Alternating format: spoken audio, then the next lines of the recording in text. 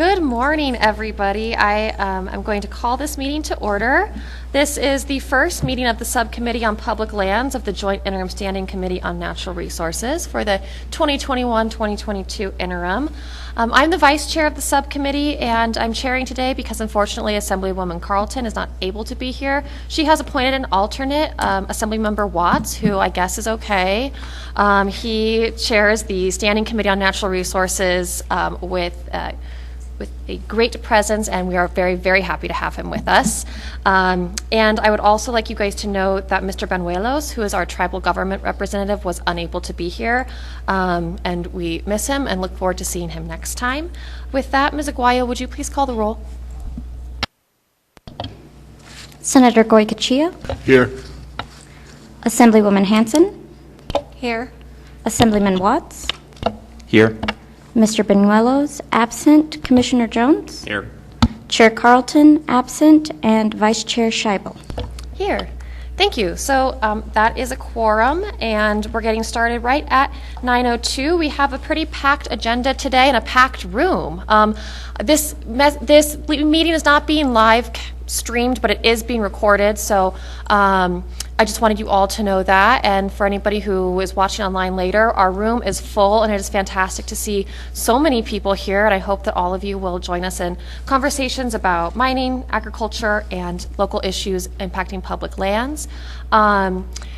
We will probably take a short break for lunch, about as close to noon as possible, maybe a little before, maybe a little after, depending on where we are in the presentations.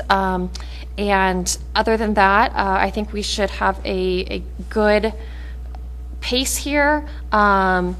You guys are welcome to take as long as you need to make your presentations, and then members will have a chance to ask questions and have some dialogue about the issues that we're discussing today. In addition, there are two opportunities for public comment. There's one at the beginning of the meeting and another one at the end of the meeting. We do ask in public comment that you keep your comments to 3 minutes. If you have more to say, you're always welcome to submit additional comments in writing. Those will be included in the record. Personally, I read all of the written public comments. I encourage the rest of the committee to do the same.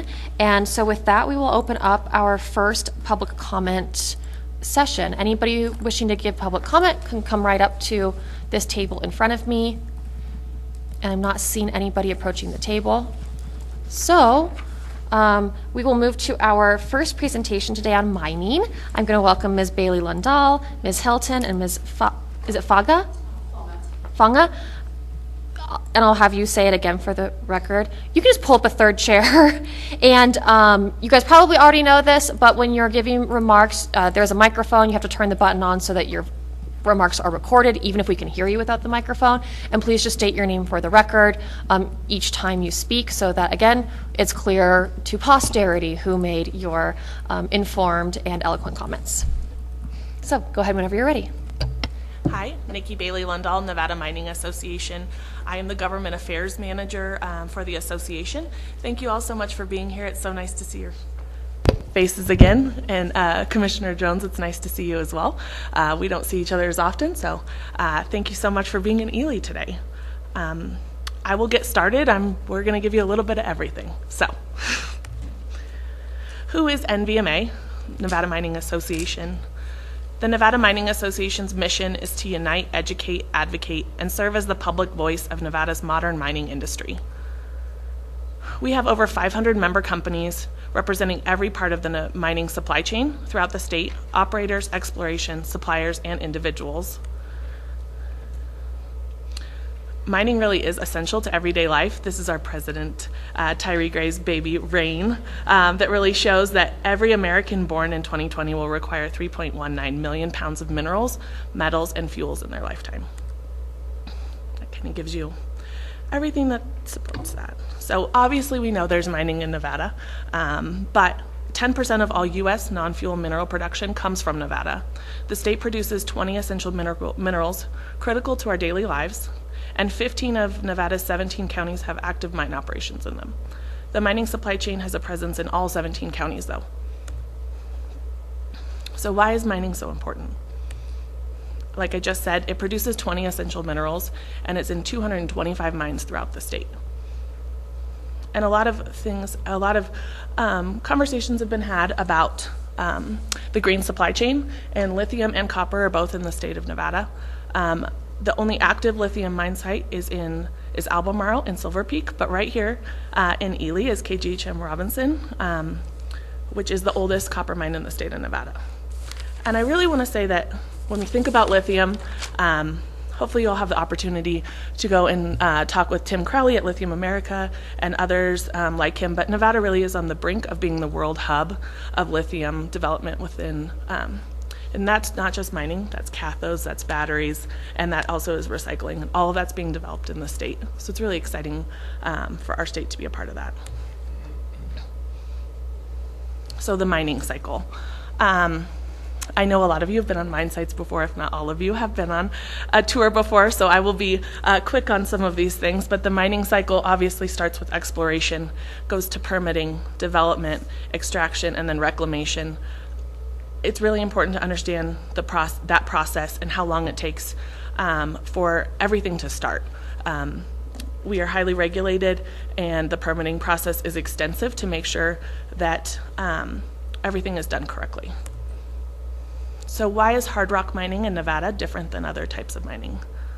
I spend a lot of time talking with people in other states, and they think of mining and they think of coal mining. We're very different, and so one of the things is hard rock requires an advanced scientific process to yield commercially sellable materials. The process essentially turns dirt into minerals by extracting microscopic particles from excavated material. And most Nevada mined minerals are commodities. Prices are fixed by the international market, and so our fees and taxes are borne by the company and not passed on to the buyer. We support 37,000 families across the supply chain and pay the highest salaries with robust benefit packages. And mining disturbs about 1/4 of 1% of all Nevada land. So the environment. Reclamation is really important to us. Modern mining is dedicated to sustainability. Before a single shovel hits the Nevada soil, a plan for how we will return it to public use is this in same or similar condition is required. And bonding, we spent on over $3 billion in reclamation bonding to cover the costs of unexpected and unlikely mine closures. All of that money has to be put before even a shovel goes in the ground. Correcting past mistakes. We are not mining with a pickaxe any longer, but that did happen. So current mine operators fund government agencies and create in-house programs dedicated to closing abandoned mine sites and reclaiming land from historic mine operations. Mines must comply with stringent state and federal requirements to protect human health and environment, especially critical to the production of our scarce surface and groundwater resources. So we're a major participant in Nevada Conservation Credit System to preserve the sage-grouse habitat, and we've developed document specifics to the industry to protect and preserve golden eagles as well.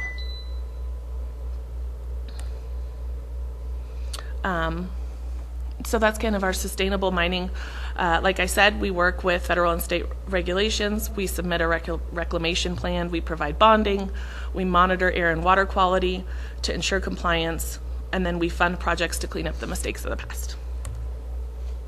And these are the government agencies with mining oversight.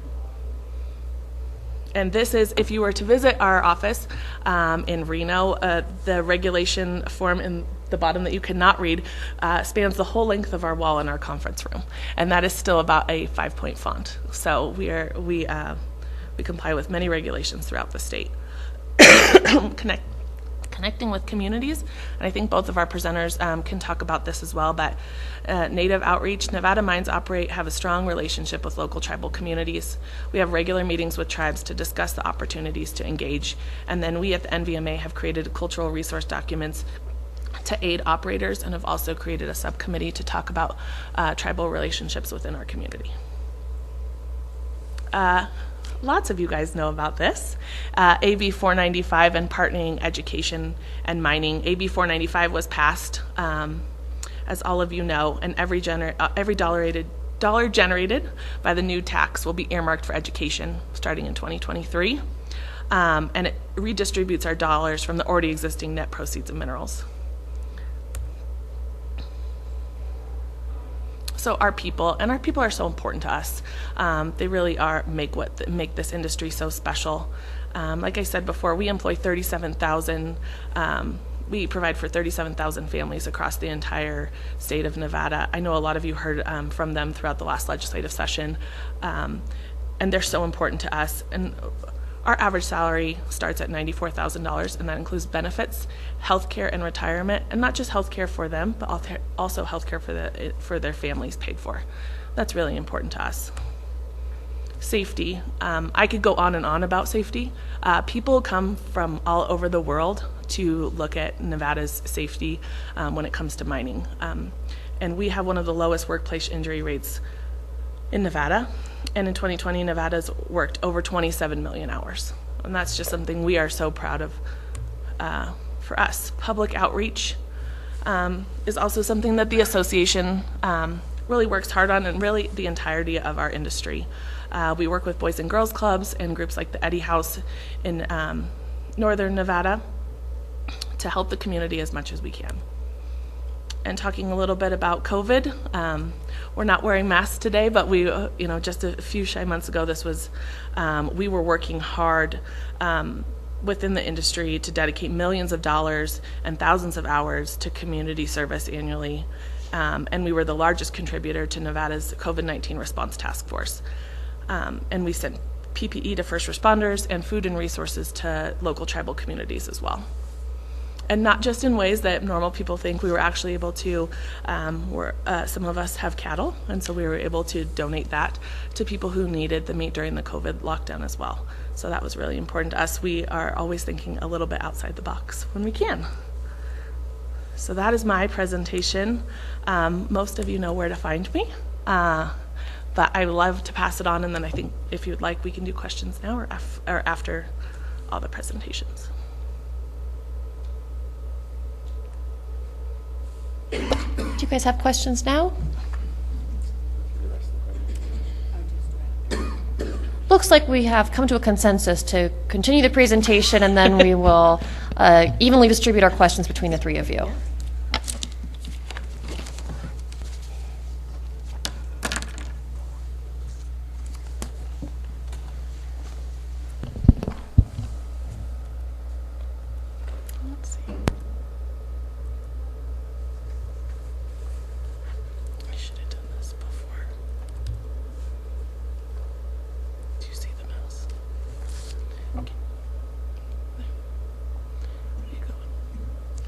Pardon me. It should be in. Just exit. There you go. There we go.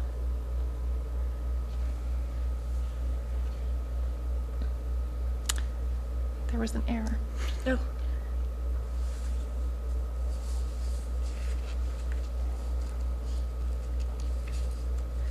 Just one moment, please.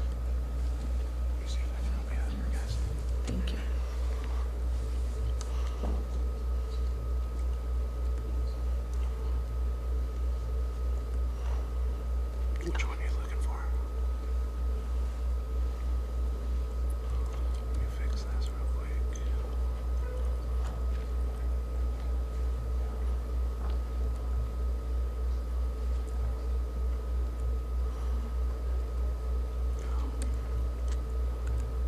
Which one was it?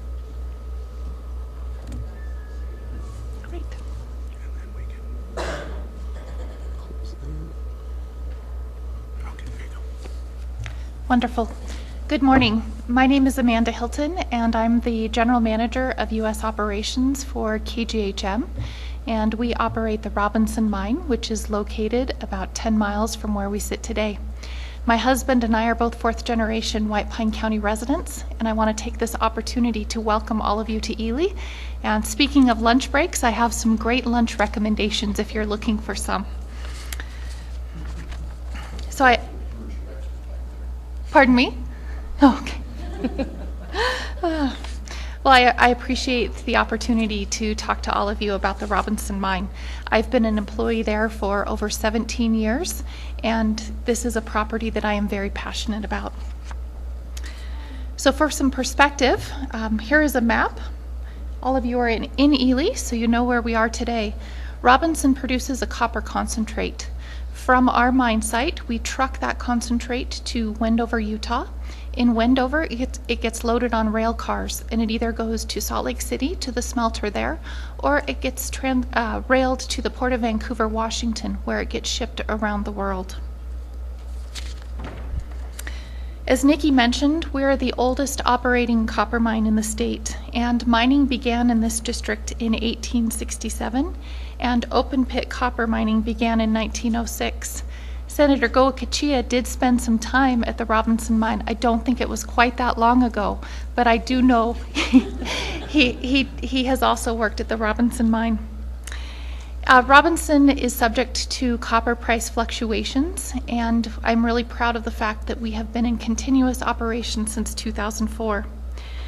Since 1906, we have produced 5.8 billion pounds of copper and 3.8 million ounces of gold. Our total surface disturbance is 9,730 acres, which includes 2,208 acres on BLM land, and the rest is on private land. These pictures depict the difference in the equipment that's being used at Robinson. From the early days to just last year, we commissioned a new shovel and we painted it White Pine High School Bobcat blue and white, and we brought all of our athletes from the high school out so that they could see our shovel. We are the primary private employer in White Pine County. We employ over 600 full-time employees and 45 full-time contractors. That equates to 15% of our county's direct employment. And we also indirectly employ hundreds of White Pine County residents as they support the mine and the families who work at the mine. Our starting wages are $26.86 per hour, and as Nikki mentioned, we do provide high-quality health insurance and 401k at the date of hire. The consistent employment levels at Robinson have resulted in one of the lowest unemployment rates in the state for White Pine County. And the graph on this slide shows what unemployment at the state level did compared to unemployment in White Pine County. And for those of us who live in White Pine County today and are in the audience, we can all attest to how difficult it is to find employees today. And I think our unemployment rate is sitting at about 2%. Robinson is also a major contributor to events within the county. Last year we contributed about $150,000 in cash, and then all of our employees are eligible for 12 hours of paid volunteer time per year. If all of our employees took advantage of that benefit, we would have the equivalent of 2.5 full-time volunteers in our small community. And one of the things I'm very proud of that happened recently was we made a $500,000 contribution to a future early learning center in Ely. And this will provide daycare services for children 6 weeks to 5 years old. This will be operated by the Boys and Girls Club of the Truckee Meadows, and we will be repurposing an old White Pine County School District building for this purpose. We're also very involved in all of the schools within the community and Great Basin College. We sponsor an electrical instrumentation and diesel mechanic program at the college, and we are very involved with science fairs, career days, and anything we can do to support our teachers and the education system within the community. Recent major permitting actions include an environmental assessment that was finalized on February 25th of 2021, and this was with the U.S. Fish and Wildlife Service in regards to a golden eagle take permit. And then on September 9th of 2021, we did finalize an environmental impact statement with the Bureau of Land Management. And this EIS will allow us to resume mining in the Liberty East pit, construct a new King waste rock facility for the Liberty pit, and then to expand our tailing storage facility. We do take our reclamation very seriously, and as a legacy mine, we do have things from the past that we've had to take care of, that disturbances that were done before any regulations. And we've continued to go above and beyond. In 3 years, we were recognized twice by our regulators for the reclamation work that we've been doing on legacy disturbances. And this example here is our Lane City waste rock facility. If you came in on Highway 50, before you get to Robinson on the south side of Highway 50, you can see Lane City, and we've taken care of all of those waste rock facilities, even though we did not have a requirement to do so. We know it's the right thing to do, and that's how we do business. So thank you all, and I look forward to your questions later. Let me switch with you so I can.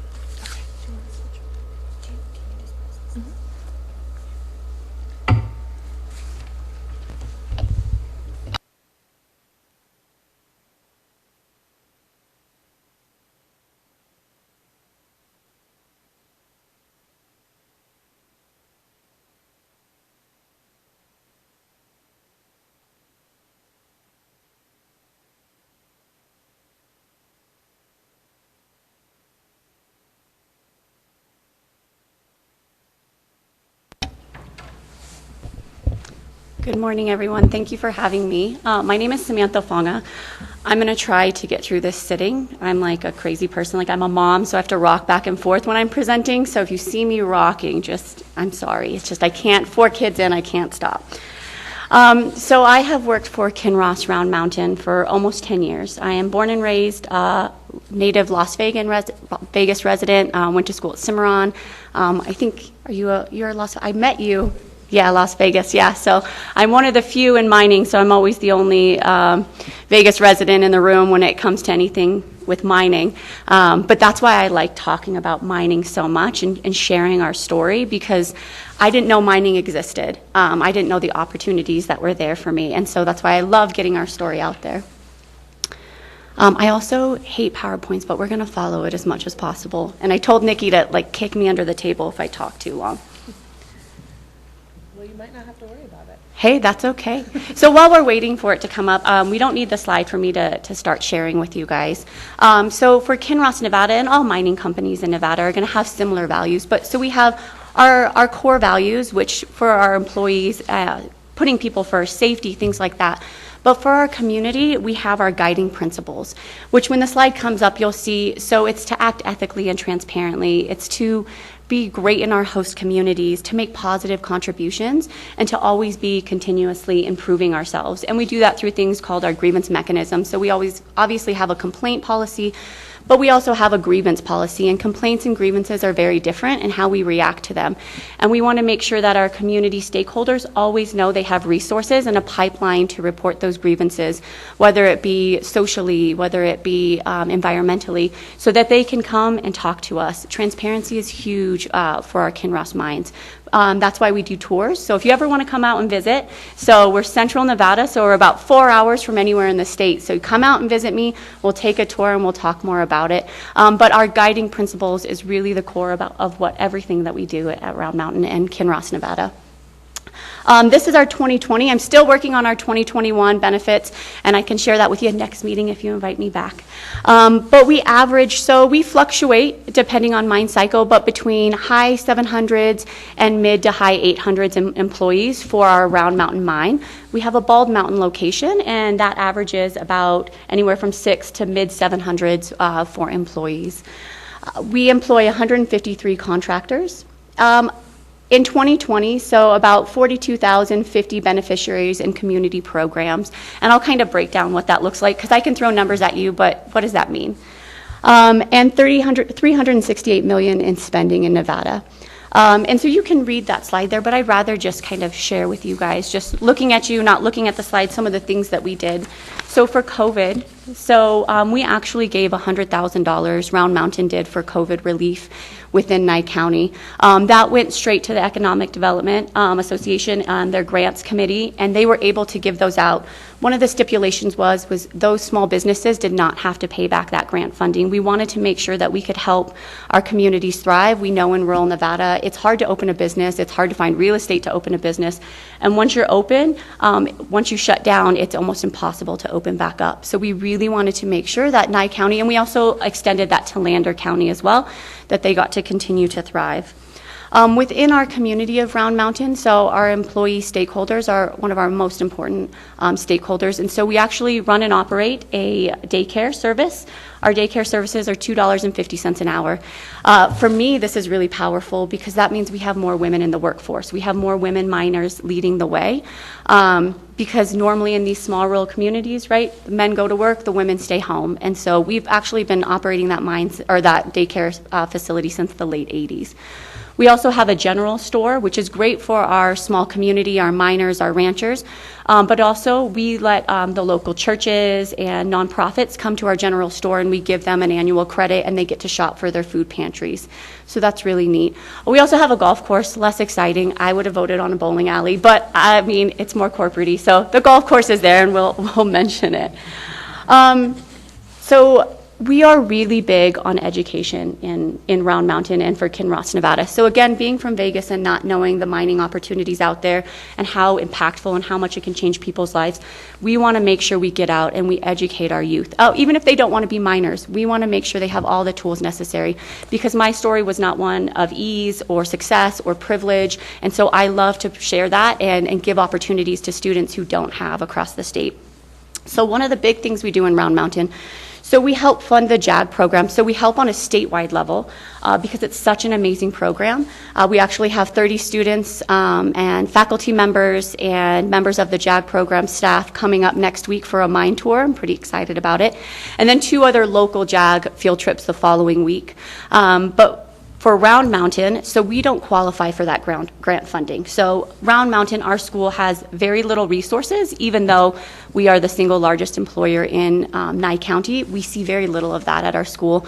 So actually what the mine has done is we fund that program for Round Mountain. So we pay the salary for the teacher, and then we have what's called our receipt program. So we have our general store. Every month, the students gather up all the receipts, they total it for us, and we give them 0.5% of all the net profits for the general store for that month. And then we cut 2 checks. We give one to the school, so for fun things. So the principal doesn't have a slush fund. I guess some schools, the principal gets like fun money.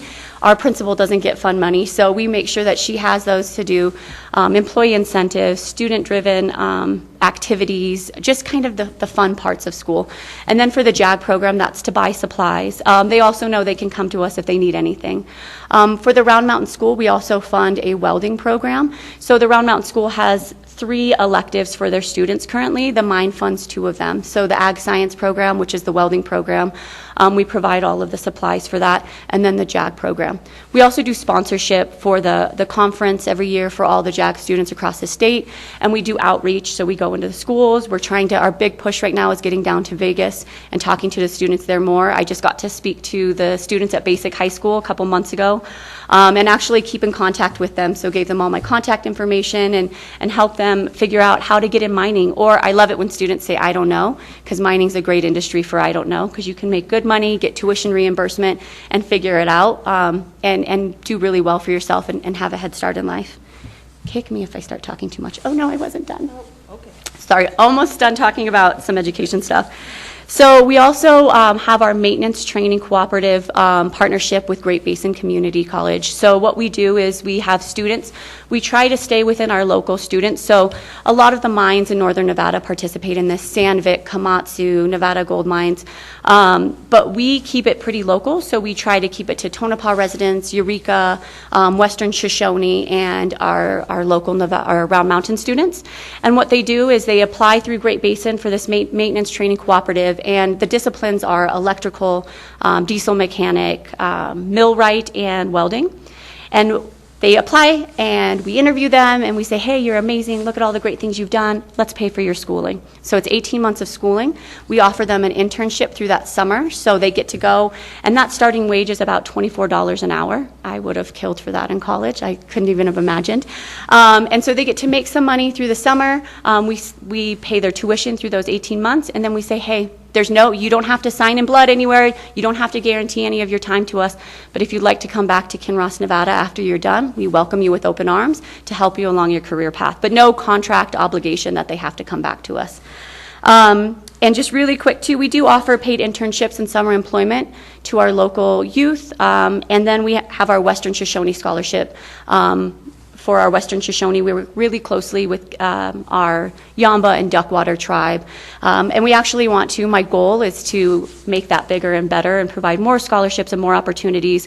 But that goes all the way to graduate schooling, and that doesn't have to be fresh out of high school. That's anybody. You can be 35 or 52 and you can want to go back to school and you can apply for that Western Shoshone scholarship. Okay. So I'm not going to go through all of these. But so we have two approaches at Kinross. So we have a local approach. So our two mines, we have a local benefit footprint, and then we have a Kinross, Nevada approach. And that started last year where we want to do outreach across the state. So we do a lot of cool things, whether it be through education, through interacting with students, through helping fund food pantries, because we know food insecurity is a real thing.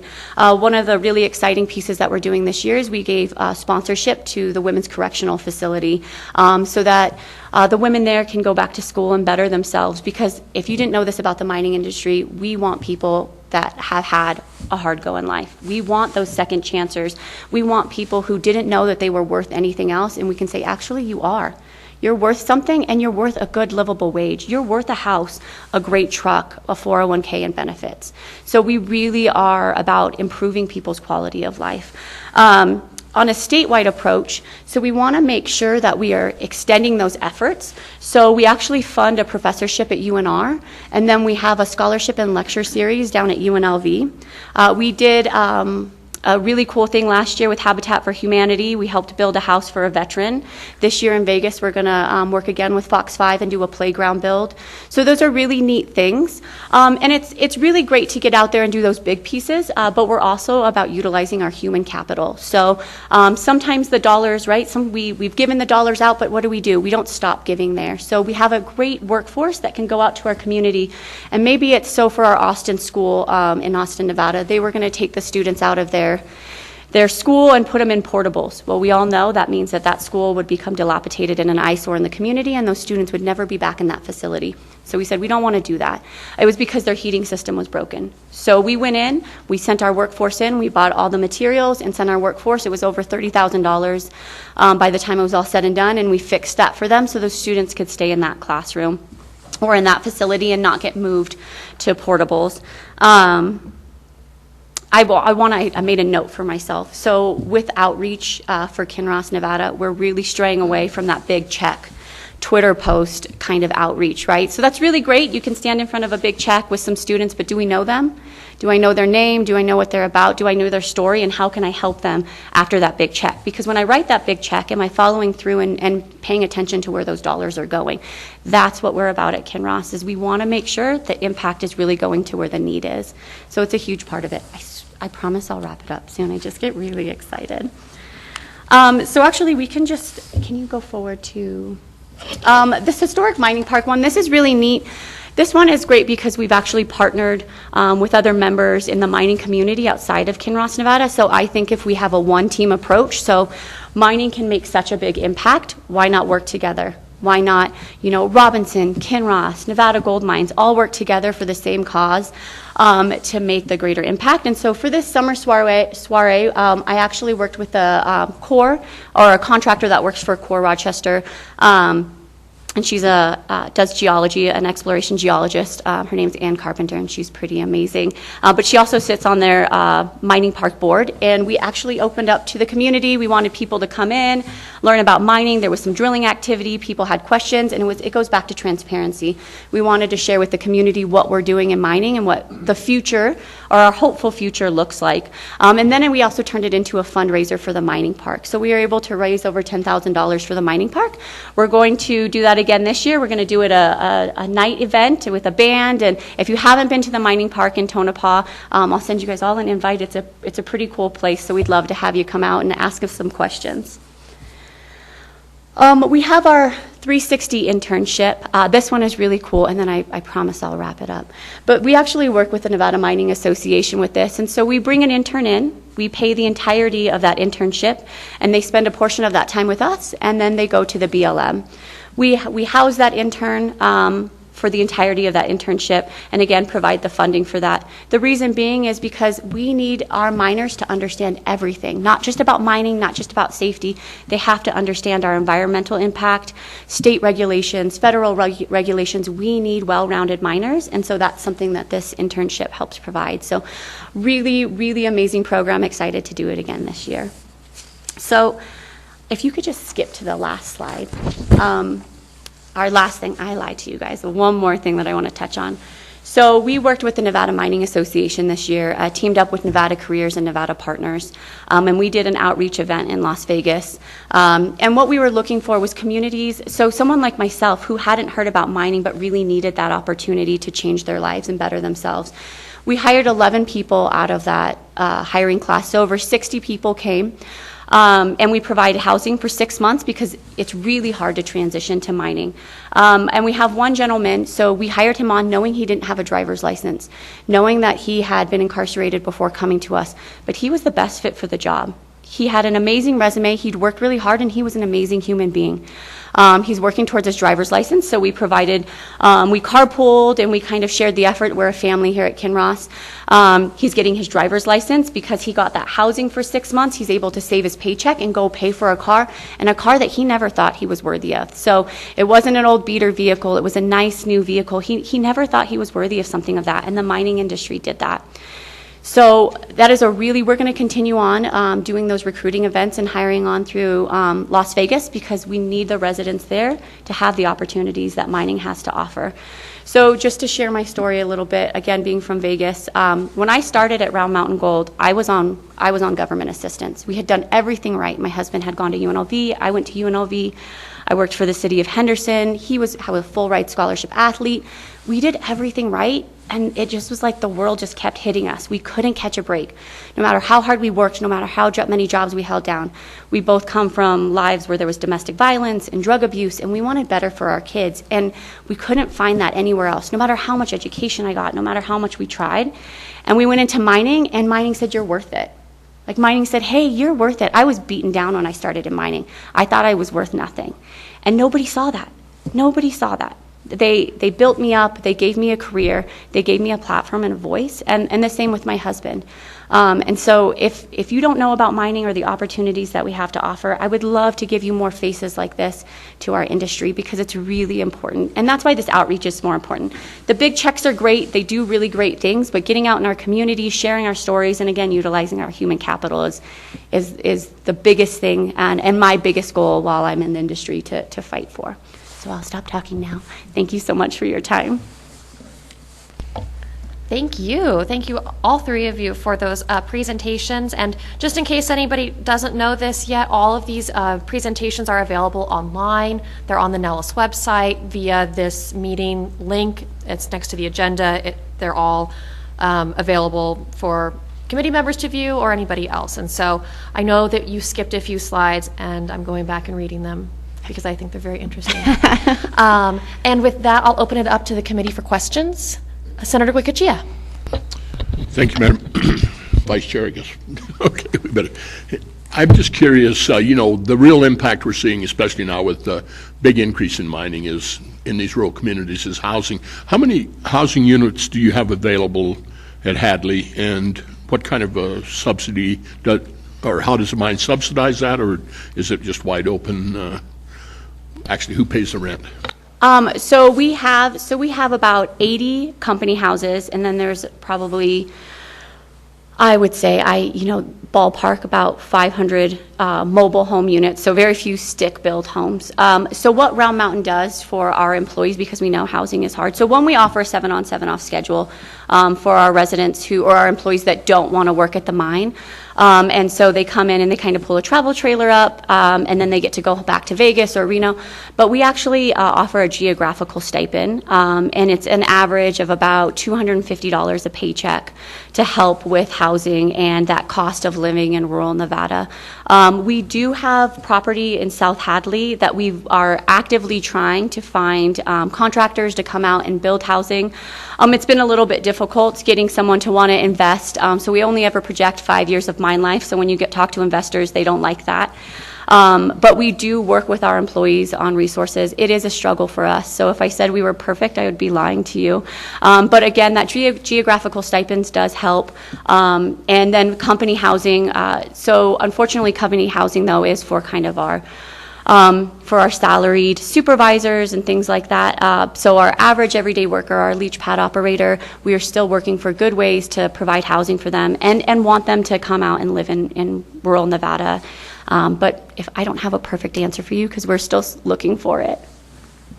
Just a quick follow-up, if I may. Then on those, say, those manufactured homes that are there, do you provide the IE lot, or do they have to buy the lot from the mining company to put that home on? So back in the 80s, when we moved, so Round Mountain, so there's the old town of Round Mountain, and actually what we did, it was late 80s, early 90s, we moved the residents from that subdivision, or we gave them the offer. We still have residents in Old Round Mountain. So some of the lots were purchased. Some of the lots are rented out. They are owned by the mine, and they pay a small rental fee for those lots. And then the other lots have been acquired through the town, and I'm not sure if the town rents those out or requires a rental fee for those. But the lots that we do have left in Hadley, there is a small monthly fee that residents pay there to have their double wides. Thank you, Samantha. Thank you, Madam Chair. Other questions from members of the committee? Okay, Assemblymember Hanson. Thank you, Chair, and thank you for being here. I was thrilled with the presentations, and you're very wonderful spokespeople for the industry.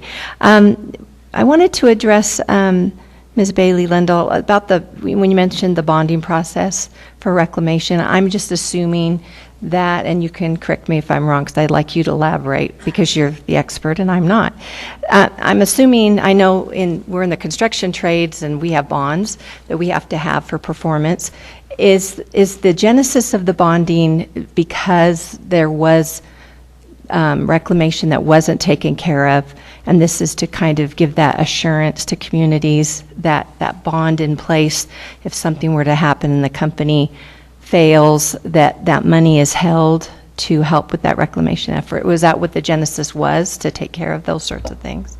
Yes. So Nikki Bailey-Lindahl, Nevada Mining Association, yes, that was the genesis of it, to ensure that the money would be there, and so when the mine closed, that the reclamation could begin, and if something was to happen within the cycle of the mine and the mine went under, that money was still available to put the land back to the way that it was, to the best ability after that happened. So it really was, we looked at the mistakes of the past and looked to the future and wanted to make it better.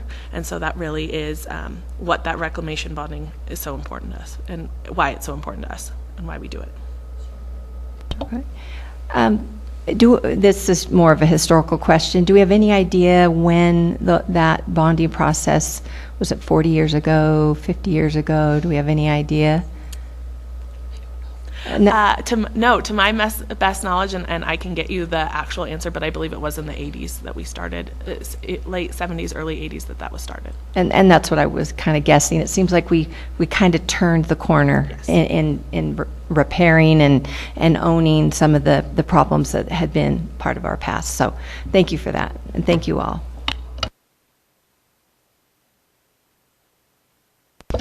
Assemblymember Watts. Thank you very much, Madam Vice Chair.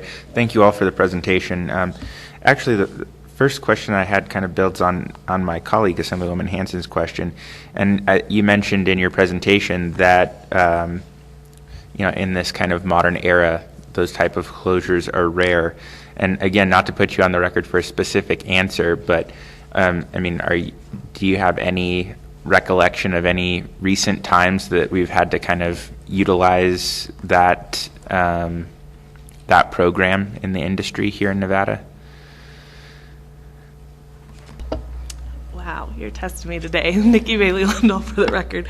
I would say not in the last many years in my knowledge. But once again, I can get you the specific last time that if we've ever had to use those funds. Sorry about that. No problem, and that's why I wanted to try and make it less of a quiz question. But I know that you, for example, in the time that you've been involved in the industry, No. you're not aware of it. No. Great, thank you. One of the other things that I wanted to ask about in terms of some of the sustainability initiatives that the industry's undertaken, I believe we've discussed at some point, some of the ways that even the operations are being worked on, looking at moving to zero emissions equipment, etc. I was just wondering if any of you would be willing to expand a little bit more on, some of the initiatives that you're taking to reduce your environmental footprint, including carbon footprint. Yes, Amanda Hilton with KGHM Robinson Mine. One initiative that we're directly involved with at Robinson Mine is reducing our emissions by at least 20% in the next 5 years. So we are aggressively looking at options, specifically looking at solar power, and also looking at ways we can reduce our overall consumption of electricity. I think it's a great opportunity to take land that has already been disturbed and repurpose it with something like solar power. So that's something we're looking at. We're looking at it in the short term, but then also the long term. Decades from now, when we close, what can we do to best utilize this land?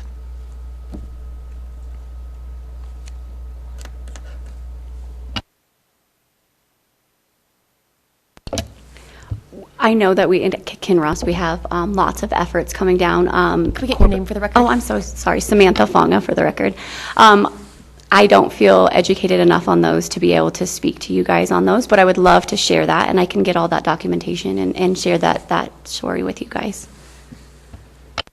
Thank you very much. I really appreciate that, and I just appreciate some of those efforts. I think it's important for folks to know some of those things that are being taken on. One other thing that I wanted to ask about really quickly is around water, which is, I think, a big issue that's on everyone's minds. And I know that there's been some partnerships where when dewatering is needed, that's helped provide water to agriculture. So I was just wondering if any of you would have anything that you'd like to share about some of the practices around water within the industry. Nikki Bailey Lundahl for the record. Just a little bit of information about that. So when we talk about pit lakes and other issues, we have to cover the evaporation within our valid water rights. Now, I'm not a water expert, but I do know that. And variable water quality, if there is any issues, has to be treated, and we take that very important. Places like the Sleeper Mine, when it comes to pit lakes, is now a trout reservoir that you can I believe legally fish on, and is a form of reclamation and areas and things that we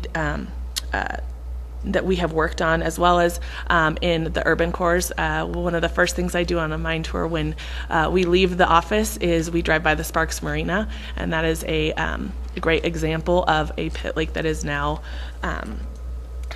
used as community everything for Sparks. But water is very important to us, and I think Amanda can talk to that as well. Amanda Hilton, KGHM. So at the Robinson Mine, dewatering is very important, specifically in our Ruth pit. And with all of the dewatering that we do, our first priority is to utilize the water and to recycle that water. The second thing we do is we have a pipeline that goes off of the mine site. It's right off of Highway 50, and we are able to send that water into the town of Ely. It doesn't go into the water system, but it goes through Steptoe Valley, and it does ultimately end up at some agricultural areas. We have a comprehensive water monitoring network throughout the area, we have a regional groundwater model, and we do make sure we have very transparent communications with our stakeholders about the impacts of dewatering. And so we're working on making sure we're putting that water to the best use possible. And we'll be happy to talk to you more about that specific dewatering network that we have. Great. Thank you very much for the indulgence with the questions, Madam Vice Chair, and thank you for those responses. I know that we have the Nature Conservancy in the audience, who I'm sure is very happy to hear about some of the thoughts around renewable energy development as part of reclamation, and appreciate the association and industry's efforts to try and help facilitate that as part of kind of the long-range planning. Thank you. Thank you. And I have a question. I'm not sure who could answer it best, but about lithium mining and what the process is for mining lithium. It looks like you're prepared, so I'll just leave it at that. I would definitely suggest, and can put you, Nikki Bailey Lundahl at Nevada Mining Association. I'm definitely not the expert in lithium, but I do know a little bit about it. If we get into the weeds, I will definitely have to phone a friend. But there is different types of lithium mining throughout the state and really throughout the world. There's hard rock lithium mining, and that focuses in Australia. There's brine lithium mining that is actually in the Albemarle, that is part of the Albemarle mine in Silver Peak. And then there's clay lithium mining, which is in the new, soon-to-be-developed Thacker Pass project. And so that there is a lot of different ideas, a lot of different new ways of looking at it. Even in California, throughout the Salton Sea, they're looking into different ways to mine lithium in different parts of the country. And is Nevada a great place for mining lithium because of the amount of lithium here, or because of the accessibility, or a combination, or something else? Yeah, Nikki Bailey Lundahl, I believe it is a combination, but really this is where the largest known deposit is within the country, if not the world. Thacker Pass is, the deposit is above ground within that clay deposit, and so it makes it, once again, I don't want to get into the weeds at all, but it definitely, you essentially mine it a little differently, but it's very, you are able. That completely answers my question, okay. Actually. Yes, I was just Then I looking for will kind get of a broad overview, because Yeah. I've visited the Kinross mine in Round Mountain, so I'm now an expert in gold mining. I am not, but I know what a gold mine looks like, and so I'm just curious what a lithium mine is like. So thank you for that. And if there are any follow-ups or other, yeah, go ahead, Assemblymember Hansen. Since you brought up lithium, I'm a lithium nerd, not an expert. I had the distinction of having the only 2 lithium mines in Nevada in my districts, although then redistricting took one of them away. Just for the record, Ioneer is the one that has one in Esmeralda County, and this is so important to Esmeralda County, as is Thacker Pass to Humboldt County. It takes up about 800 acres, the mine site. It's near Dyer, and it's on Rhyolite Ridge. And I've gone to several of the community meetings and have been so impressed. And that lithium deposit has almost, I'm not sure if it's quite equal, but boron. So it's like 2 for 1. And again, it's going to be a dig type of lithium. And what was interesting that I was so impressed at this last presentation they did is that Team Buckwheat has been a controversy around the mine site, about 10 acres. And it kind of had disappeared, and then there were some concerns that it had been disturbed by the operations, but lo and behold, it was squirrels or gophers, something like that. I think Diamond Valley knows a lot about these critters. But Ioneer took it upon themselves to get some of the Team Buckwheat to develop the seed. They put $1 million into a project through UNR, and they're growing the seed, they're replanting it, so they're really partnering well with the community on the Team Buckwheat issue. So just wanted to put them in the mix as we talked about lithium. So thank you. Thank you. That's super helpful. All right. I'm not seeing anybody else jumping in. Thank you again for your presentations. We will excuse you from the hot seat and invite our next lucky winner. We're going to have a couple presentations on ranching and farming in Nevada. We'll hear first from the Cattlemen's Association and then from the Nevada Farm Bureau. So is Mr. Baker, there you are. Come on up and tell us about the Cattlemen's Association whenever you are ready.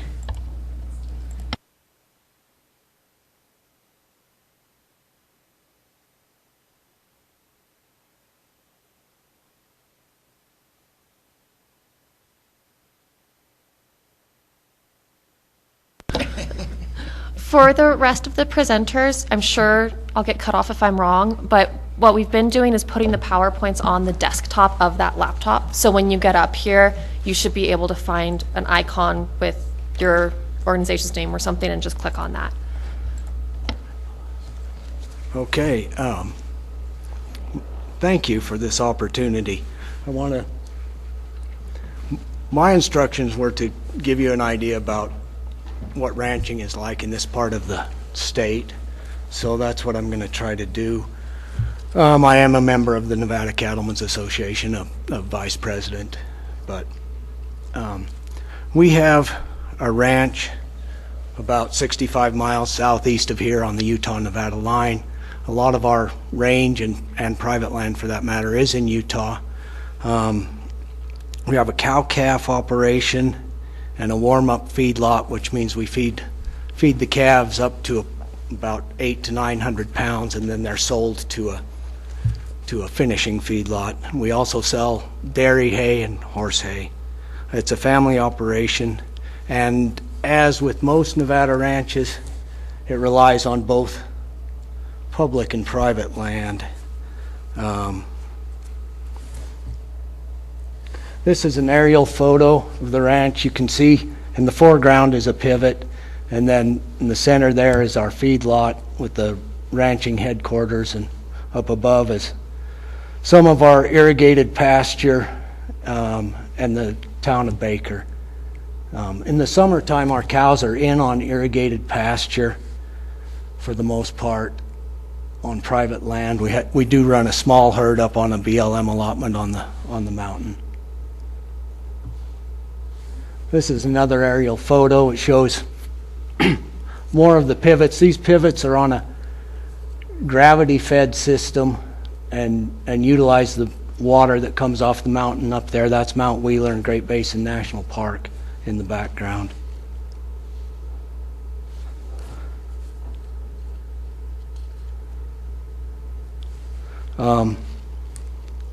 This is some of our private property.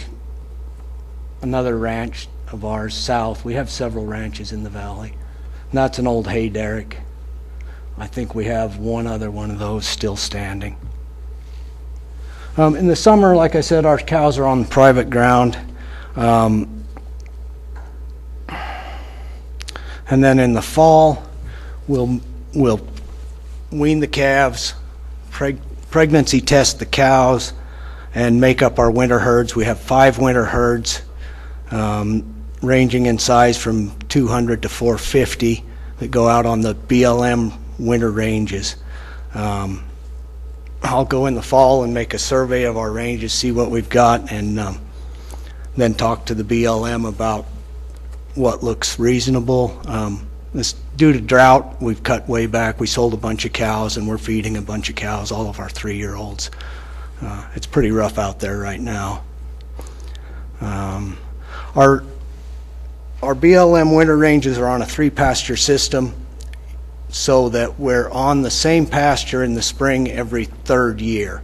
So the pastures get 2 years of rest during the growing season, and then all the time. We take our herds out. The first herds out go in October, and then the last herds will go in December. The later herds are on the aftermath of the fields until that time. And I want to say I've always had a great relationship with both the Utah and Nevada BLM. Our cows will calve out there on the BLM in March. our first calf heifers, the ones that are pregnant with their first calf. We keep them in and feed them through the winter and take care of them, help them calve and whatnot. This is just a picture of summer pasture.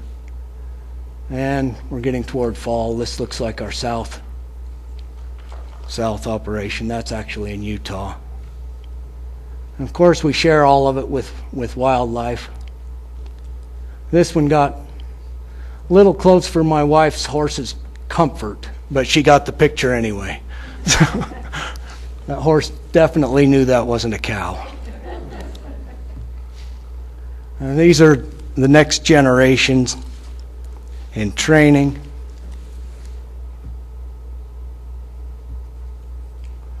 Having a good time. This is heifer calving pictures. We synchronize the estrus and then artificially inseminate the heifers in May, and so they're really bunched up to calve right there in the first part of February, and we're susceptible to weather. Then it can turn into a lot of work in a hurry. We often have to pick up the calves when they get cold and heat them up we have various methods of heating up. These are under a heat lamp. We'll bring them in and warm them up and usually feed them with some colostrum. And then take them back out to the heifer, and hopefully she recognizes and accepts that calf. Often they don't, and we have to put them in a corral, lock them up together for a while. They're out on about a 200-acre pasture. So, as you can see, we love our animals. With those heifers, we're with them day and night. And often we have to put them in a corral and help with the delivery.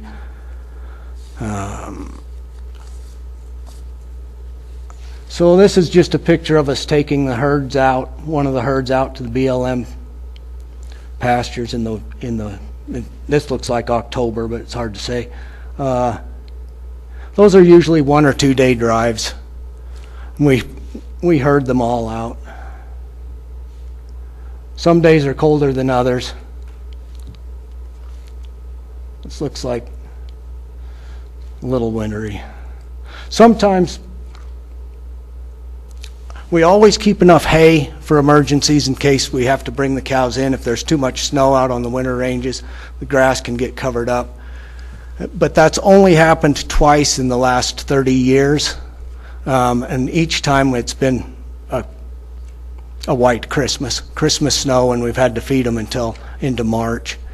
So typically we'll keep the hay, and then when we get close to the 1st of March, we'll go ahead and sell that hay. And you have to make a trail to bring them in sometimes. Oh, this is a throwback picture. That's my grandfather in the winter of 48, 49. I've never seen snow that bad, thankfully.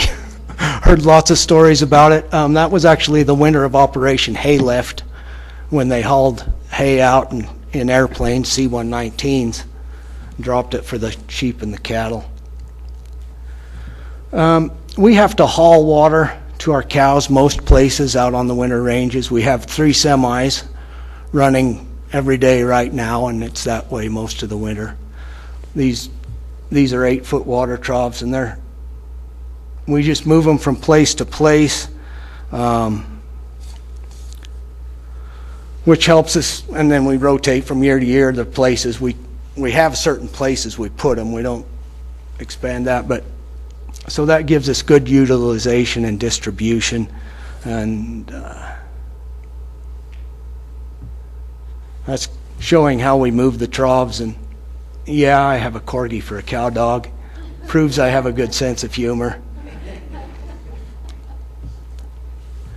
This is the first water truck I ever remember riding in. It still runs. We don't haul water in it, but we use it for stationary storage. And then there's a hose that hooks to a float to the trough, and it's not zero emissions. This is a permanent trough. We're breaking ice on it here. We have two systems like this. It's on a pipeline. The well's down in the bottom of the valley, and the water is piped up to underground storage tanks that are 10,000 gallons, and then the pipeline spider off of those to several of these troughs. We've got two of those. Are good systems. They do take some maintenance. I estimate we have over 40 miles of pipeline, and of course hundreds of miles of fence.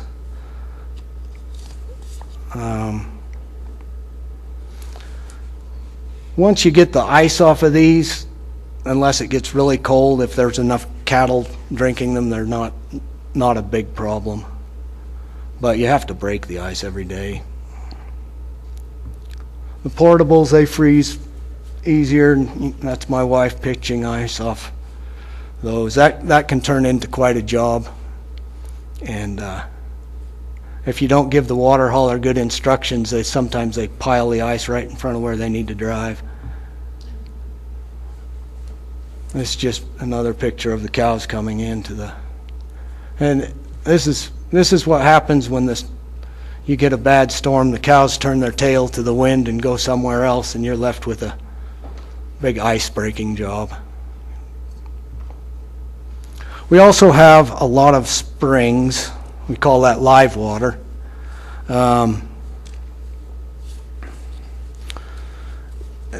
Most of these, a lot of them, have to be developed, and that entails finding a place where there's some vegetation that shows sign of groundwater, and then you dig a trench, and hopefully you find water, and you put in a bunch of drain rock and then perforated pipe, and you pipe. That goes into a collection box, and then a pipeline comes out of the collection box into a trough like this. And most of the ones on the winter ranges are pretty reliable. It depends on the length of the pipeline and how much vegetation is around the head box and how secure those are.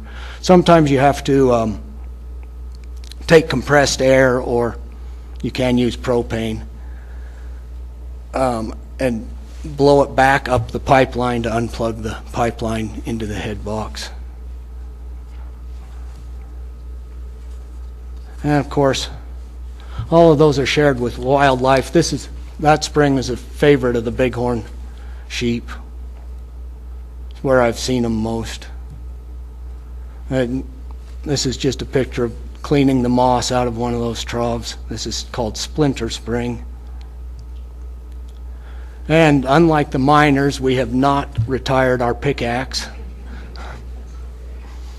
That's a pick Maddock, but close enough. Most of the pipelines we fix by hand, just because it's a long ways out there to take a backhoe and whatnot. The older pipelines, the old black plastic pipe, they break a lot, take a lot of maintenance. This picture is, we spliced this. We had a 12,000 acre fire on Mount Moriah. That's where this is. And then it washed out our pipeline, and we spliced this piece of pipeline in that's behind me here. We hung that on the rock. We were on top of a 6-foot step ladder to do that. And then the next time we came up, there'd been another storm, and that's how much fill had washed into that place next to the rock. And you can't see it here, but the road did go up right there, and you could pass. I mean, it's that wide. It was a tremendous amount of material. This is a picture of us replacing a buried tank. We have 18 buried tanks, and they're 10,000. Most of them are 10,000 gallons. This one, we replaced this one with a 20,000 gallon. And you haul water in with the water trucks, and you fill those up. And then there's a pipe that goes to a freeze-proof trough in a south-facing hill. It floats underwater, so it remains open. So that saves you a lot of work. The disadvantage of them is that if you arrive with a thirsty herd of cows, they can't all get a drink as fast as they want to, so you have to put portables next to it for that, for just when you arrive, and then you can move them on. This is actually in Utah. This one here is in Nevada, and that was put in, I have vague memories of putting that in the early 70s.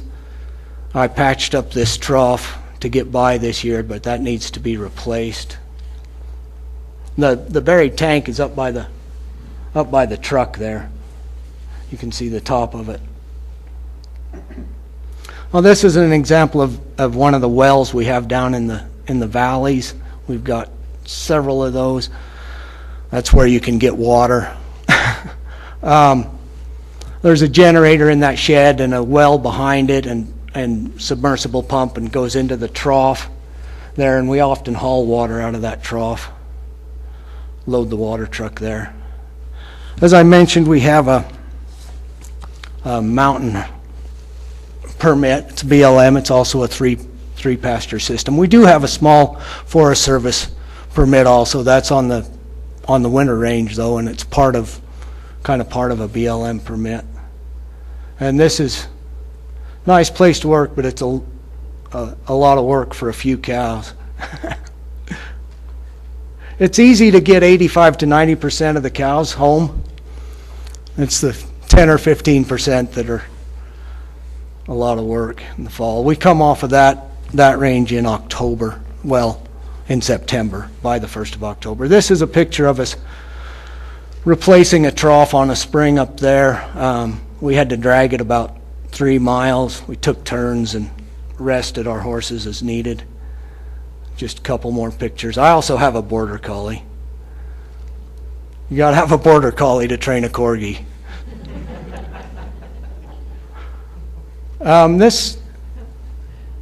This spring is a favorite of the elk. The governor's tag elk was actually taken from a saddle right up above this one year. And this is a throwback picture. That's my grandfather and me and my 2 brothers. And I'm in competition for the ugly sweater contest there. And this is my grandmother running the dump rake. I just thought that's a neat picture. Any questions? That was great. Thank you. I'm sure our members have questions. Commissioner Jones, you have your microphone on. Go ahead. Thank you. Appreciate the presentation and some of the history there. I had the opportunity to tour your ranches back in 2019, understand the water issue and my role as a Southern Nevada Water Authority director. As you know, we killed off the pipeline after that, which very happy about that. But the water issues, as I understand, continue. Can you speak to the status of water issues in that area, and in particular the efforts by Utah in order to appropriate water and detriment to your ranching operations? Yeah, those just never end. Yeah, Utah has applications in the next 2 valleys to the east, and modeling shows that it will definitely affect our water again. And the farming, our meadows, I mentioned being in on irrigated meadows in the summer, and one of them at about 15 miles south is where most of our biggest bunch of cows graze, and that's all spring fed. And there is a pumping operation there, and those springs are being damaged, and we're working on that. I mean, we're in litigation over that. But the modeling shows that the plans that the Utah counties, Iron County has, will damage it further, and we're doing our best to counter that. Thank you. Other questions? Assemblymember Hanson? Thank you. Thank you, Mr. Baker, for being here. I've got just a few, really just out of interest and to give us some context. A really important one, I'm curious what elevation most of the ranch, I see a lot of snow, deep snow. I'm familiar with the area, but I'm just curious what elevation for the most part. We're about 5,300 in Baker. Okay, great, thank you. And how long has your family had this ranch in the family?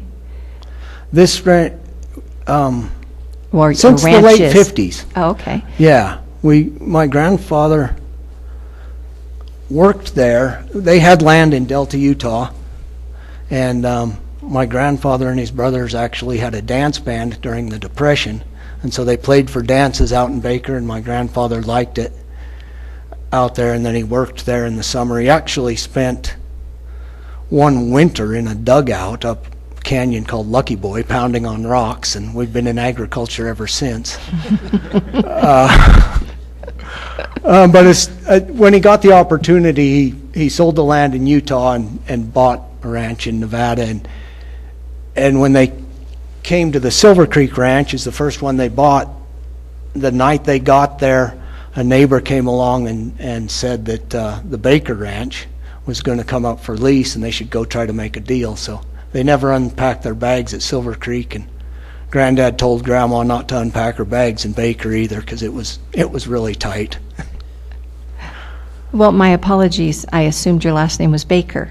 It is. Oh, wait, that's what I thought you It is, said. Okay. but the family was named, or the town was named named Baker when my family moved there. Oh, It's a okay. different family. Oh, okay. Well, that's So- kind of nice to have a town that's kind of named after you, but not really. And the last question, can you tell us some of the wildlife? We saw it there. Do you tend to see a lot of wildlife? I think we tend to see wildlife around ranches. It's always nice to hear what kind of wildlife you're seeing there at that elevation. So every year they do the bird count. They count the birds everywhere, even in this valley, I think. And our ranch always wins. We have the most species and the most birds. So we've got that, and deer like crazy. We have deer and antelope and some elk and geese, of course. Bighorn sheep love that spring I showed you there, and the antelope, that whole bench. We call that live water. We love to have live water, and the antelope utilize that. Thankfully, we don't have horses to the south of us. There are some ranges with horses that have been severely damaged. But yeah, we take good care of all the wildlife. We have we have quite a few red foxes also, which aren't actually native, but somebody had them decades ago and they escaped, and they're fun to watch. Coyotes, of course. Well, thank you. Thank you for providing some really great habitat for them. Thank you so much. You bet. It's good to see you, Mr. Baker. I wanted to ask a couple other follow-up questions kind of in between my two colleagues here. Around water issue, you mentioned at the beginning that, because of some of the tough conditions, you've sold off and kind of reduced the size of your herd. Could you just give us a little bit more detail on kind of where your operation was and kind of how you've had to trim it down? Well, what we did last summer was we weaned our calves very early. We actually weaned the first bunch of calves right at the end of July, and then as soon as the cows settled down, we went through and checked the teeth on all of them that were over 7 years old and sold all the ones with what we call broken mouth cows, and then picked on them a little further, sold them a little bit deeper than that. But so that was quite a few, and we're cut back, and then, like I said, we're feeding all our 3-year-olds, which means my brother Tom doesn't have as much hay to sell, and of course we didn't raise as much hay because we were short of water. So it's been a tremendous economic hit and a hit to our morale also. But Thanks. I appreciate that. I just wanted to, that was something else I was going to ask about, was the impact, because you do grow hay, and so not only are you, not only is it impacting the range and the water that is available for you to put out for your cows, but also impacting what you can grow, both to feed and then to sell as well. So I appreciate you sharing some of that. And then you mentioned a little bit before about how you've seen some of the springs have been damaged and have been declining. Could you just share a little bit more about that? Well, last summer, our mountain pasture was on the north end. Yeah, we just had to bring the cows off because a lot of the springs dried up early. There were a few that didn't dry up, and we had some cows up there into September, but most of the cows we actually had to bring home July. Great. No, not great. Well, thanks for the question. Thanks for the answer. I mean, I'm just kidding. Yeah. The last thing I wanted to ask you about around water is around conservation. I'm sure Mr. Busselman will also talk about this, but I think you've already kind of discussed how you're always adapting to changing conditions and trying to do the best with the limited resources that you can. Can you talk about some of the things that your operation's done to try and conserve water and operate that way? Yeah, that Tom could do a better job of explaining it, but we've refitted all our circle sprinklers, or most of them, to add twice as many drops, and instead of spraying from this high up, the drops spray from essentially dragging on the ground, and so there's nowhere near as much evaporation, and it makes a huge difference on the productivity given for a gallon of water. Everywhere, water's the limiting factor, and obviously whether it's hauling water to cows or the farming, that's what limits us in all things, and we just hope we have a better year next year. This one is much better than the last 2 years, but it's not good. Thank you, Mr. Baker. The one last thing I wanted to ask you about, you mentioned that you get your calves started and then you send them off to be finished. Could you just talk a little bit about that? And I think there's been some other conversations around how we can help promote local agriculture. There was just some funding that we approved to try and increase state meat processing, and so could you just talk a little bit about kind of your decision making around that, and any thoughts that you have to share about how we can kind of have cattle that get raised and stay and get processed and feed folks right here in Nevada? So the old saying is that it's cheaper to take the cow to the corn than the corn to the cow. And that's why most of the cattle in Nevada get shipped out. I mean, in our feedlot, they're fed a little bit of corn, but mostly hay, silage, stuff like that. But for the last 2 to 3 months of a beef cow's life, what's called finishing, that ration is about 70% energy, some kind of grain.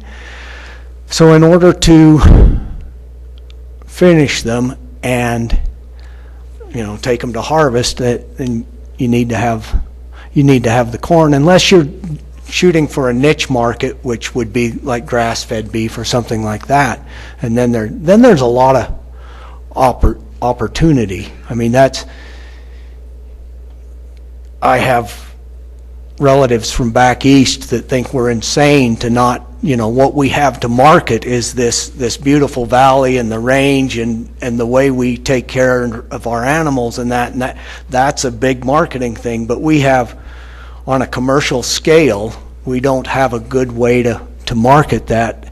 But there are a lot of people working on that, and I think that may change. I mean, you can put your phone up to some products, the label on some products, and find out where it's from. And if we can get to that point with food, I was at a CoBank event in California, and Walter Robb, who was a co-founder of of Whole Foods was one of the speakers, and he said that people care more about their food right now than they ever have. You know, and of course we have the cheapest, safest food in the world, but there's plenty of room for improvement, and people care. And if we can get to that, that's a great marketing niche. And of course, people are exploiting it, and it's working, but it's not quite to our scale yet. Thanks for sharing those insights. Thank you for the questions. Thank you, Madam Chair. And yeah, Dave, just from a broader perspective, as a cattleman and as a cattleman's representative, this drought, and you care to touch on, and Assemblyman Watts was getting very close to it, but impacts to the industry that we're looking at in the short term with this drought. I mean, what are you seeing as far as market trends, or your opinion? You want to just speak to that just a little bit? You know, we're talking $350 hay, no grass, so just touch on that, please. Yeah, I've got neighbors that just spent $700,000 on hay to try to keep their cattle. They, you know, the forecast is for the cattle market to come up some because the numbers are down, and demand has stayed strong throughout this downturn. But we can't keep doing that. I mean, we did a compromise. We sold cattle and we're feeding cows, and like I say, some people are, well, they're going to be worth more and worth it, but now hay's up so high that and we just keep waiting for the price of cattle to come up. It hasn't much, but it's hurting a lot of people. Thank you, Dave. And yeah, I don't want to make sure we got out there just how serious this is moving forward. Not only livestock industry and not only here in Nevada, it's across the nation. I think we're rapidly approaching an all-time low for cow numbers. And again, given the price in the grocery store, when you're talking $20 a pound for a steak, people aren't buying it. And like you say, you're culling your broken mouth cows, but because we can grind those. But the bottom line, premium cuts are going to get scarce, and this is going to get tough. The demands for ground beef, just because the other products are so high given the inflation. But I appreciate that, and I just wanted to see if you agree that the livestock industry is in trouble. Yeah, our auctions around the West are showing, you know, bigger numbers, significantly larger numbers than typical throughout the summer and the fall, and it was cows. Thank you, Madam Chair. Thank you. And my colleagues covered most of my questions.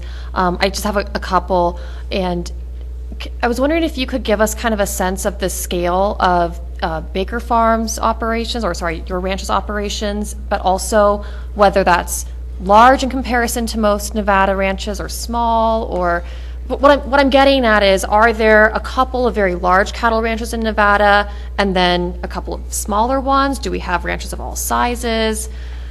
What's kind of the landscape? We definitely have ranches of all size in Nevada. Our ranch is larger than average, but there are quite a few that are much larger. We typically wean, and you know what that means, I guess. 1,700 calves every year. It'll be quite a bit fewer this year, and then we sell enough hay that we load a truck for every day of the year, whether it's hay or and so cattle. Are you seeing this impact of the drought and the economic climate hit the larger ranches harder, or the smaller ranches, or is it all the same? I think it's pretty universal, but you know, our precipitation is so light here in Nevada that it's really spotty.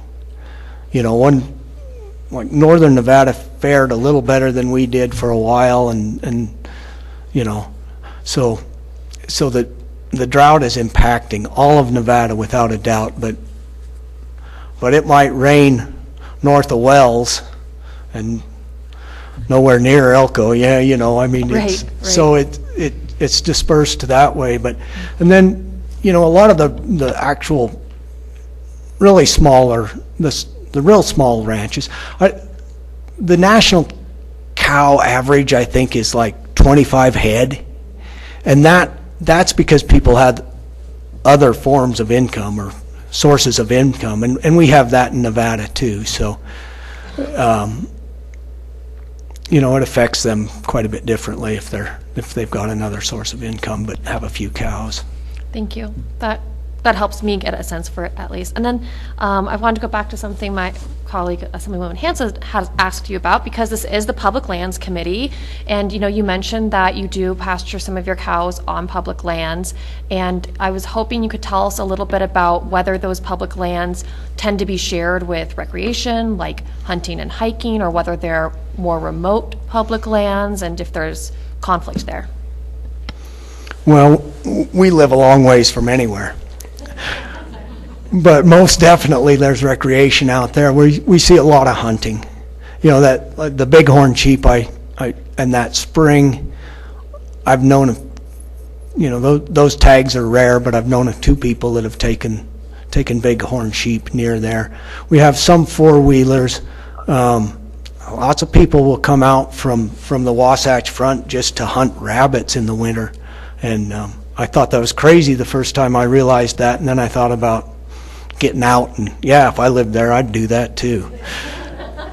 And of course, we have Great Basin National Park right there, so there's a lot of hunting and exploring and rock And that's hounding. all allowed in that area? All of our is all multiple use, yeah, yeah. Okay. Thank you. You bet. Other questions? All right, I'm not hearing any other questions, so thank you so much, Mr. Baker, for giving us that insight, and we will invite Mr. Busselman up to talk Thank a little you. bit about the Nevada Farm Bureau, or whatever he wants to talk about.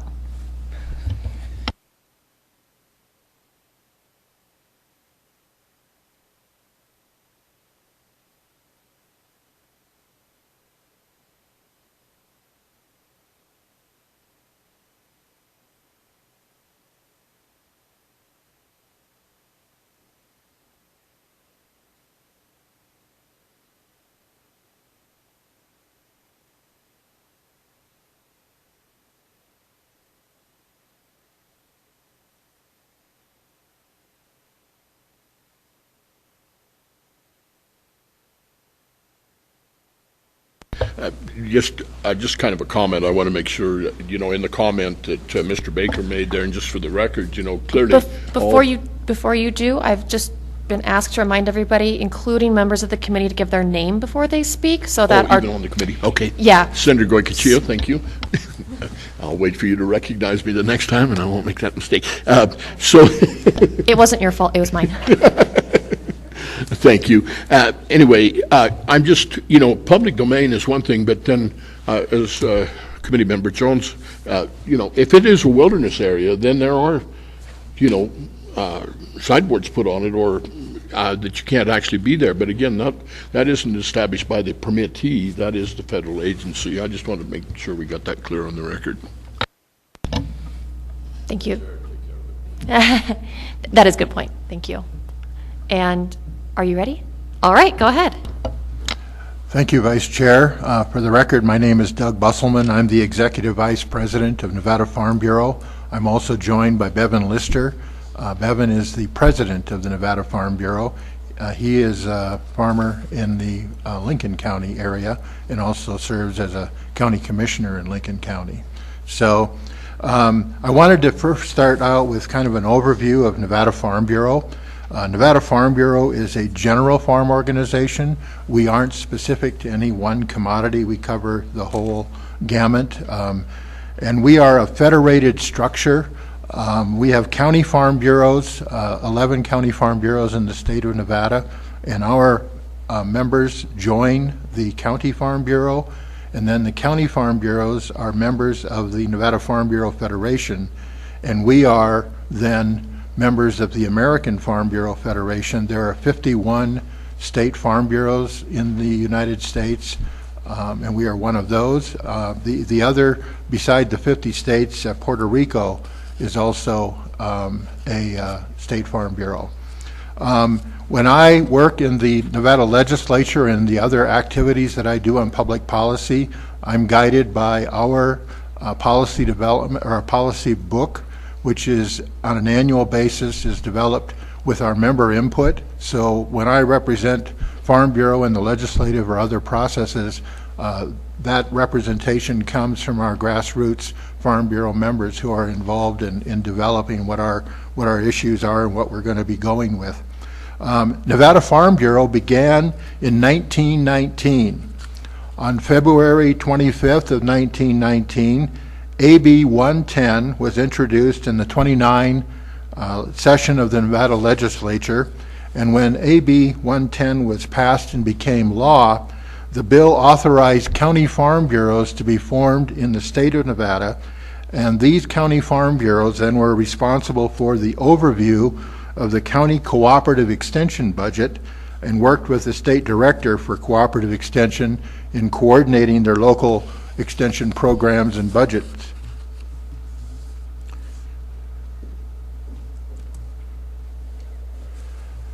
Nevada ranks 43rd in the nation of the cash receipts for all commodities that are produced in the United States. That total for the state is $668,594,000 in cash receipts, and we are located in the sequence of the country. We are just behind Maine and just ahead of West Virginia as far as where we fit within that scheme of things. California ranks as the number one state in ag production based on the Economic Research Service information. Nevada agricultural producers fit in a unique niche, and it's been discussed here, I think, by Mr. Baker and others, that we have limitations on the amount of water as well as the private lands that are necessary for an effective agricultural production sector. Pushing the wrong button here all the time. Livestock production is the primary source of Nevada agriculture production. 2/3 of the state's ag production comes from various forms of livestock, whether it be cattle and calves, whether it be dairy products, or whether it be sheep. Those are the primary areas. On a statewide overview, and this number is based off of the ag statistics information, in 2022 we had 244,000 head of beef cattle, 31,000 head of dairy cows, and about 60,000 head of sheep. And Clark County, for those of you who are from Clark County, you're the number one pork producing county in the state of, or in the county of Nevada, and there are roughly about 2,500 hogs that are raised in Nevada. On a crop basis, primarily most of the cash that's raised comes from hay production, but we also have other crops: wheat, vegetables, potatoes, onions, garlic, etc. These are the way that the county organizations stack up across the state, with Humboldt as the number one agricultural county in the state. It's interesting to note that the top 5 of those counties account for 2/3 of the state's overall total. So that's kind of the information that is relative to those production and where those counties and agriculture is located in the state.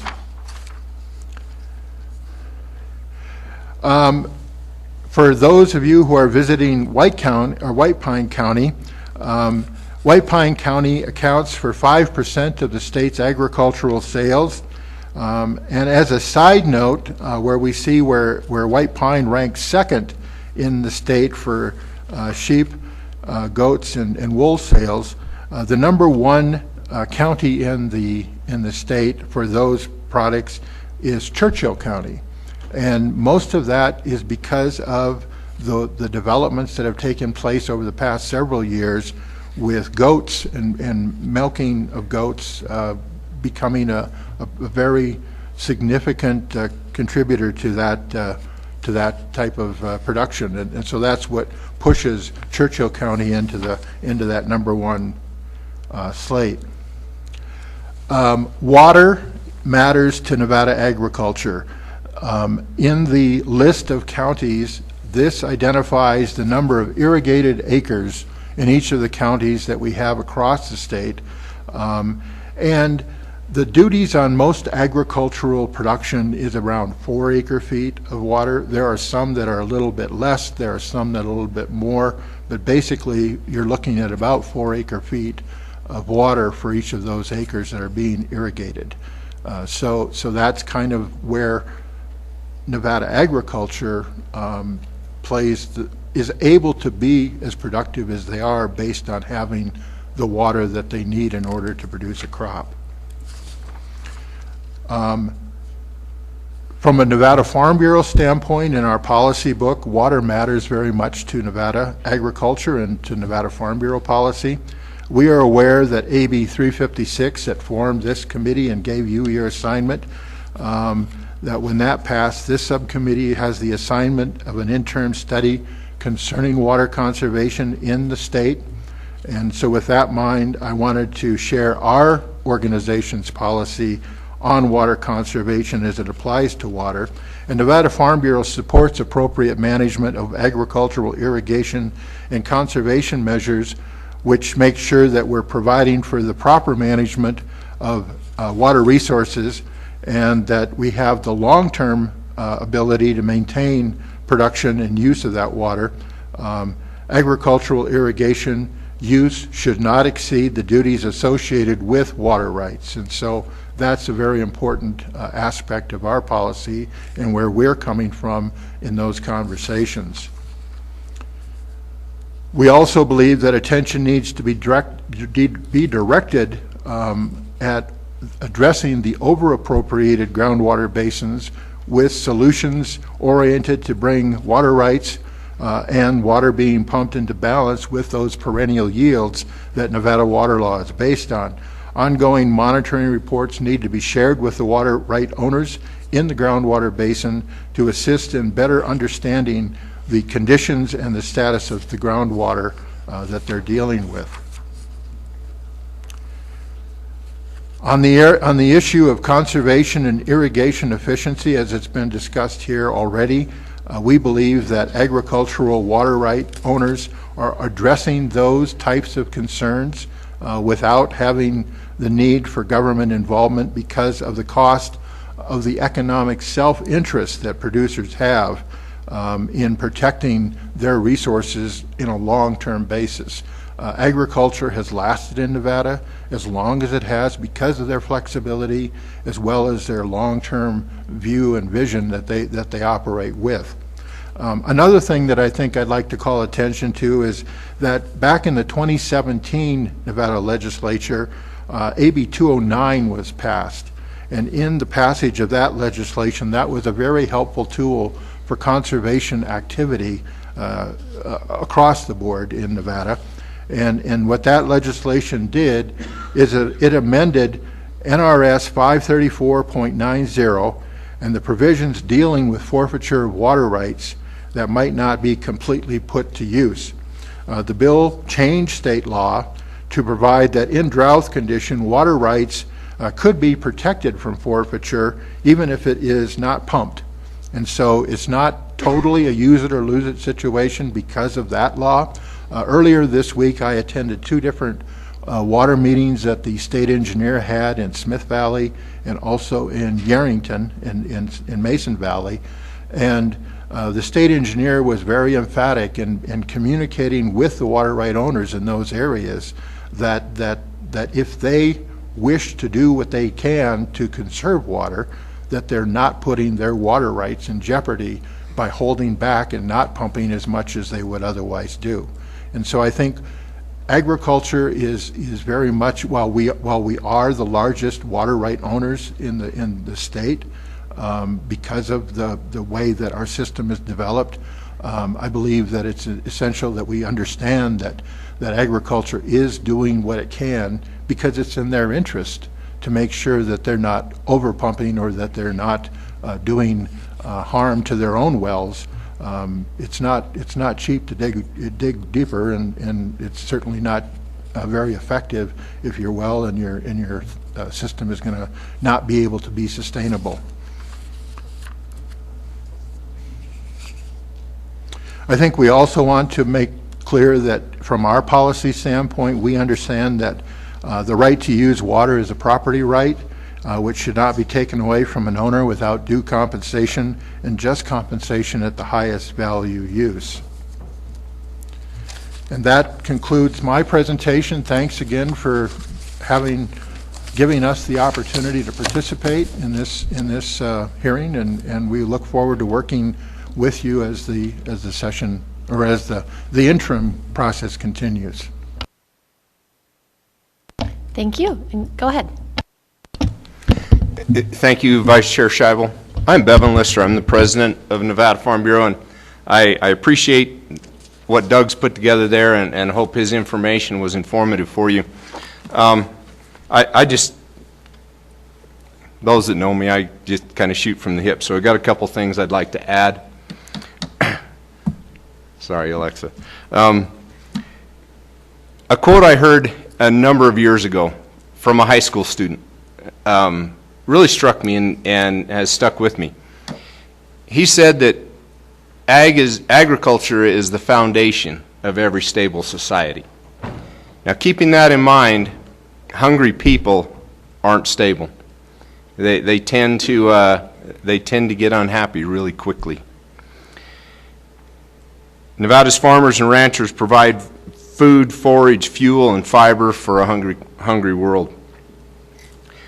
Our farm and ranch families help to build our communities. I love the pictures that Dave had there of his family and of the generations coming up. The challenge for agriculture across the state and across the nation is that we're a dwindling breed. One of our more illustrious friends here in eastern Nevada commented years ago, Senator Golgachi, I think you were there when Hank said that to be involved in agriculture was a genetic mutation. So it's not much of a living, but it's a fabulous way of life. And those of us that have been struck with the mutation, we couldn't imagine living any other way. That being said,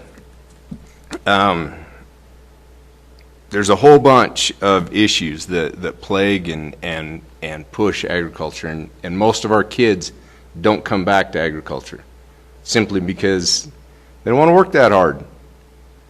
They can make more money doing something else in a less remote place. Nevada's agricultural environment is challenging. It's the driest state in the union.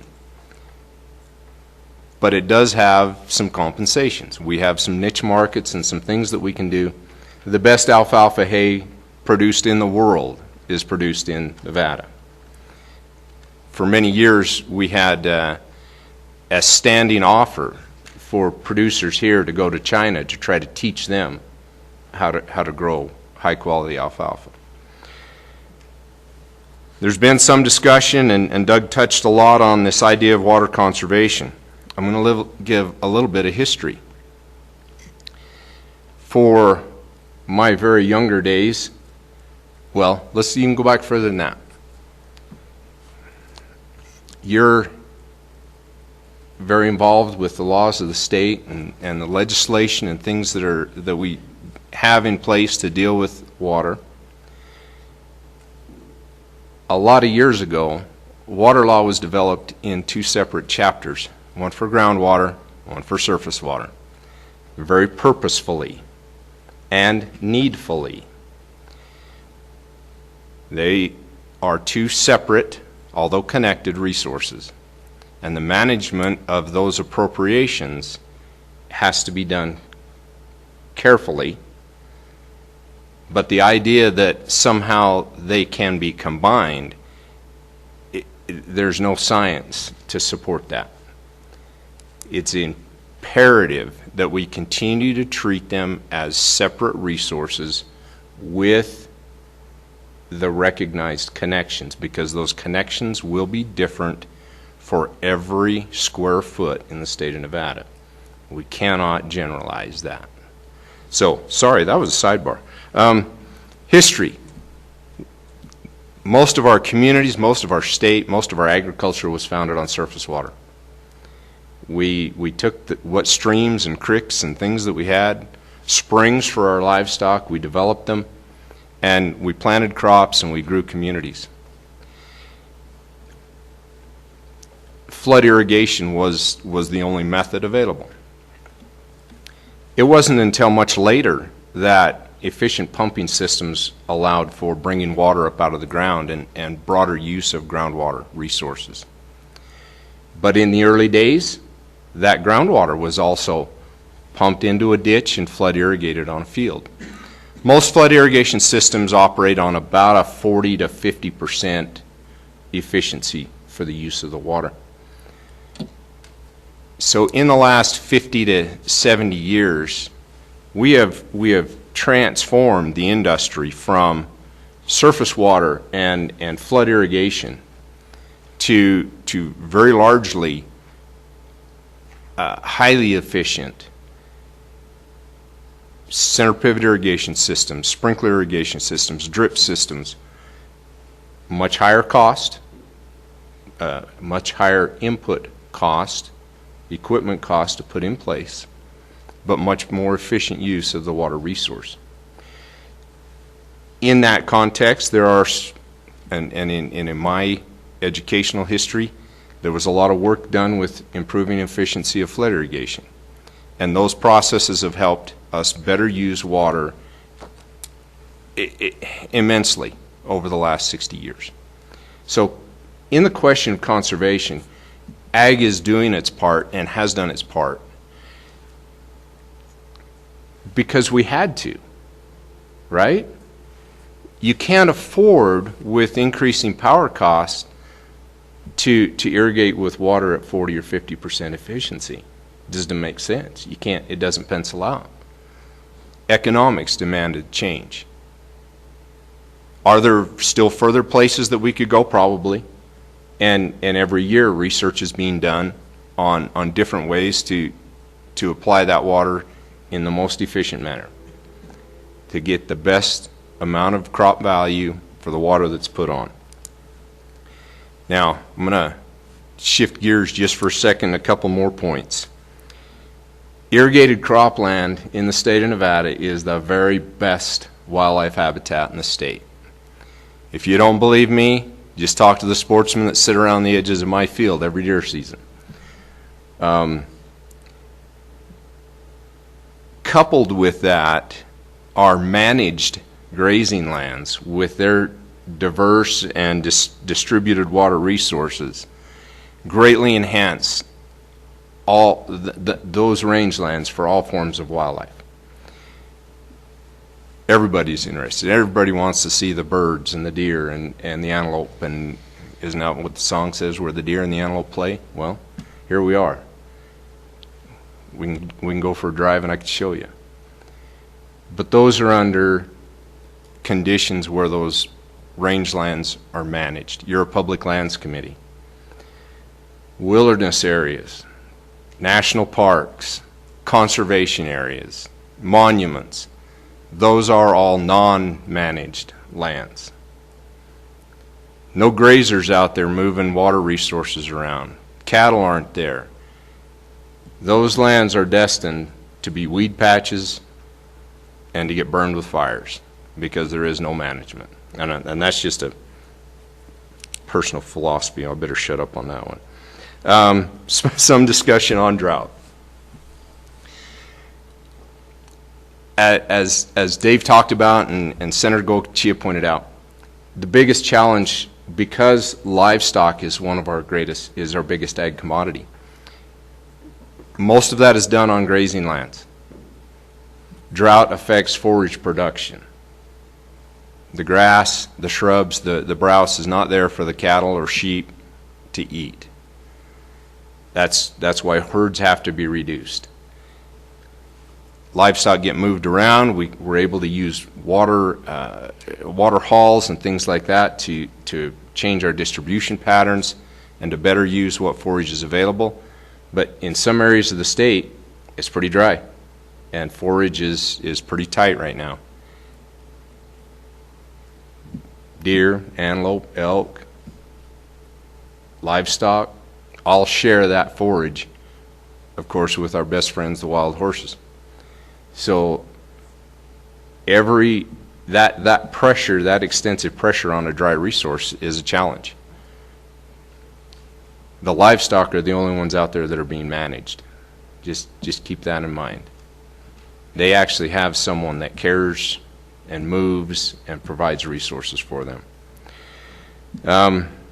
So just to finish up, Dave showed you some of the wonderful things that we do in our operations in our farms and ranches. It's not for the faint of heart. It's a lot of work, and it's, for the most part, it's a family deal. The kids learn from a very young age that you get up in the morning and you go to work. So we provide not only food, fuel, forage, and fiber, we provide an upcoming generation of solid, hardworking, dedicated young people. So with that, I'll end, and thank you very much. Thank you so much. This is Senator Scheibel for the record, and I think our committee will have a few questions, and I just wanted to thank you both for your presentations and for mentioning the policy book. I found it very easily on the Nevada Farm Bureau website, so that's helpful to us, me, I think all of us. And with that, are there questions? Commissioner Jones? Yeah, I had a couple of questions. With regards to water, I appreciate the presentation. I wanted to speak quickly to one aspect of that, and this is more southern Nevada, which is the Colorado River, which is facing the largest crisis in history, with Lake Mead, Lake Powell at crisis levels in which Glen Canyon Dam may cease operations in the next year. You mentioned the farm bureaus in other states, and I wanted to understand if there are communication, coordination with the farm bureaus in the other states along the Colorado River to address, obviously agriculture is the largest user of Colorado River water, and what the Nevada Farm Bureau is doing to coordinate with those other users along the Colorado River to make sure that we're able to have water in the Colorado River. For the record, Doug Busselman, Nevada Farm Bureau. Thank you for the question, and yes, we do coordinate not only with the farm bureaus in the southern part of the Arizona and California, but we also coordinate with the northern areas as well. And I think that while I know that there are concerns across the board in how they go about managing their resources in their respective states, and how that affects the Colorado, as well as how the Colorado status affects the farming. Arizona is certainly going to be looking at some very tough times ahead based on the levels of the water that's going through Lake Mead even. So yes, we do coordinate. We get regular presentations in each of the states on different kinds of activities that are going on. So I would say yes, we are working on those things, and we are engaged at the national level as well. Madam Chair, one follow-up. I guess we're going into, obviously, drought contingency plan is in effect right now. Reclamation declared a shortage. Going into 2026, renegotiation of the Colorado River Compact. Is the Farm Bureau nationally and at the state level take positions as to what ought to happen in regards to DCP and Colorado River Compact renegotiations? Again, for the record, Doug Busselman, Nevada Farm Bureau. I know that other states are probably more active in that than Nevada is, because Nevada agriculture doesn't have quite the same connections on use of water, but yes, they do participate in those, and they do give input along the way. Public comment primarily. Okay, thank you. Other questions? Assemblymember Watts. Thank you, Madam Vice Chair. Thank you for the presentation. And I certainly do appreciate your remarks, Mr. Lister, about the active management role that agriculture plays with livestock every single day. Although I do think that our Department of Wildlife and our sportsman groups might disagree that that's the only population that's being managed. So I'll just put that out there. I did have a couple questions. One, Mr. Busselman, you had a slide that kind of went through, I think you mentioned the number of operators and the number of acres in production. Can you just speak really briefly, generally, are those numbers going up or down? Are we seeing more acreage or less acreage in production over time? Are we seeing more operators or fewer? For the record, Doug Busselman, Nevada Farm Bureau. Actually, there was I've been in Nevada since 1988, and over the course of that time, for the most part, the numbers of agricultural producers had remained stable. There was a spike in the last, or the ag census prior to the last one that was done. The primary numbers of agricultural producers in Nevada are small. I mean, the growth that when there has been growth, it has been growth in the number of producers which are smaller. The larger to mid-sized operations that are probably closer to being self-contained, or they don't rely. I mean, every agricultural operation relies somewhat from off-farm income, but the ones that are in it full-time, so to speak, that's been pretty stable across the board. But the numbers in the middle and the small have been up and down over time. With the small numbers up to like $5,000 or $10,000 worth of revenue per year, they've varied over the course of how that's unfolded. But for the most part, it's pretty stable across the spectrum. Thank you, Howard Watts, for the record. And would you say the same for the amount of acreage? Again, for the record, Doug Busselman, Nevada Farm Bureau. I would say that there has been a pretty strong stability. I don't think there's been a lot of influx. There have been, again, some of the smaller operations that have had 5 or 10 or 20 acres. They've kind of varied. But most, one of the limiting factor, or the two limiting factors that Nevada agriculture contends with is number one, water, and number two, there aren't a lot of private land acres available. And you have to have both of them in order to make that really work in a farming operation. But it's been pretty stable. So Bevan Lister, for the record, thanks for that question, Mr. Watson. And to follow up just a little bit more on that, yeah, the limiting factor primarily is water, but we do have basins in the state where water is available and land is available and processes available for that land to be put into production. Unfortunately, we have to battle with state agencies that disagree with agriculture or disagree with putting that land into production. So that's just for your information, and I'd love to discuss that further with you at another time. And I apologize on your earlier comment. No negative to the Department of Wildlife, but those populations are managed by harvest, but not actively managed as far as location and movement like livestock is done. That's what I meant. Thank you. Thank you, Howard Watts, for the record. I appreciate that. Back to the number one issue, water. And yes, Mr. Lister, love to get some more information about that issue you just brought up.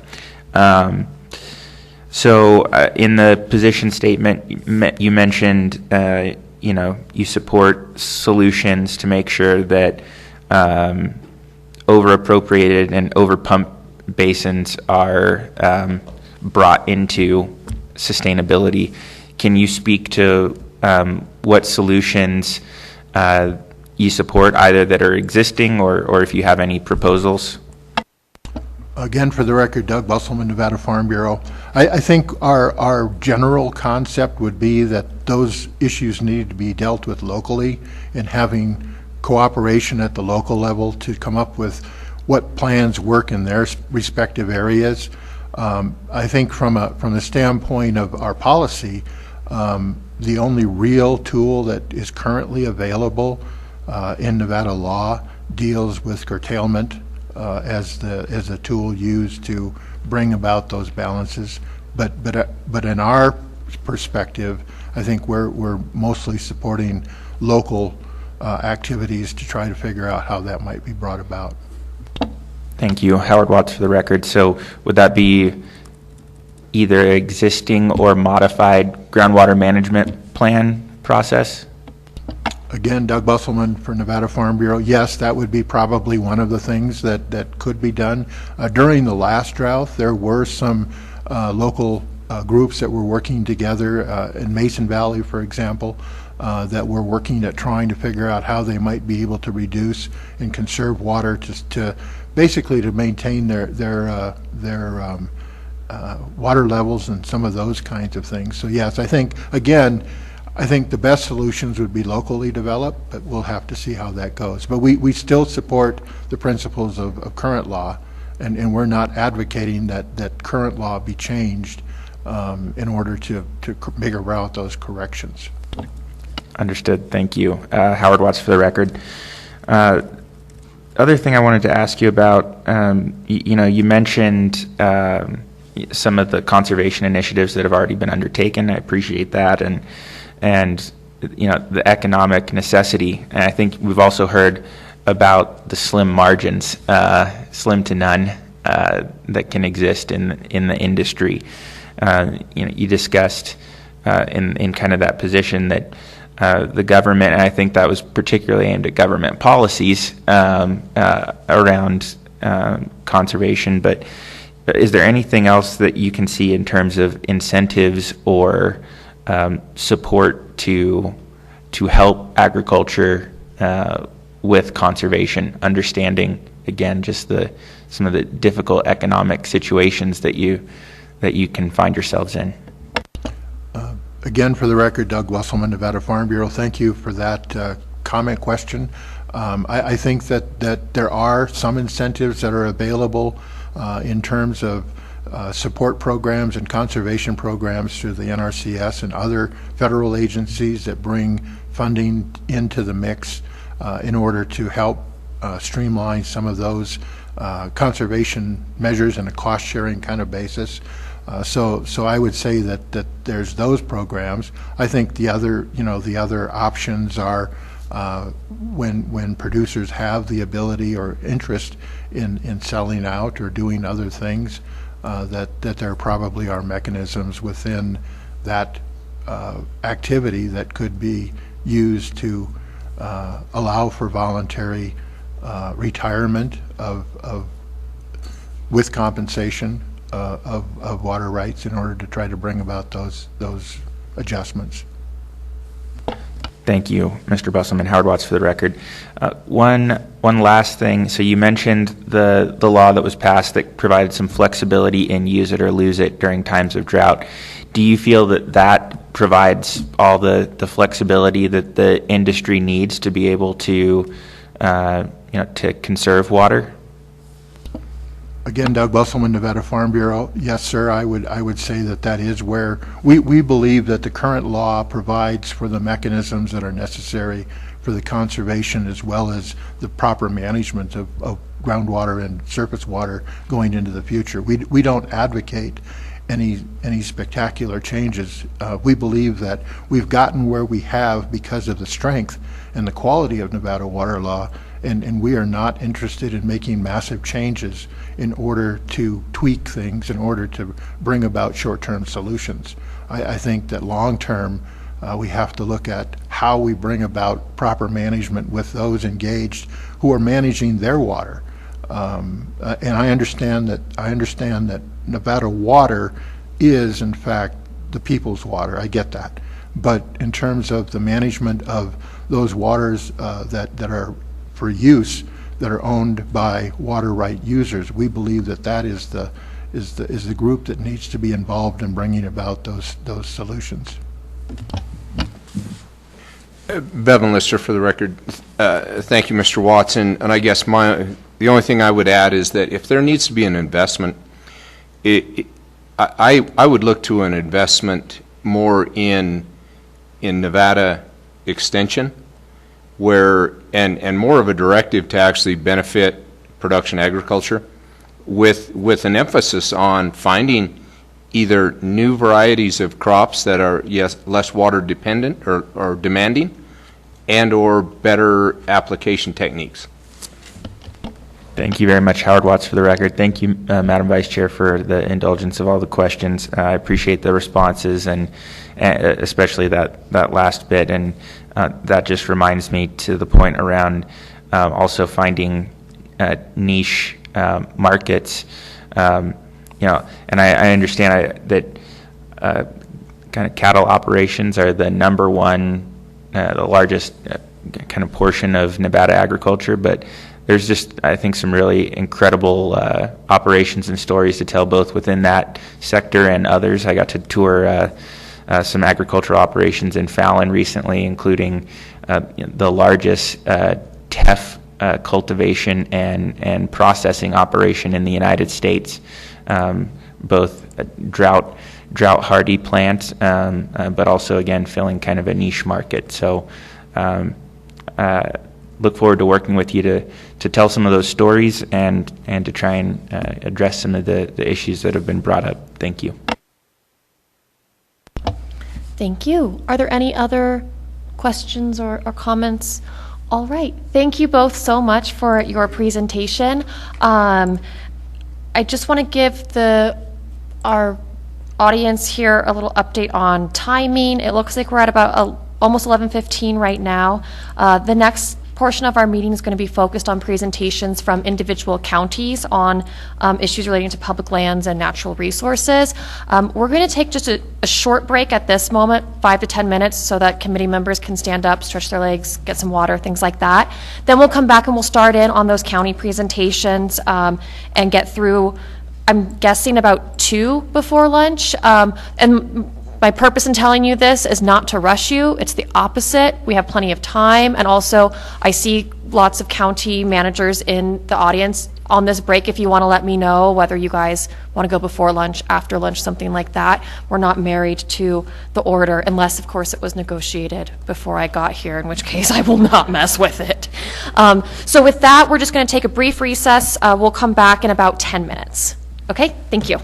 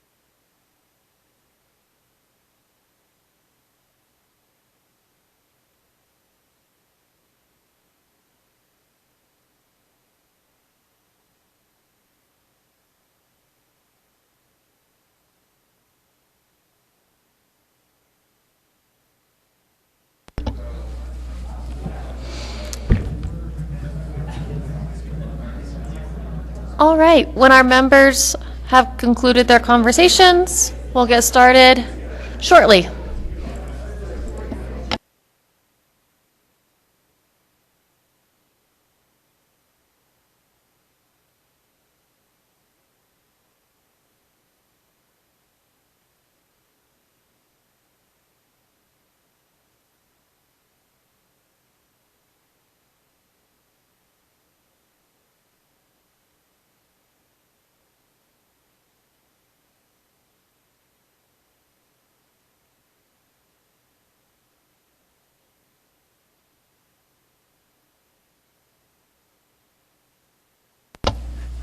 All right, we have everybody back. I don't think we need to do an official roll call again. Just let the record reflect that all of the members are still present again.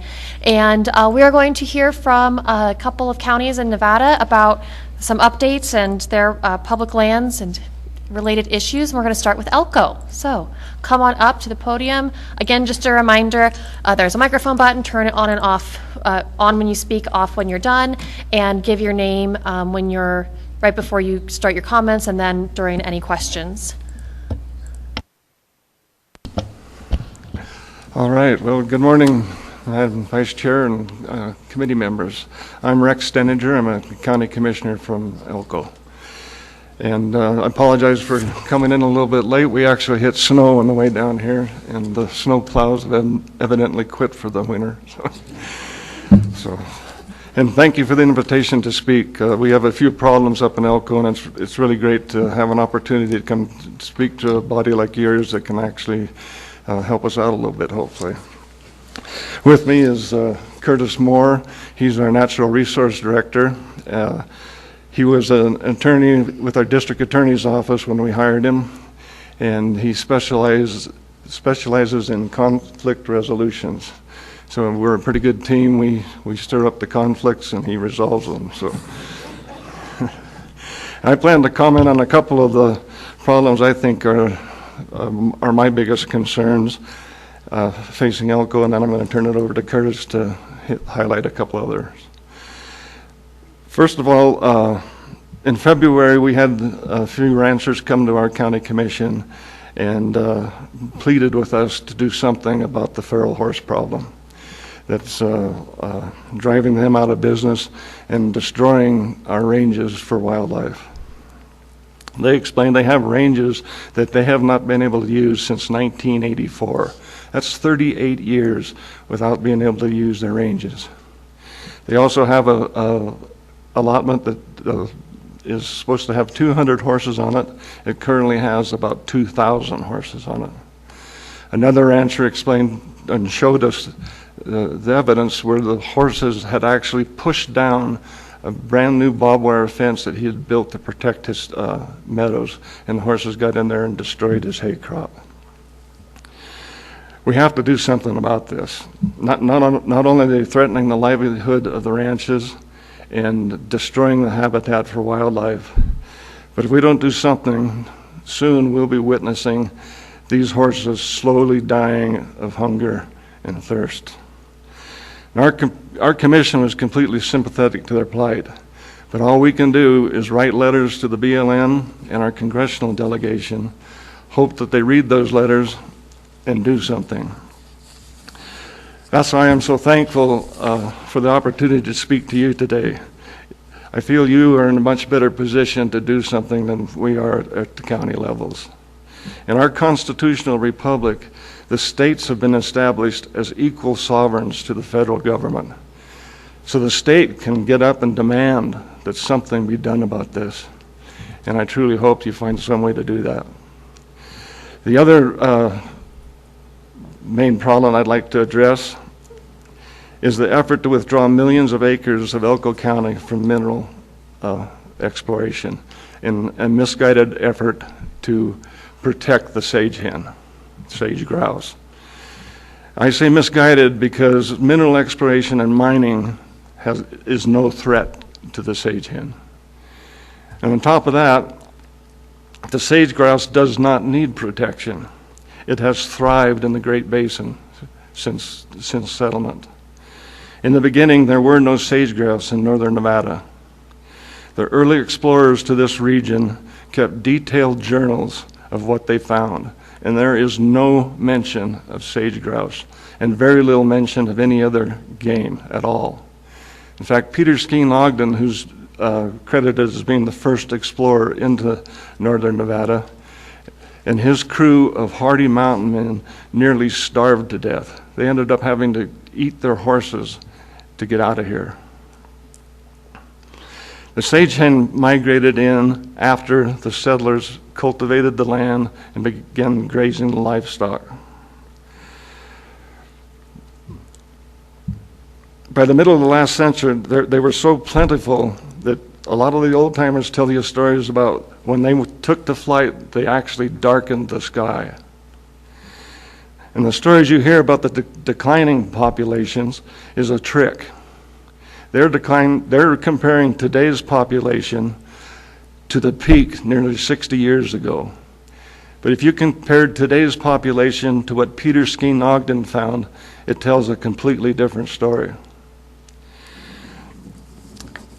And they've done studies on what has caused the recent decline, and one of the main factors is the predation from the raven, which is another federally protected bird. So the sage hen saga is very peculiar. It's an invasive species to northern Nevada that is said to need protection. Its primary threat is another federally protected bird. And on top of that, we all go out and hunt and kill it for sport every fall. It calls to my mind the old saying that something like this can only happen in a country that was founded by geniuses and currently run by idiots. We would appreciate any help you could offer us and the mining industry to hold off this ridiculous plan for the mineral withdrawal. And thank you again, and I'll now turn things over to Curtis. Thanks. Appreciate you guys having me. I'm going to touch on a couple things Rex touched on, but also a few others that come up. One of the first ones, and this is one of the ones that the state already works on, but the Mormon crickets. The state has a Mormon cricket plan, and if you guys have ever seen a big infestation, they're huge, and when they get on the road, they're slick, and they're always exciting to watch. One of the things that came up in Elko County last year was we had a pretty large hatch in some of our areas, and they got into a couple hay fields and just tore those hay fields up. As we've kind of heard today, hay is something that is in demand this year, and so any hay fields that are lost are kind of a big loss to the economy of the area. The crickets are hatched on private land. Elko County is 73% private land, so anywhere you stand and spit, you could probably hit public land if you wanted to. The state currently has a plan where they'll spray certain areas and they'll bait certain areas to try to mitigate this a little bit. It's a really small program. It's really underfunded. So one of the easiest things I'm going to ask you guys to do today is just up the funding in that plan so that they don't have to be reactive and hit just the worst areas. They can be a little bit proactive and try to manage some of those areas beforehand. Jeff Knight, your state entomologist, does a really good job. The chemicals he uses are very narrowly tailored to just deal with these. They can't poison most other things, and definitely nothing with a spinal cord. And so if you guys would give him the resources that he needs to take care of this, you'd have some pretty good outcomes, pretty easy on that. Second thing, and I kind of like going first on this because I feel like some other counties are going to bring this up as well, but wildfires are my second thing I want to bring up. I've got a map here. Again, Elko County is 73% public land, so anywhere you're at, you're not far from it. This is a map of land ownership and wildfires from 2000 to 2018. Overlaid on it, as you can see, the biggest wildfires and the most wildfires are on public land. This destroys habitat for antelope, deer, elk, sage grouse, chukar, all of those things that sort of make public land really interesting for people coming to recreate on it. Makes it much worse for them. So something about the way that these lands are being managed isn't working, and I don't have all the answers for that. One of the things that happened about 2015 or 16 is NDF started to leave more of the firefighting to counties. Counties formed the fire districts, started building up their own wildland firefighting capabilities. Now NDF is sort of starting to get back in the game. In the last 2 years, Elko County spent $4.8 million last year. We've earmarked $6.8 million this year for our fire district. We have very capable firefighters with a very good plan. We would rather see you guys just give the fire district some extra funds to build up their capabilities rather than building a redundant system run by two different governments on the same ground. Another thing that we spend about $800,000 a year for the WFPP program, Wildfire Protection Program, and we would rather you guys just paid that for us and leave us that extra $800,000 to fight fires where we're at. One of the biggest problems is the spread of cheatgrass. That's a big factor in these fires. You guys are on the Public Lands and Natural Resources Committee, so this won't be the first time you've heard of cheatgrass, but just for background, cheatgrass, it's a non-native annual grass. It contributes to the fine fuel load, and so when you touch it to a spark, it goes really fast and then can light other things that need a little more heat on fire. And it also, I'm a huge nerd, so anything that I say, if you guys want a source for it, I have them. I'm happy to send them to you. It's what I do. There's a few ways to deal with cheatgrass. One of them is spraying herbicide really widely. People aren't super into that for obvious reasons. Another is mowing. Again, just that requires a lot of people on tractors doing a lot of mowing. Elko County's preferred solution is using cows. Cows are very conscientious workers. You don't have to pay them a lot. And they mostly take care of themselves. So targeted grazing is one of our very favorite ways to deal with this.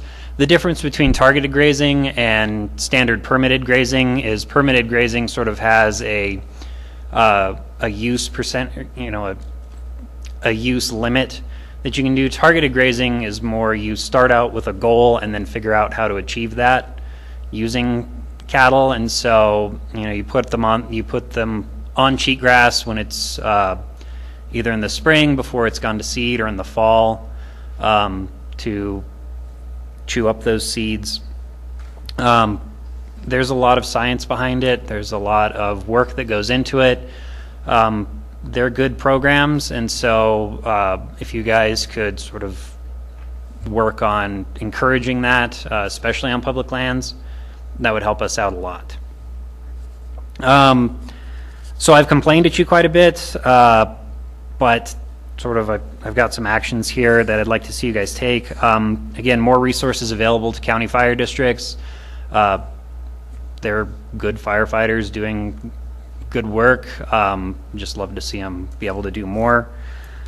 Include targeted grazing within state land use plans and lobby for Congress to make more land available for programs that allow it. There's been some litigation on these programs recently. But this litigation's focused way more on finer points of administrative law, not really on the science behind targeted grazing. Targeted grazing is a really good tool, and it's something that I think that the state should push as something that's super scientifically sound. Make fire mitigation a strong component of land use plans. And when I talk about land use plans, during any sort of environmental assessment process, they have to go through what's called a consistency review to make sure that what they're doing either matches with the land use plan or articulate why what they're doing is better than the state land use plan. And so it just sort of gives the state a better chance to say, look, this is what we want to see you do, so explain why you're not. So that's wildfire. Rex touched on sage grouse. The thing I really want to add to that is the current efforts for this mineral withdrawal wouldn't actually do a bunch to help the sage grouse. Raven predation is a huge threat to them. The reason that there's some concern around mining is around noise and noise pollution and how that's going to affect the sage grouse. There's a lot of prime sage grouse habitat around mines. And just recently, the EIS for the Mountain Home Air Force Base expansion basically expanded, if you kind of look at the Jarbidge wilderness up there at the top, just to the left of that, they expanded a bunch of that to make room for low-level fighter jet flights, and they came to the conclusion that low-flying jets aren't going to have an impact on sage grouse. Low-flying jets are much louder than a mine a mile away, and so it's not super penciling out for me, and I think that's something that we should take a look at. Wild horses, everybody today is going to talk to you about wild horses, so I'm glad I get to go first. Like Rex said, on our way down today, we actually passed some land that hasn't been grazed in 38 years. That was 3 years before I was born. The last time cattle were on this was the year The Karate Kid came out. It was the same year Prince's Purple Rain album came out. It's been a while since cattle have been on this land. I wasn't able to get it to you guys because it was after the deadline, but just within the last couple of days, the Bureau of Land Management Wild Horse Program posted a picture of the south part of the Ruby Wildlife Refuge. And on one side is where the wild horses have been fenced out. On the other side is where the wild horses are. And that side is just decimated. Unlike cattle, where we have a time when you put them off or put them on and take them off, you can send a cowboy out to move them every day. You can really intensively manage them. We don't do that. We can't do that with wild horses. And so the way that they use the land is entirely different from how cattle use the land. And so they need to be managed more closely. I will never miss a opportunity to throw rocks at the BLM when they're not doing their job. Most of our BLM offices have a plan to get horses down to appropriate management levels and then to maintain them there using birth control and other methods. They don't have the funding. Congress just hasn't given them the money to do that. And there's a number of plans. Chief among them is the Path Forward. I'm sure you guys have encountered that. There are other plans. If you guys could sort of look into those and endorse them and push Congress to allocate enough funds to carry out these plans, it would be good for the rangeland. And one of the things that often comes up with wild horses is they can be really detrimental to actual native species. They can push bighorn sheep off of their springs. They can cause harm to sage grouse. They can sort of push backwards a lot of these things that we're trying to do on the range if they're not managed. And so Congress needs to make sure that they're being managed, and they're not. So kind of covered that. Actions we'd like you to take. Urge Congress to adopt the path forward, fund those things.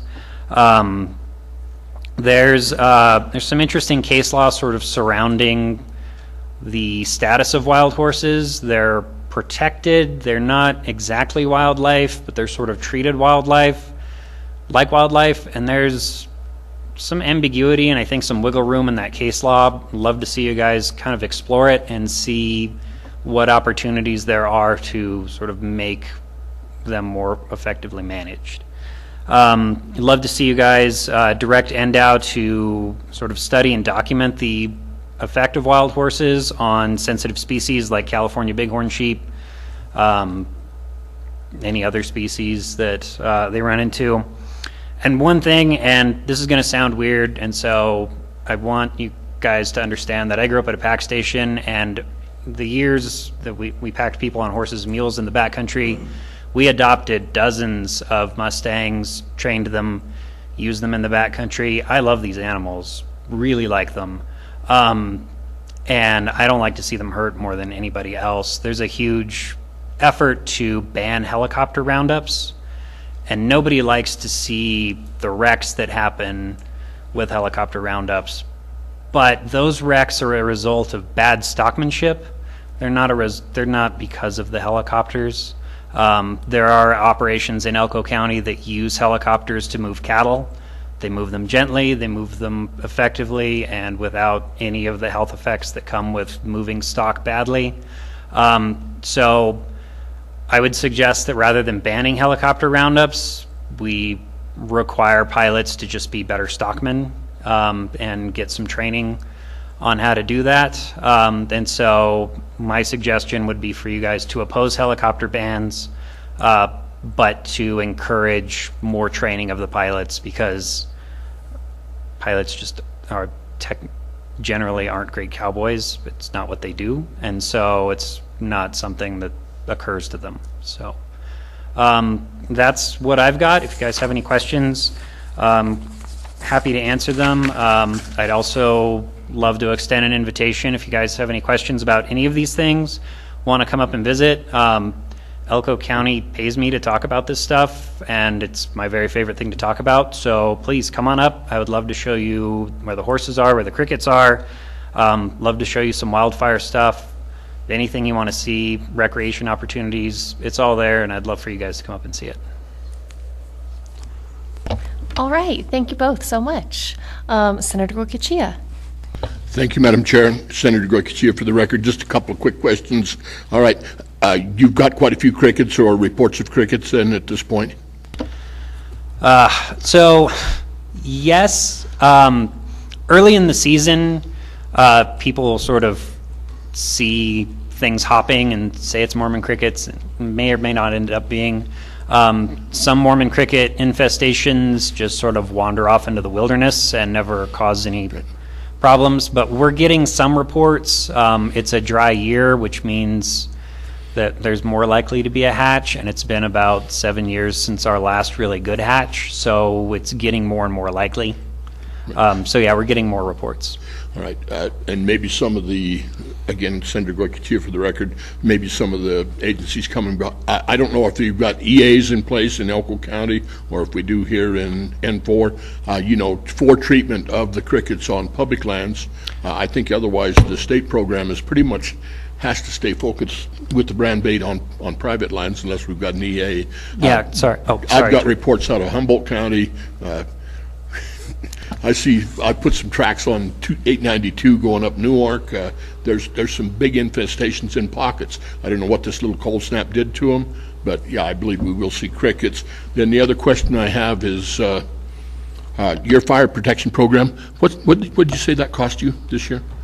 Curtis Moore for the record. The WFPP program cost us about $800,000 last year. I can get you more specific numbers, but yeah, it started off about $800,000. Okay. All right. Thank you, Madam Chair. That's all I had. All right. Other questions from members of the committee? Assemblymember Watts was, okay, go ahead. Thank you, Madam Vice Chair. I'll start with a comment and then I guess a question.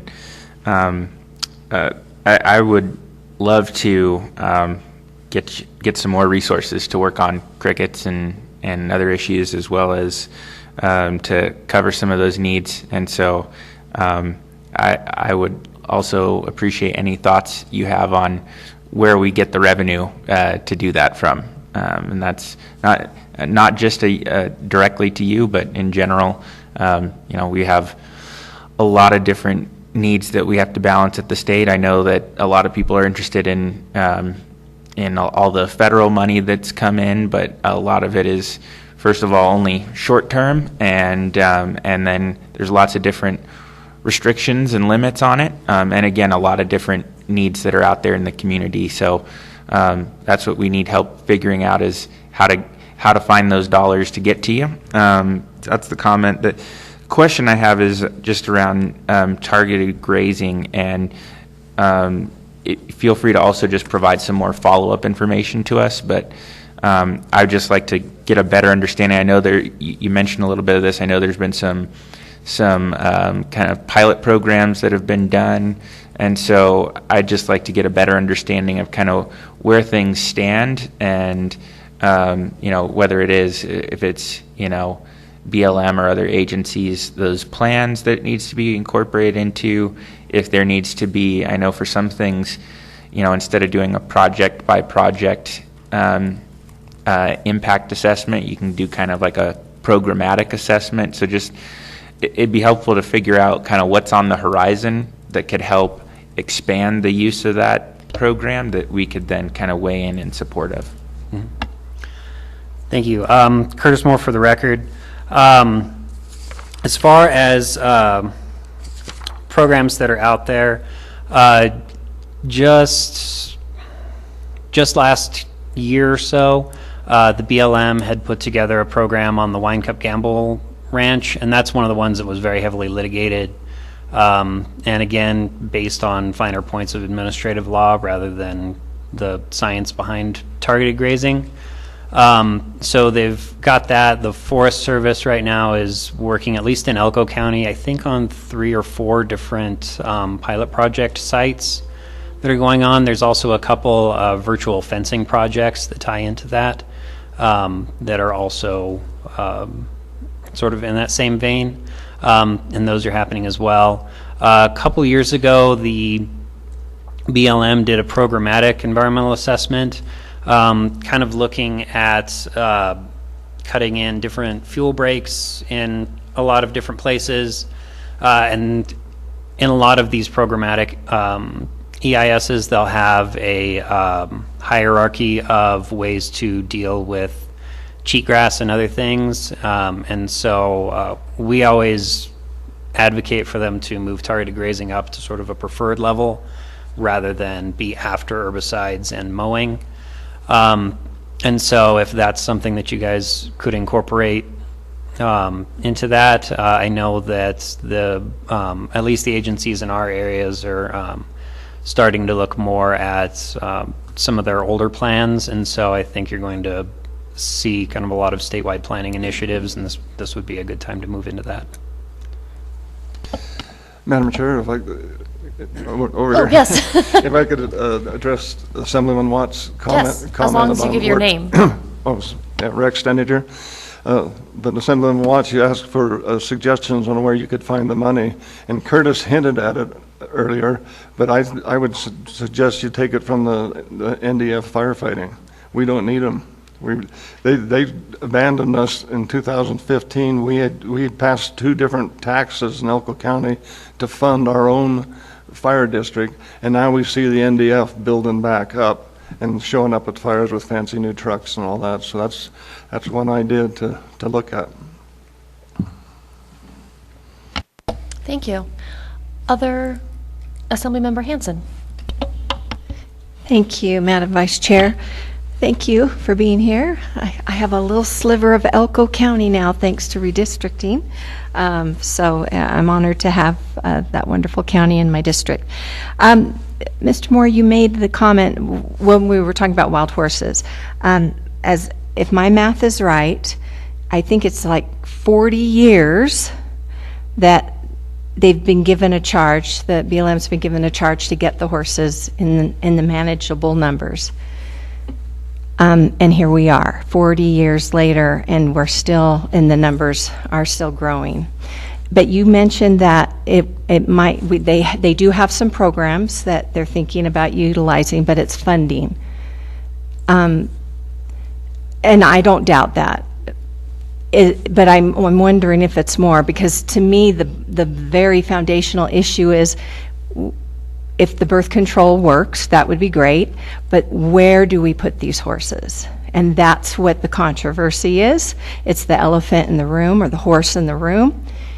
And until we can finally have those discussions about what we do with those horses, 40 years is going to become 50 years, going to become 60 years, and our ranges are going to continue to be denuded and not used for the property that those landowners are entitled to. So I guess that's more of a statement, but I would ask you, is there some other suggestion other than funding that we could utilize, that we could offer as you come to us for some solutions with the feds?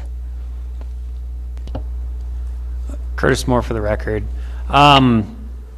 There's a number of solutions. The Wild Horse and Burro Act is really weird. Any other wildlife is sort of held in trust by the state for the people of that state, and so states have the ability to deal with that wildlife kind of as they see fit, and as their agencies, who are the experts in their areas, see fit. There's exceptions, obviously, like the Endangered Species Act and thing, where when a species get to a certain level, they have federal protections, and there's goals for how to increase that. The Wild Horse and Burro Act just sort of protects horses without deciding anything about their ownership or about how they should be managed, other than they just need to be at appropriate management level. So you could treat them like wildlife and try to get Congress to either pass an amendment to that act, giving states the authority to manage them within a certain range. You could treat them like livestock. If you're not going to treat them like wildlife, you could treat them like livestock, and you could have them moved around for however long, for like Mr. Baker was talking about. He has pastures, and he turns out on spring pasture the same one every 3 years. You could move those horses around and just treat them like a horse herd. Like I said, I really like these animals, and they make good horses. If we treat them like a horse herd and try to make them better horses, you could do that. But the Wild Horse and Burro Act doesn't do either of those things. It just protects them and then sort of flips the bird to every other sort of conservation goal. So fixing that would go a long way towards it. Thank you, and thank you for coming here and offering some solutions, not just telling us what some of the problems are. So thank you so much. I can complain for longer. Go ahead, Senator Goycochea. Thank you, Madam Chair. Senator Goycochea for the record. I think the point we're all missing here, folks, comply with the act. It says you will maintain those horses at AML. We're at 300 to 500%. It's not an issue at that point. We need to comply with the act. Thank you. You agree? All right. I don't see any other questions or comments from our members, but I want to echo the sentiments thanking you guys for taking the time out of your day and coming all the way to Ely to present to us. This has been informative, and we appreciate your time. Absolutely. So, who else wants to go before lunch? All right. You're up. I saw your guys' document, Jake. You're going to be here till dinner.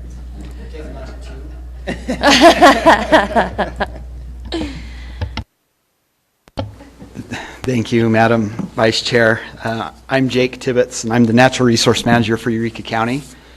And so my county commission, they call me the filibuster, so you really got to pull me in if you have to, but I promise I won't stand between you and lunch for too long. And then, kind of joking on that, there's a pretty substantial packet I provided. That's not my presentation. So that's a leave behind. It has a lot of information in there. Director Crowell, when I walked in, he said he read my dissertation on his drive out, across the loneliest highway. So, I'm not going to speak through that unless you'd like me to read it word for word. It's 20 pages long, but I don't intend to do that. But just a little background on myself first. I'm actually from eastern Idaho. I'm a farm and ranch kid from eastern Idaho. Lived in Nevada for 14 years, in Eureka for those 14 years. And I've started my family in Eureka. On my wife's side of the family, excuse me, I love Nevada so much. I mean, that's why, I'm kind of getting a little emotional about this because I'm not a native Nevadan, but I love Nevada. I love our public lands and I love our natural resources.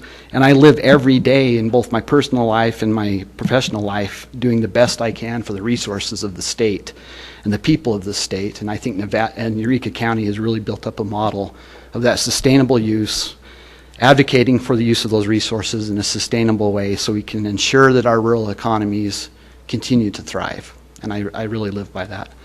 My wife is a fourth generation Nevadan, so my kids are fifth generations. And my wife has Basque heritage on one side of her family and Swiss-Italian heritage on the other. When they first came to Nevada, on my wife's mother's side of the family, they started in Eureka. And they were the Carbonari that came to that area where they were harvesting the pinyon and juniper trees and creating the charcoal to be used at the mines for smelting. And so I have a deep connection to Nevada and really love it. Eureka County is very similar to what you'll hear on many of the other rural counties, but we may be blessed a little more with a few more private acres than some counties have. So I think of Lincoln County and Commissioner Lister's county, where they have, I think, less than 5%, maybe less than 2% of private land.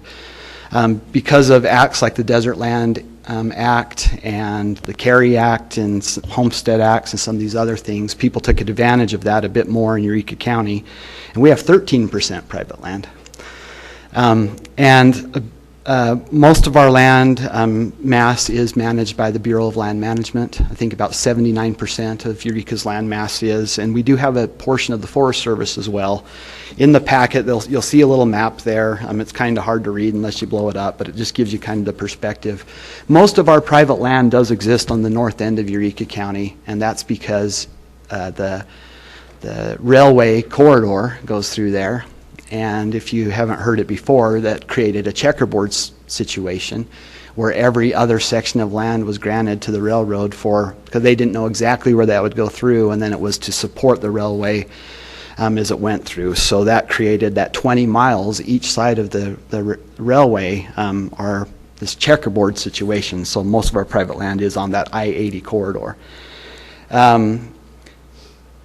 If you through the magic of Wikipedia, if you look up Eureka County and then the census, that we have less than a half a person per square mile in Eureka County, and we have way more cows and sheep than we have people, for sure.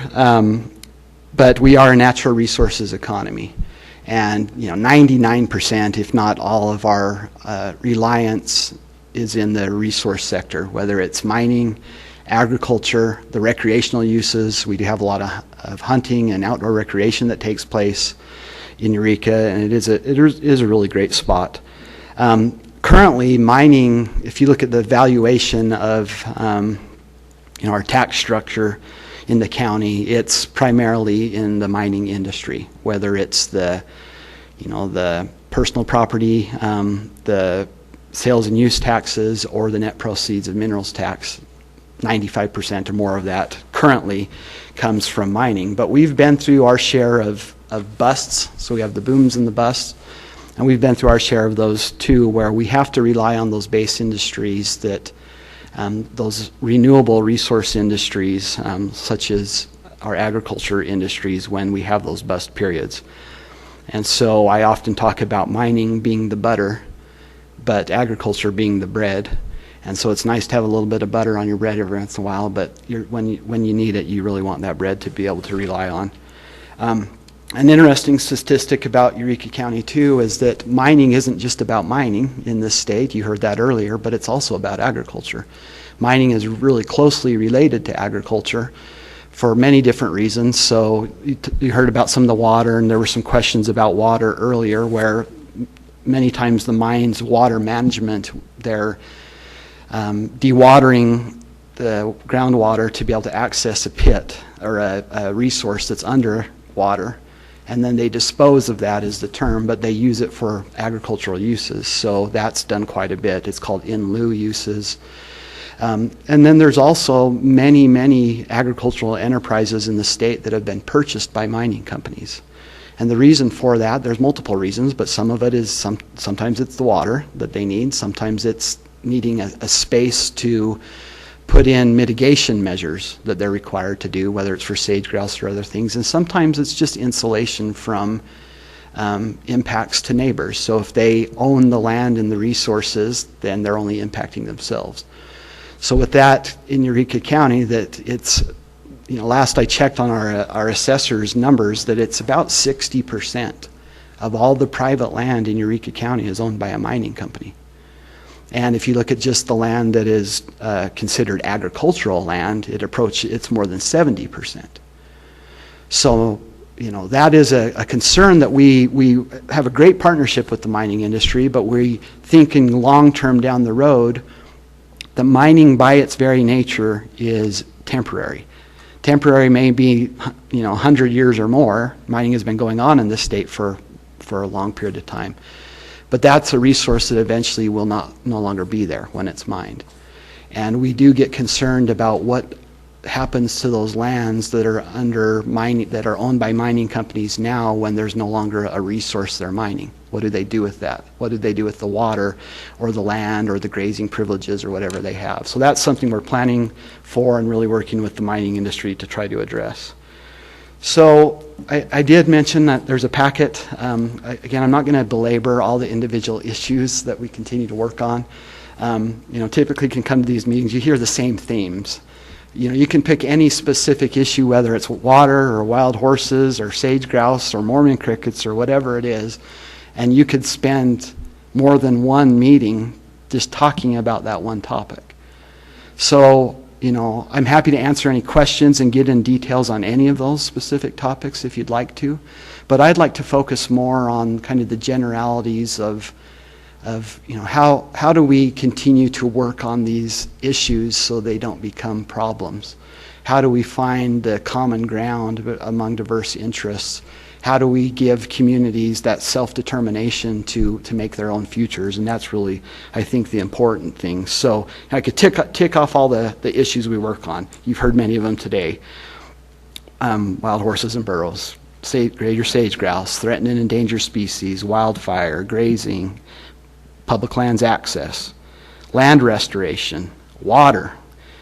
We are, Diamond Valley, we're the epicenter of kind of a poster child of water mismanagement in the past and trying to grapple with that now. Recreation, we're seeing more and more of that taking place. And then this new, it's not a new topic, but we're really seeing it more in earnest, is the renewable energy. And the approaches to create these green link projects like NV Energy is doing. One of those will be right on this Highway 50 corridor, starting just west of Ely and connecting all the way over to Yerington, following US 50. And there are concerns about opening some of these great pristine public lands that are multiple use lands. What are the impacts of those current uses? Siting large scale industrial, what's an industrial renewable energy when you're talking about solar, whatever it is. So those are all things that we really are trying to work on. But again, I like to cast them as issues, not as problems, because problems, it gives some, it infers that there's a solution. But I think with issues, there's maybe middle ground that's not the perfect solution for any individual group. And so that's why I cast them as issues, and it's something to work towards common ground. One of the main things that we really advocate are keeping our public lands as multiple use lands, keeping them as working landscapes, but you'll see that, Eureka County, I think, is a good example of, not all projects are created equal. Not all public land uses are created equal. So even though these are multiple use lands, that we do value ensuring that they're done in a balanced way, considering the environmental side, the economic side, as well as the social side of things. But there's a lot of tools available right now that you don't need to create. Congress doesn't need to give us a new tool, or the state legislature doesn't need to give us a new tool. A lot of it is like Mr. Busselman spoke earlier on some of the water stuff, that it's not necessarily making tweaks, but it's using the tools we have available to us, whether it's water or anything else, and providing the capacity to local communities to help solve some of these issues they're dealing with there. And so that's what we really want to focus on, is trying to empower and bolster local communities to be able to fix some of these things at the local level, or at least to create a better situation. So one of the primary things that's of great importance that Eureka County prides ourselves on is we do have a great relationship with our federal land management agencies. It doesn't mean that we don't disagree at times, because we often disagree. But it's a great working relationship. We've built that up over the years. I come from, like I say, Eureka's kind of the Goicoechea dynasty, because Pete was, before term limits, he was a county commissioner, I think, for 16 years.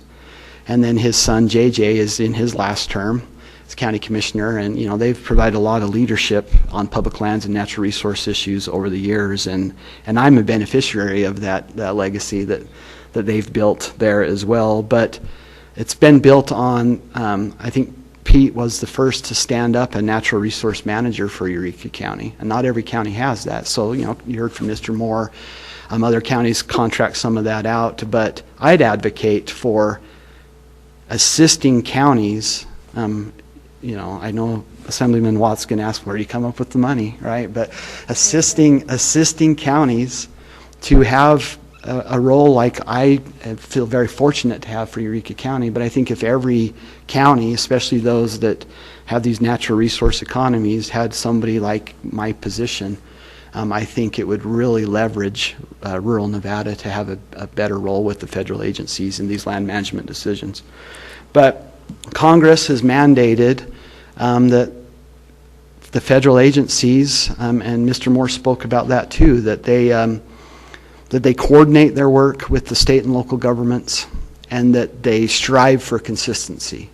Understanding you may not always reach consistency, but it's the process of getting together, striving for that consistency with those state and local land use plans and policies that really builds that relationship. And again, Eureka County is very proud of the relationship we've built with our federal agencies. We value that, even knowing that there's many times we may disagree, but we know we can work towards trying to find consistency to the maximum extent possible. And then some of these other tools that are available right now, so some of the main things of controversy that we continue to see surrounds water, it surrounds access, it surrounds management of species like sage grouse, and there's tools right now to, I think, help address and empower local communities. So the first thing is streamline permitting. So a lot of the things we try to do on the ground is, we have to follow all the state and federal rules, but NEPA, the National Environmental Policy Act, is a great law. It provides a lot of opportunity to really take a hard look at those environmental impacts, but it should also be a tool, to ensure you're doing the right thing, but it shouldn't take 10 years to try to get a project done on the ground. And a lot of these restoration projects, the targeted grazing at the Wine Cup Gamble, a lot of these things, people and the agencies are trying to put good work on the ground are getting held up from the way that some of that's been weaponized.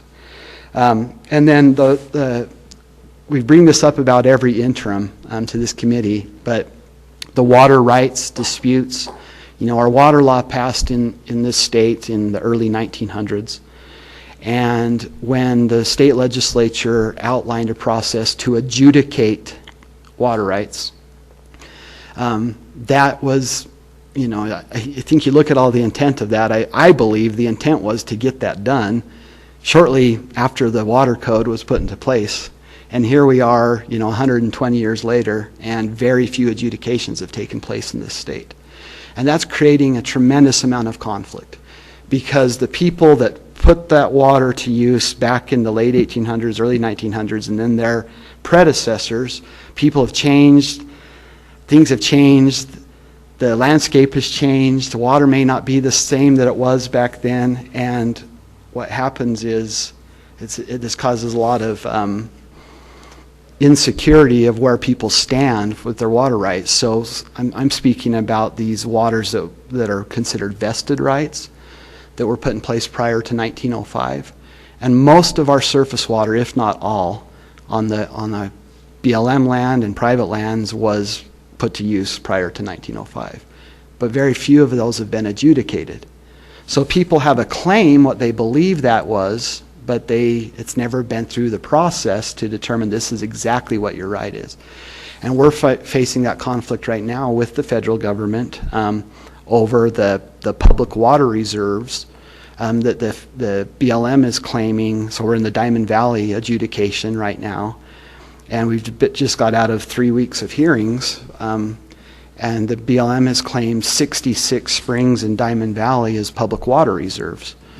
And so, but the adjudication is the process to settle all of that, right? So we are finally getting that there, but I can cite you so many examples of where, because somebody's water rights have not been determined, meaning they haven't been adjudicated, that it just breeds a whole bunch of conflict.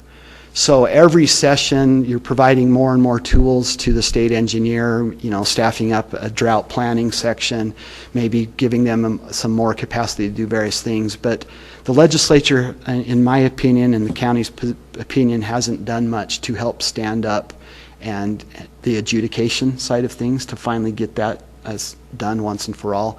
A few years ago, there were, I think, some more staff that were provided in that adjudication section. The state engineer, honestly, is doing all they can to just keep up with what they're doing. And I think that would be a short-term investment. It takes a long time to get an adjudication done. But if you were to do that, once those waters are adjudicated, you're done with it. And then, so I think that would be something that would be very helpful for the legislature to do is provide that capacity to get these vested water rights and these public water reserves statewide adjudicated so we can just move on from that conflict. I think that's so important. The next thing is we continue to see some conflict crop up on access on public lands.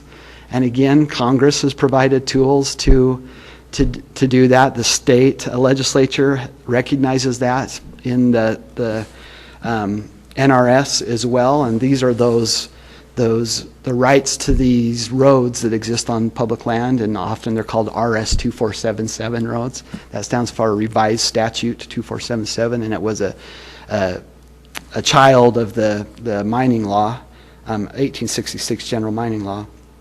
But anyways, that process is very similar. There's quiet title processes and various things that have been outlined to move through that. The state actually provides a mandate, the legislature provided a mandate for the Attorney General to work with the counties and the State Land Use Planning Advisory Council to develop a protocol to finally put that issue to rest, but it's an unfunded mandate.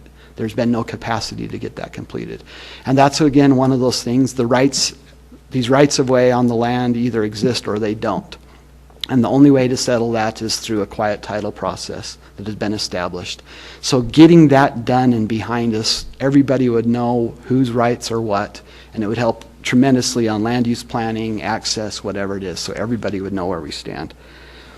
I'm getting close, Madam Vice Chair. So the greater sage grouse, I do want to hit on that because, that is one of those eternal projects that we'll continue to work on. I think White Pine County will touch on it too, because I cheated and looked at their slides ahead of time. But that is one thing I did want to hit too, is that the state has done a tremendous job in standing up the Sagebrush Ecosystem Council. The Sagebrush Ecosystem Technical Team provided some capacity to develop the conservation credit system. The last amendments the BLM went through were to seek alignment with the state plans, and those resulted in the BLM and Forest Service land use plan amendments that really focused a lot on working with the states to implement the state plans and policies for greater sage-grouse management. Now that's been overturned and we've reverted back to a prior plan, which is considered the 2015 plans. It's all a big tortured mess. But the legislature, I think, if you can continue to provide the capacity for the state to manage, that's a non-listed species. Okay, it's not under federal, the wildlife species itself is not under federal management.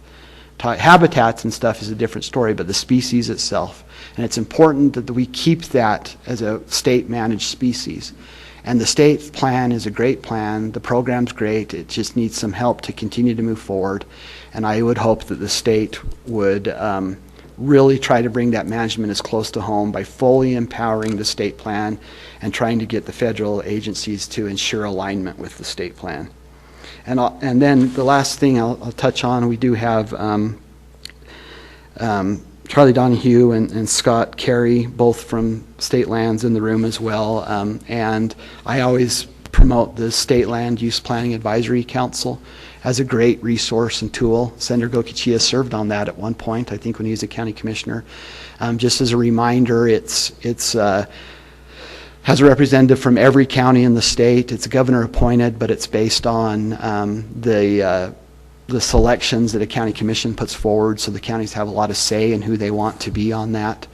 And it's a great forum to vet these various issues. We can keep informed on what's going on, but it's also a way to work with our federal partners, land management agencies, both within state and at the federal level, to try to find these this common ground I talk about. And I think SLUPAC is often seen as or is overlooked as that resource.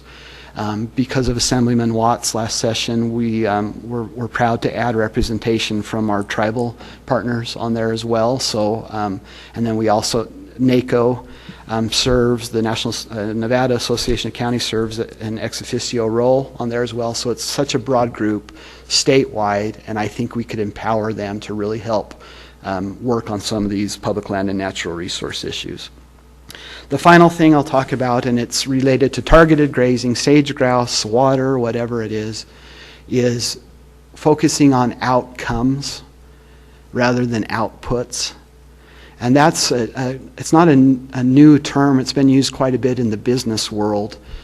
But focusing on outcomes moves you away from the, managing towards these, I call them widgets, the little things. Like I use grazing as an example where our grazing permits we often see are very black and white, where somebody can turn out April 15th with so many cows, and then on a certain date they move there to, it's very structured. But because of the changes in climate or drought or whatever it is, sometimes that management doesn't make sense, even on a year-to-year basis. So it's flexibility. That's what outcomes-based management is having the flexibility to make changes, and you're worried about the outcome, what's on the ground at the end, not the output, which is I turned out 100 head here and I came in. Those are the outputs. You're focused on the minutia that doesn't really, it's based on trying to get results on the ground, but sometimes it can actually work against getting good results on the ground. And so that's whether it's targeted grazing or wildfire management or sage grouse or whatever else, it should be what's being done on the ground, the results, the outcomes. And that's where that is, it's kind of a new thing that in the resource world, and BLM at the national level and even in the state and Forest Service are doing a great job recognizing that and trying to get some of this programmatic NEPA and other things done so we can really be adaptive and flexible and work on those outcomes. And I think if we can all rally around that, there's always going to be the fringes but it's the radical center.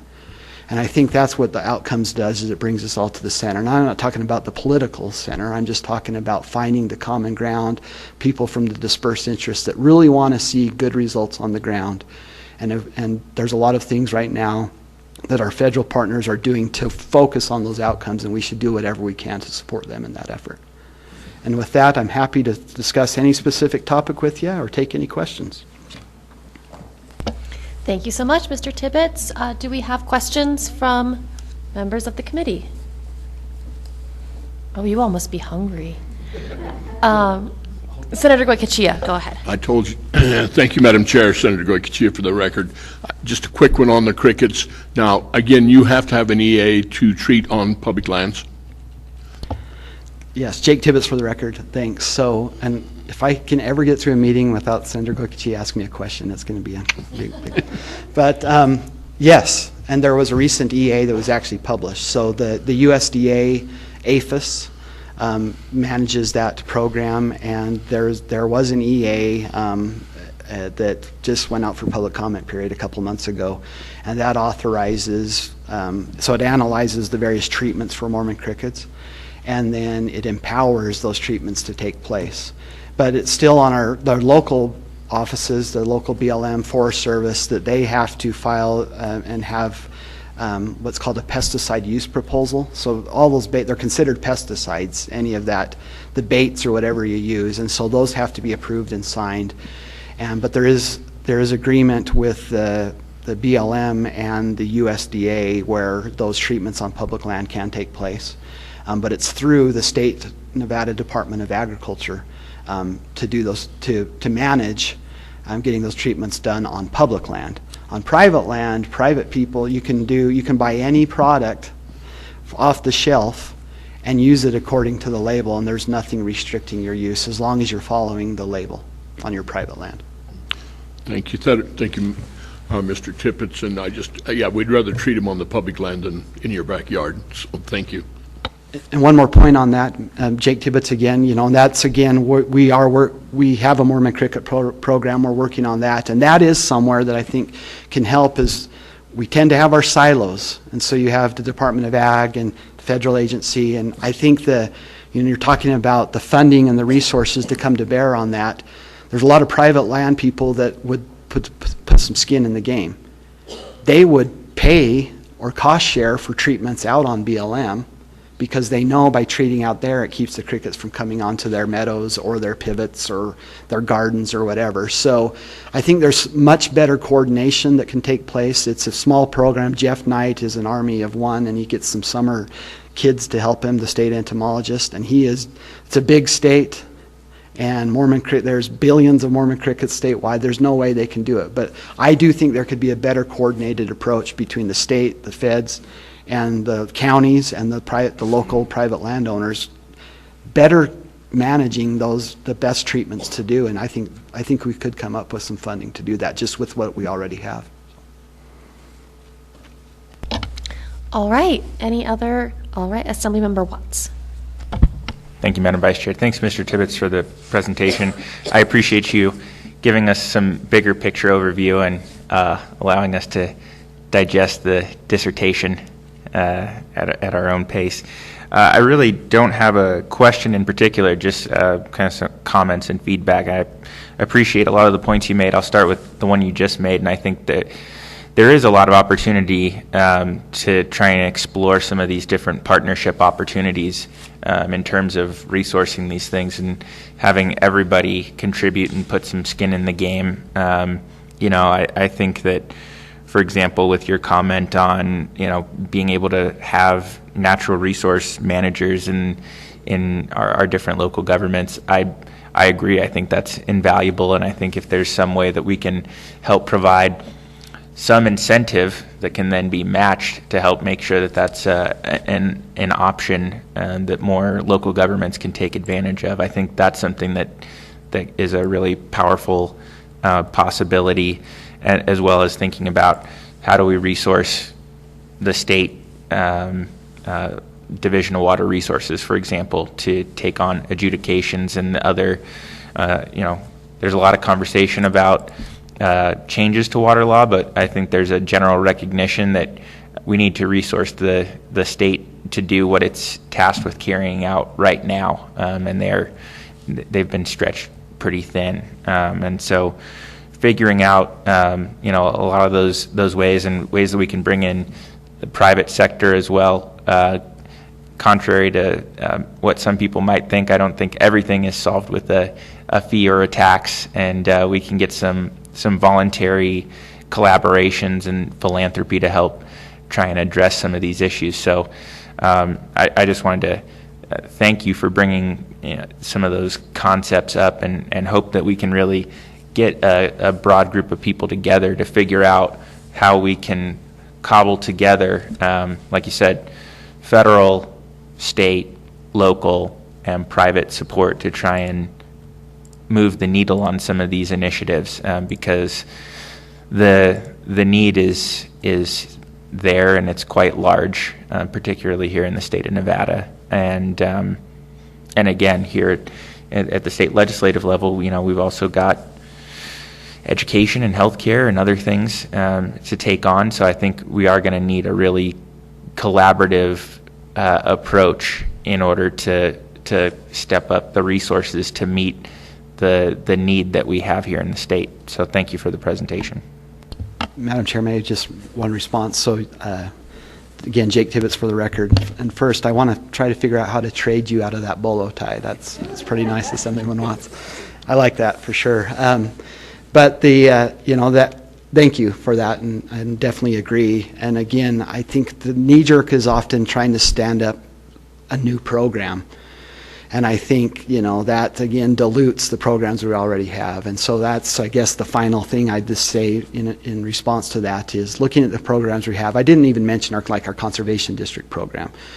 The boots on the ground, they're kind of the unsung heroes that are there's very little known about what they do, but they're doing tremendous work with the limited resources they have, and they can build those relationships to do a lot of that stuff. And there's a lot of great models of that. So there's already some great things in play that I think we could synergize and provide the capacity, and rather than trying to stand up new programs to address these things. So thank you.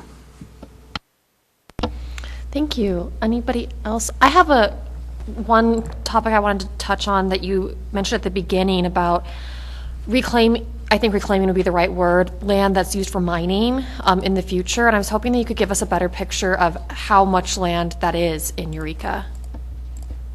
Thank you for the question. Jake Tibbetts again, for the record. I couldn't give you the acreage, but Eureka County is a mining county. So the Carlin Trend at the north end of Eureka County, much of that is in the county. Some's in Elko, and we have the Cortez mine. There's thousands of acres, right? But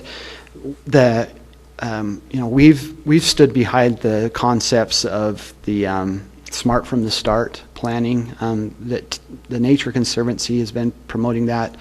Again, as chair of the State Land Use Planning Advisory Council representing Eureka County there, that we endorsed that concept, that council did as well. And that's these mining sites for, when you're talking reclamation, there's also the brownfield type uses for those. So there's been hundreds of millions, if not billions of dollars spent to get the power to these sites and the shops and the infrastructure and all of that. So that's something, it's been called the Gold Belt Coalition or the I-80 Coalition, where they looked at that in the past when these mines, maybe you don't want to reclaim them, in some cases you may not want to reclaim them back to some condition they were before, but you may be keeping them as an industrial site and citing some of our renewables there, whether it's solar, or whatever resource, wind or whatever it is, because often the power grid is already going to these areas, or it always is typically. So reclamation is multifaceted. In some places you may not want that. So looking at that whole perspective, the I-80 corridor would be a great location for that, because there's a lot of industrial uses along I-80. You got a lot of the mining uses there, and those secondary land uses when mining is done, or co-locating some of these other uses with mines, it just totally makes sense, rather than building a new solar field out in intact sagebrush habitat, So that's kind of where we'd like to lean towards. And what's been the barrier, or is there one, to doing that now? Jake Tibbetts again for the record. So, I don't know if there's I'm not going to say it's a barrier, but I think there's no incentive to do that. There may be more incentives to go take other land that has nothing on it and turn it into a new alternative or renewable energy site. And so, it costs less. So the incentives, we need to come up with incentives to drive the development to these areas where it's conducive, rather than, I hate to see the continued fragmentation of ranges and grazing allotments and sagebrush habitat or whatever it is. And I think there's smarter planning that needs to be done on that. And part of that key are things, the water scenario fits into that, because we have many over-appropriated and over-pumped basins in the state. Using Diamond Valley as an example, so the Green Link North project, which will proposed to come through, there's already a major transmission line there, and there's 26,000 acres of private land under irrigation in Diamond Valley right now, okay? If we were to just keep everything at the status quo and balance Diamond Valley tomorrow, and the circles, the pivots that you see, like Mr. Baker spoke about, there's roughly 200 of those in Diamond Valley. So for every 5 of those you see, 3 of them have to just go away. So that's land that has been actively worked and irrigated, and then the water if it just goes away, maybe those are some opportunities for some of these renewable energy siting on things like that. So there's tremendous opportunities to help maybe balance some of these basins and moving to secondary land uses. We have to do something with those lands. And in some cases, it may be best to move to some of these other industrial type uses rather than just letting them turn to weeds and rodents. Thank you. That makes a lot of sense to me, Melanie Scheibel, for the record. And it sounds like the conversation we've had around recycling and plastics, that it is just cheaper to produce new plastic and to create new stuff instead of recycling what are recyclable materials. It sounds like the same thing with land that can be reused for a different purpose. We are instead leaving behind and going to untouched places to develop new projects. So thank you for that. And I'm not seeing any other comments, so we will conclude this part of the agenda. Thank you again. This takes us to lunch. It's about 12:35 right now. We're going to take about 45 minutes. So we'll meet back here at 1:15. Is that long enough? Oh, yeah. All right. We'll see you all at 1:15.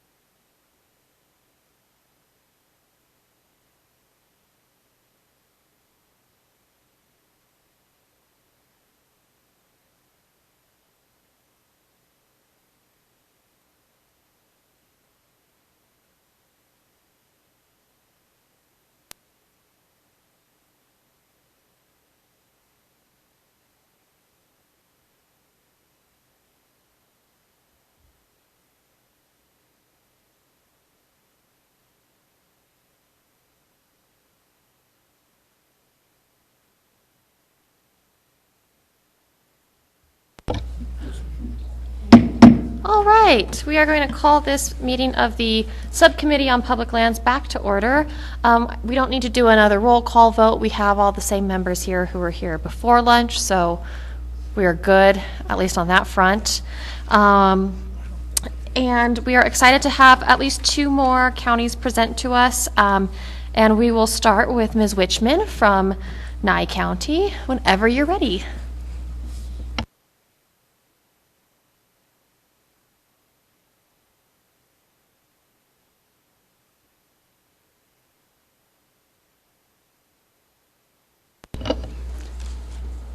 Good afternoon, Vice Chair and board members. Many of you I know, and some of you are new to me, so it's nice to get to sit and talk to all of you. This morning, added to my presentation, such as it is, because it's just a conversation. My background is since moving to Nevada in 1999. I spent 3 years working for a water rights outfit that did vested water rights. And Jake Tibbetts is absolutely right. If we could get the adjudications through, wow, that would be a big help to all of Nevada. After I did that, I went to work for Round Mountain Gold. And Sam Fanga is she's absolutely right. She didn't lie to you about anything. I was their regional governmental representative to do governmental outreach and affairs, and also their technical services administration. After 4 years in that mining industry, I was asked by the general manager to run for county commissioner. So I'm blaming Round Mountain Gold for getting me into politics. She didn't get to hear that part, but she's there to blame for it. But they did. They supported me. They have been a wonderful community member and a neighbor. They've been awesome the whole time I've lived in Nye County. And then recently, after terming out of office, after 12 years of being a county commissioner, I applied for and competed for the job for Natural Resources Director for Nye County, and that's the position I'm in now for a whole year as of the 12th. The only thing that has made that possible for me to do with my with the experience that I have gleaned are the members of your audience right here, the people that I'm surrounded by. Jeremy Drew, Jake Tibbetts, Curtis Moore, all of them have been extremely wonderful to work for. And if I had not had their support in the 12 years as a county commissioner, I would not have been able to do what I've done and gain the education that I have. I am the first full-time Natural Resources Director in Nye County since 2004. There were others who put in part-time, and they had one commissioner that was helping them with everything else all the way through it. So that's how I learned, on-the-job training.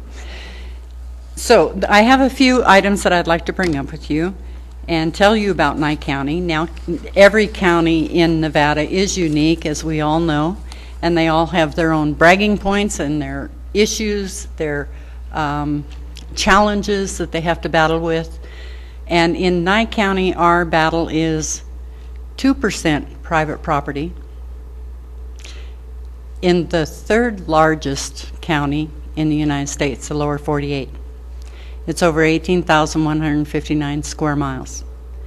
So even within our county, every community is absolutely unique. It's absolutely unique. Well, imagine it this way. They all have their own climate zones. So every community you go to is so far flung from the last community that your climate changes, quite literally. 2 days ago, I got up, got into my vehicle to go to work at 19 degrees. I drove to Pahrump and had to strip off my clothes because it was 93. So that is a big, big difference. It's easier for me to come to Ely than it is to go to Pahrump. It's 4 hours to Pahrump. However, we have several things that are going on in Nye County that I've been working on for the last year. Some of them with more results than others. Some I'm still working on. The biggest push throughout this last year has been a lands bill. I'm sure all of you are aware of the expansion of the Top Gun Fallon Naval Air Station. That is expanding into Nye County, 85,000 acres. The last documents I read on that were turned in the last time they had a budget cycle for the Defense Authorization Bill is, I was very happy to see all of these counties that were listed in there and what they were going to do for the mitigation for these counties, including Douglas, Pershing, Lander, Eureka. All of those counties were in there. When it got to Nye County, it said no significant impact. So you can imagine when I got this job and they turned me loose to do this job, I was intent on mitigation measures and making people understand. Anybody who would listen to me needs to understand the accumulative impacts to Nye County by the people who are using Nye County. I am extremely proud, and I am a patriot. And I love the fact that we are home to, Nye County is home to Nellis Air Force Base, the National Nuclear Security Site, the NTTR, the training range in Tonopah. Now we can boast about having part of the Fallon training and testing range as well. Not only that, but during this last year, NASA decided that they wanted 23,000 acres in Railroad Valley, which is also Nye County. That 23,000 acres just happens to be located right over top of over 500 active lithium claims, taking the largest group of those claims completely out of commission. I have been on the phone with NASA. We talk on a regular basis every month, and quite frankly, you'll learn, I have no problem talking about this. They have refused to give Nye County a cooperating agency status. As far as I'm aware, that is the first time in history any agency has ever denied cooperating agency status to another governmental, local, state, or federal. So along with that, and I tried to point out to them that without that cooperation with the county, there were a lot of things that we could do to help them in what they were trying to achieve. But also, if you don't have a cooperating agency status, you also do not have an NDA, a non-disclosure agreement. So they understand that I'm mouthing off. And I've pointed that out to them twice.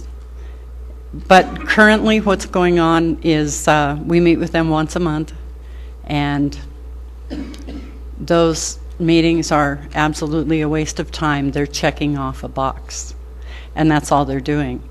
We offered to them, Nye County offered to change code to protect the things that they wanted protected in that 23,000 acres. And here's the irony. The irony always gets me. One of these days I'll write a book. They have been in the same position calibrating their satellites with a tripod. They go out every so often. They set up a tripod. It has a big dish on the top of it. The technicians work with setting it up perfectly, and they set this up to calibrate their satellites. They are within 150 feet from a working oil well, and it's been there since 1993. So what's the change now? The only thing that I've been able to get out of them is they want to maintain the topography of the playa. And I can understand that. They also explained that they have data that they have collected since 1993, historical data, and they want to be able to use that data to measure the changes for like climates, the climate changes and the effects on our atmosphere. These are perfectly logical things to do. But they've been doing that since 1993. So now they need 23,000 acres. And the only thing I can think of, and maybe I'm just, after 12 years of being in politics, or 14 years being in politics. Maybe I'm just become a little cynical. But it's just amazing to me that they placed that 23,000 acres that they want withheld right over top of some of the richest lithium deposits that we have in Nye County. They were fearful of the evaporative process of extracting lithium, and with conversations with all three of the claim holders out there, there are so many new technologies available that evaporative ponds for lithium extraction is just, it's not doable any longer. They have more economically, they've got a more economic way to do that extraction. And it doesn't change the topography. So that is one of my frustrations, that I doubt if there's anything you can do to help. But if you have an opportunity to support what Nye County is trying to do with them and for them, please, help away. So this also brought about, between Fallon Air Force Base, NASA, the expansion of Nellis, which is coming in another 15,000 acres that they're removing from our multiple use. It inspired one more attempt at a lands bill for Nye County. This has not been attempted in any great measure there has never been a successful one in Nye County. And the reason being is former commissioners, prior to my time being on the board, were they had bought into another county's lands bill, which was going to be fine, and they were watching it go through, and in the middle of the night, about 11 o'clock, in one of their legislative sessions back east, they slipped some wilderness in on Nye County without any consensus. So it left a nasty taste there. But all of that set aside, I've taken the last year. I've consulted with the tribal governments. I've consulted with the Friends of the Nevada Wilderness. I've been to every county and presented what we're wanting to do. We took all of the past attempts that had ever been made in Nye County or suggested and put them all together as a land package. Along with that is the cumulative impacts of the military and the Department of Energy on Nye County over the last, well, it was a congressionally ordered report that was done in 1991. And we have asked for them to update that. We have, through our staff and our efforts, we have updated that as much as we can, just looking at the inflation rates and what we're, but this is a projection. And that I want the Naval Air Defense, the guys in Fallon, I want them to recognize that. I want Nellis to recognize that, NASA to recognize that, and anyone else from the Department of Interior or the Department of Energy. When they take things out of multiple use for Nye County, they are restricting our ability to move forward. As I said, currently we have private property that pays ad valorem taxes. 2% of the entire land base is paying ad valorem taxes.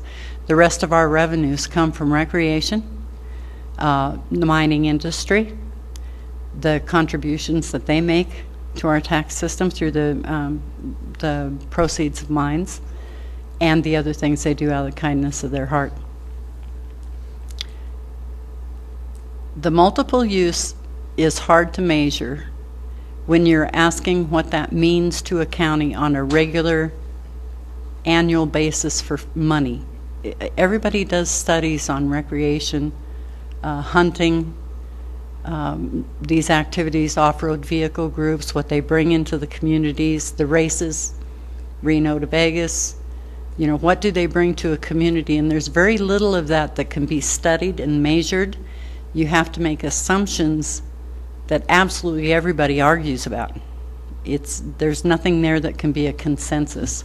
So I'm extremely excited to learn that the Nevada Off-Road Vehicle Organization is working on trying to put some of that together so that we have something that's more of a scientific-based study.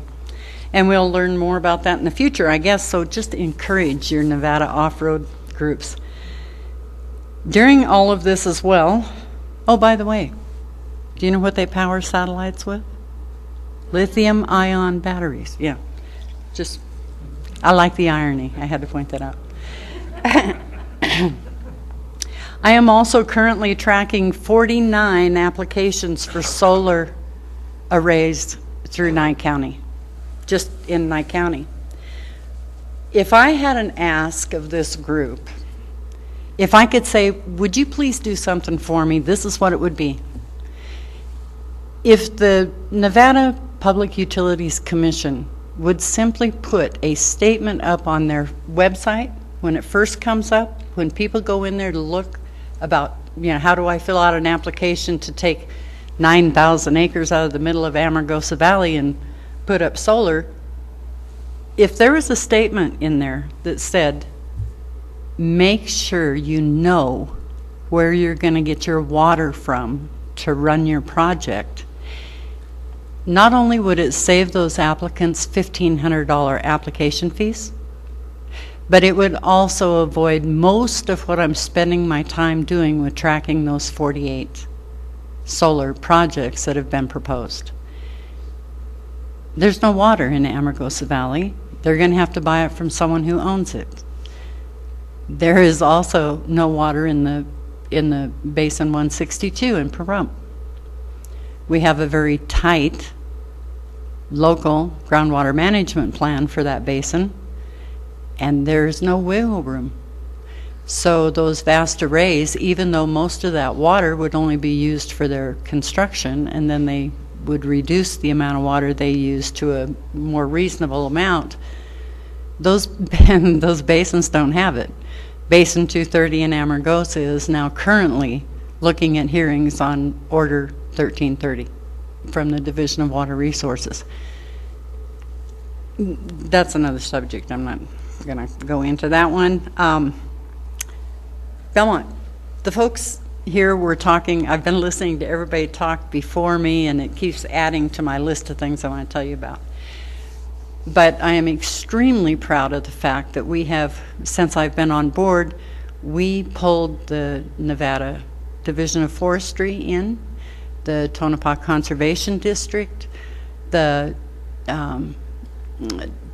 Title II funding RAC, the Secure Rural Schools Resource Advisory Council has contributed money with the U.S. Forest Service and the Bureau of Land Management, and we are all working together to do a fire fuel reduction program in one of our mountain towns. And it's working out really well. We also had some county property in the middle of that town that the county put up the money, and the NDF crews have gone out there and cleaned that up. So it's a very exciting project. That's the one that I can point to that has more success. In short, I'm very impatient, so short periods of time to get some success is exactly what I look for. But we have had some success with that already. We started that project when I came on in April of last year, and we've already got some stuff moving, and the NDF is up there cleaning private property. So this has worked really well with that networking with these other agencies and the prior speakers that were talking, and encouraging those partnerships. Oh my God, yes, do that. You have no idea who can help you, who has common interests, and where all those little bits and pieces of funding that you get can add up. And our property owners in Belmont are not going to have to pay for having their own property cleaned up. So I'm extremely proud of that project. I've told you about the lands bill. Any support that you could offer us on the Nye County Economic and Conservation lands bill that's being sent in. The first of next week, it'll go to the delegation. That lands bill has more support from all of the stakeholders and the communities than any other lands bill that's ever touched Nye County. And I'm really proud of that as well. And it is the only place that I am able to get something into legislation that says, recognize Nye County. There is a significant impact. And it's pointed out in there. I told you about the solar apps. I told you about NASA. I told you about Belmont. I'm really proud to have the job that I have right now. I'm having the time of my life. And if there's anything on the other side that I can do to help any of you, please let me know. And that's my presentation.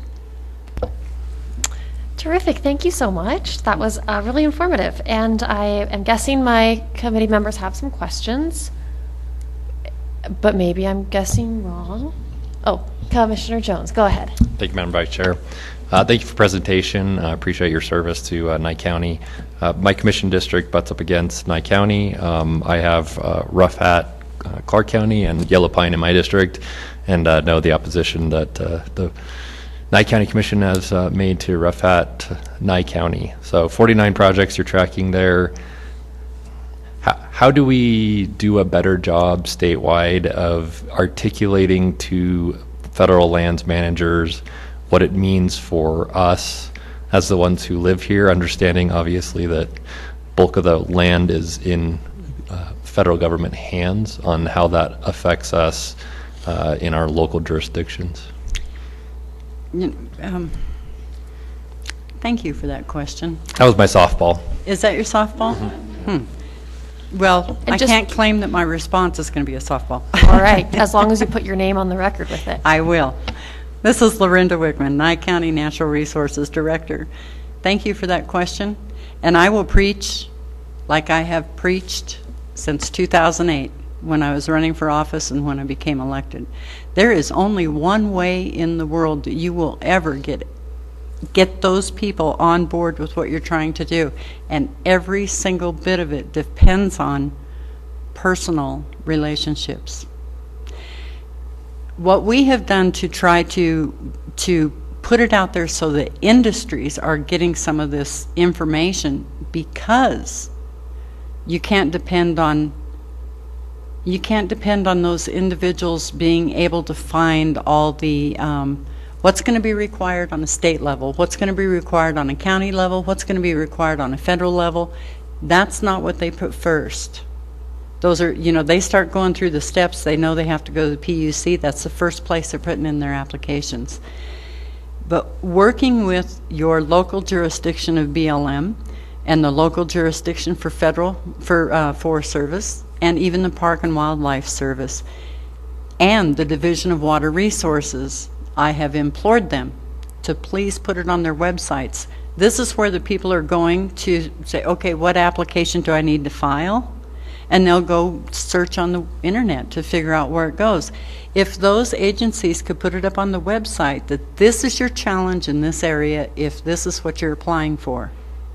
If the PUC would put that on their first page, the first thing that pops up when you see their first page come up, their website comes up, if they had a notice on there that if this is what you're interested in, solar arrays in Nye County, here's your challenges. Call the county first. They'll help you. Those kind of notices would be very helpful. But I swear, the only thing that's helped me through this career, or this sentence, I don't know which one to call it, but the only thing that's helped me through my sentence has been those interpersonal communications. It's who you know. Thank you. I appreciate that response. This is not a question, but I'll just put my beef on the record here. I'm 100% supporter of renewable energy. I just like for these projects that are being cited in our state to actually go to our state, as opposed to just being sold off through power purchase agreements to the state of California.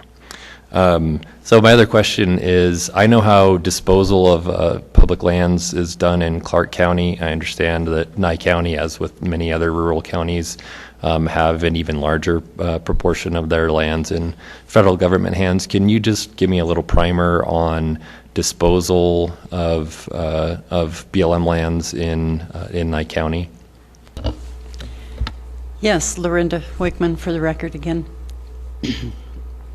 I work with actually Nye County is vast enough that there are four separate resource management plans that we are dictated, our guidance for working with the federal agencies. We share the 1998 Resource Management Plan with Clark County. Clark County uses SLIPMA, and some of the other counties have joined that as well. Part of our lands bill is also asking for us to be included. That 1998 Resource Management Plan did not include any disposal areas in Nye County. The only places that were identified as disposal lands were community landlocked BLM or Forest Service areas. So it'd be little plots of land, you know, half a dozen acres or whatever, in the middle of a town that for some reason was owned by the county or the federal government. So a lot of this attempt with this, and as you know, we have not been able to get any updates to that resource management plan. One was proposed. Nye County invested heavily in the cost recovery to have that go through, and then they stopped the process. There was no refund of our cost recovery. And then we submitted to them a request for a focused plan amendment so that we could work within that structure and put up all the money for the cost recovery, and that also failed to go anywhere.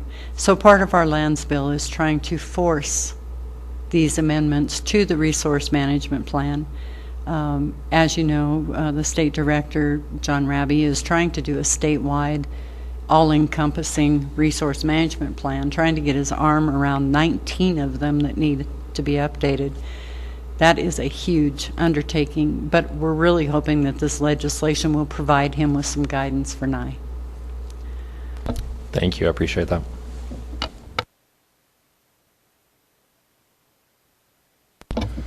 Questions from other members of the committee? All right, well, thank you so much for joining us. We really appreciate it. We will move now to our next presentation from our host county, White Pine.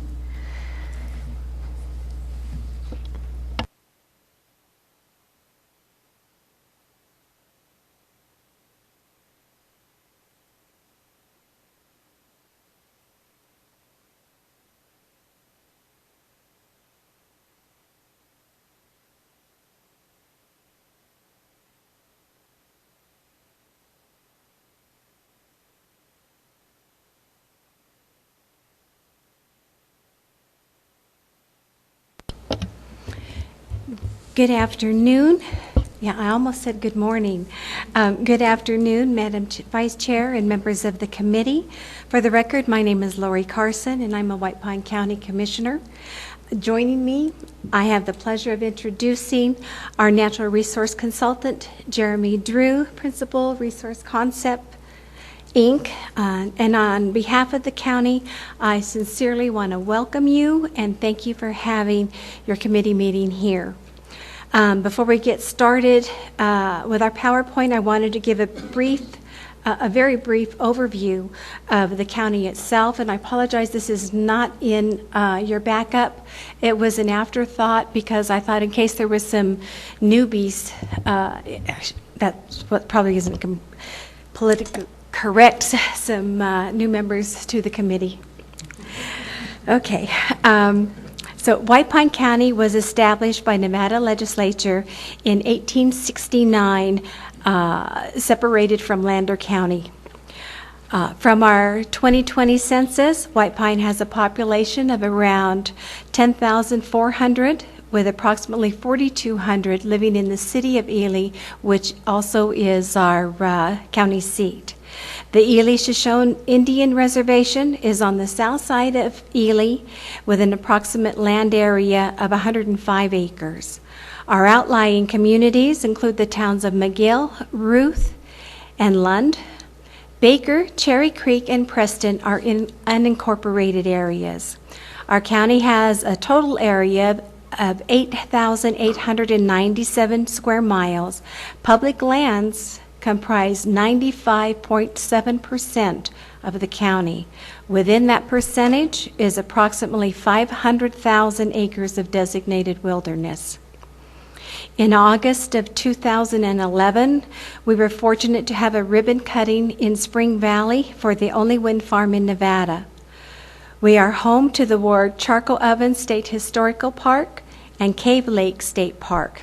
And roughly 60 miles southeast of Ely is Great Basin National Park, home to Lehman Caves and Wheeler Peak, Nevada's tallest independent mountain at 13,065 feet.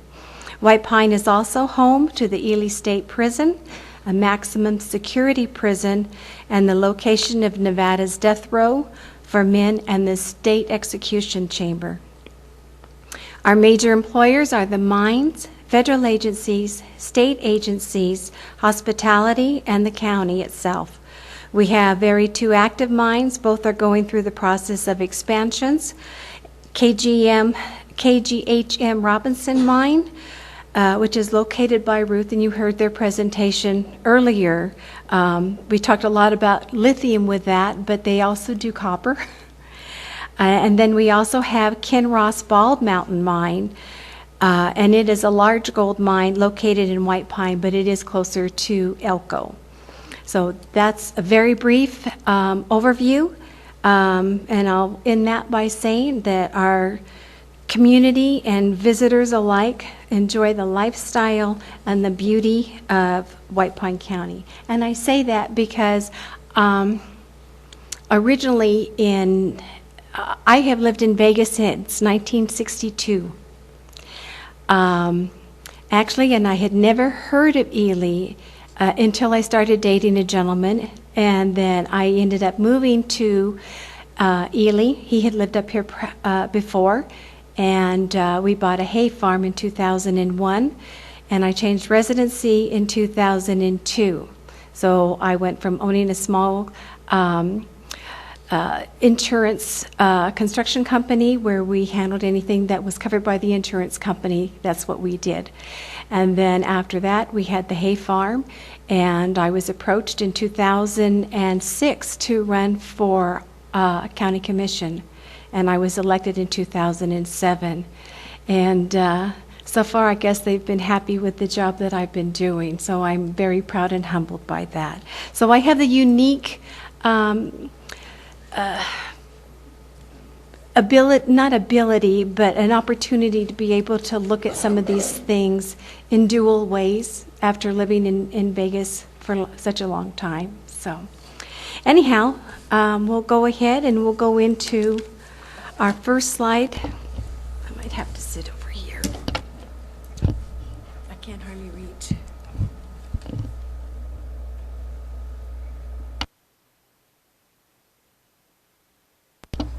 All right, well, Madam Chair and committee members, thanks again for being in beautiful White Pine County and Ely today. I hope the drive out was safe and beautiful as it was for me.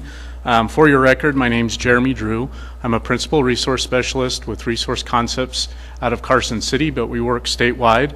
We're certainly proud to represent White Pine County on public land and natural resource issues. As a native Nevadan who grew up enjoying and taking advantage of public lands and natural resources, and ultimately giving back and helping to conserve those, and now being able to share those opportunities with my kids, this, quite frankly, is kind of a dream job for me. So we appreciate being able to be out here with folks like Ms. Carson and the previous presenter, who are all mentors to me. I provide monthly updates to the County Commission on natural resource and public land issues. So what we did for our presentation is tried to categorize those into some of the big issues that we've been facing in recent months and that we see coming up ahead. So I would just end my slide by saying that I'm guided by the county's public land policy plan that was adopted by the Commission in 2016. As we'll touch on, it's in need of a couple of minor focused updates, but that really has been fantastic from the county's perspective of guiding our comments, whether it's a programmatic or a project level issue that we're working on. And Chairman, we're going to do our best, or Chairwoman, to swap back and forth and keep you all awake after lunch, so I apologize. You'll know our names well by the end of the presentation.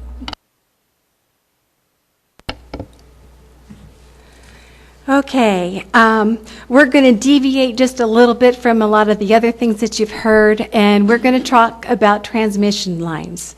Right now, And it if looks... you could just put your name on the record when you speak. I'm sorry. It's okay. We all I do it. did neglect to do that. Lori Carson for the record. As it says here, we are in the process of having 4 transmission lines in White Pine County. There is one existing one, that is the online, which is also at one time used to be called the SWIP South. So with that said, that's the existing one. And now we're working on the SWIP North, which will be running from, oh my gosh, I'm losing my place here. From the Ely North, and that is coming down from Idaho. And then we're also going to have the Trans-Canyon Cross-Tie Project, which will be coming across from Utah, Fillmore, Utah. And it is supposed to be able to strengthen the connection between Pacificorp and NV Energy. The notice of intent is expected this month. And then we also, as you've heard, we have the Green Link from Ely West. The NEPA is pending. And Green Link will travel from Ely to Urington, and that was the one that has been talked about that'll be following the 50 state route. So, and that notice of intent has been pushed back until May. So with all of these transmission lines, they are all going to connect with the Robinson Mine, which was first became part of the SWIPT Ely South. So needless to say that there is increased interest associated with these power lines coming in. The one thing that is really new and a little bit different will be the pumps, our water pump storage. There's been a lot of interest, I'll call it that, interest, concerns. It's been around for a number of years now, and they're going through the FERC process, which is the Federal Energy Regulation Committee. And so we are a cooperating agency with that. The pump storage is going to be a closed storage. It'll be over in Steptoe Valley, where 93 runs from Ely to McGill, and that stretch there. And they were going to tie into the Gonder substation, which is just off to the east of that, if you're headed north. There will be 2 reservoirs. There will be an upper reservoir with a height of 165 feet, with a surface area of 65 acres. There will be a lower reservoir with a surface acre of 85. And the embankment height on that will be 123. And the active storage volume of this will be 4,107 acre feet. So there's a concern. The county did go ahead and lease / some water rights, which we have in Steptoe Valley, which at least it is putting it to beneficial use. But they have a long ways to go yet. They're in the process. They have their draft application in now. And for the amount that they will be allowed to pump, the maximum amount will be 8,688 acre feet. And where this is going to be it's kind of hard to explain with that. I probably should have had a picture. The tunnels where this will be closed will be 20 feet in diameter. Now, which probably helps so far as the view shed. That's one thing that our community is very concerned about, because this 123 embankment height, what are they going to do with that? How is that going to look? Because that'll be facing Highway 93 in Steptoe Valley as you head up to either Wendover or go west to Wells. So and 93 is a major corridor anymore. So, and with that, we also have, and I'm reading off of some of BLM's handouts. so I'm cutting in probably some of their information. There's a total of 10 new applications for both solar and wind. And Jeremy, I don't know if you want to go ahead and add something to that? For the record, Jeremy Drew, just quickly a visual representation, and this is actually out of the Ely RMP, so you can see how the 4 corridors that Commissioner Carson just talked about intersect squarely at the Robinson substation. So for those of you going west on the way home, when you see the sign for Robinson Summit, it's just south of the highway, and so that's kind of the bullseye in terms of the crosshair for transmission. So we fully anticipate that we will have maybe hopefully not 48 applications, but I know there's already 10 applications for wind and solar along that east-west corridor, and that's certainly something that's going to keep us busy. One thing that we're talking about in the county is updating our public land policy plan, because when it was adopted as far back as 2016, we didn't have a renewable energy section. So that's something that we're going to do locally to try and start getting in front of the renewable energy application crush that we're anticipating.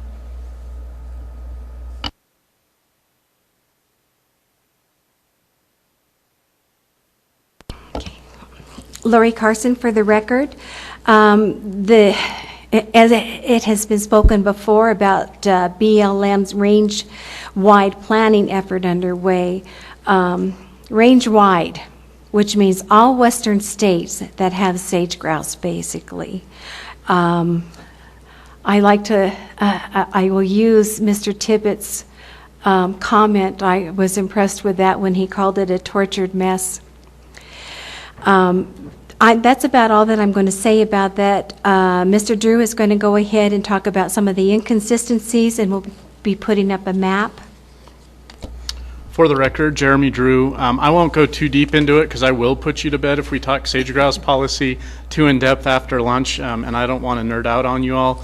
But just if you'll recall back to that renewable energy corridor map and kind of the crosshairs that I mentioned and everything kind of convening on Robinson Substation, that's right here, right in the middle of all the sage-grouse habitat.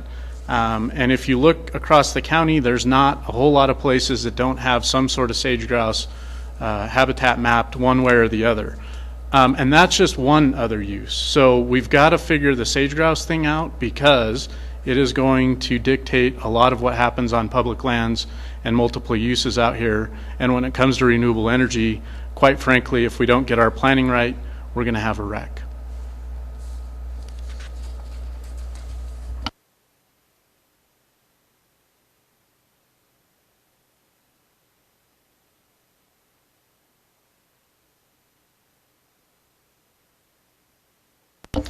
For your record, Madam Chair, Jeremy Drew. Wild horses, we've already touched on a bit.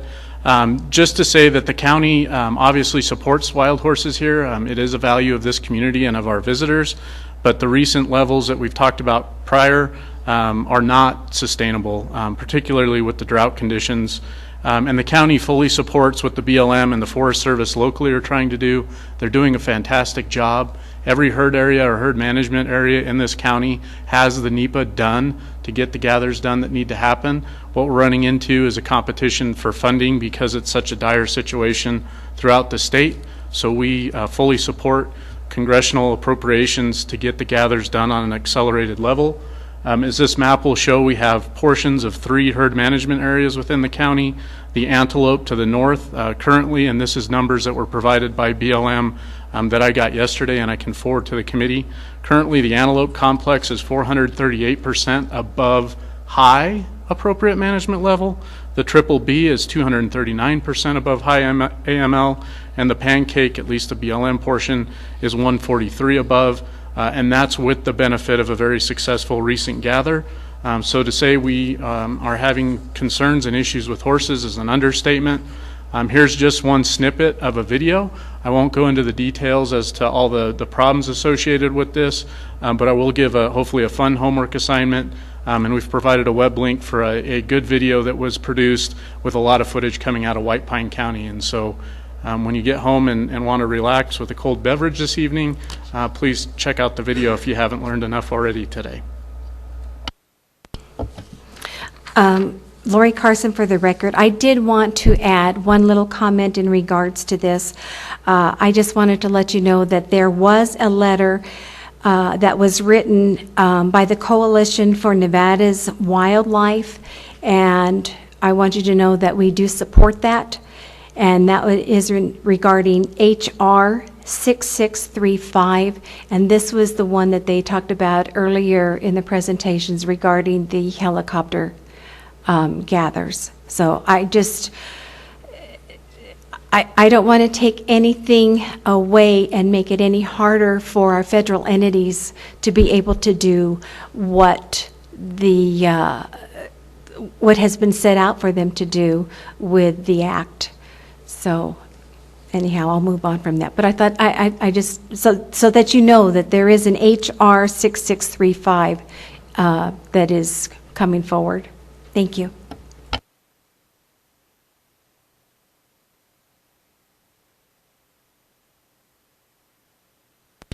For the record, Jeremy Drew. Well, water has been a topic of conversation, obviously. I would just note that with the withdrawal of the municipal applications from SNWA that was brought up earlier, it's actually allowed a lot of county projects to move forward.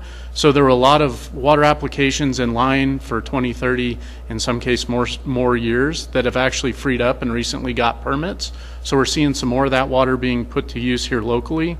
It was mentioned, I think Mr. Watts mentioned the Pine Valley Water Export Project, which is going on the Utah side, and I'll show you a map of that here shortly and talk a little more about that.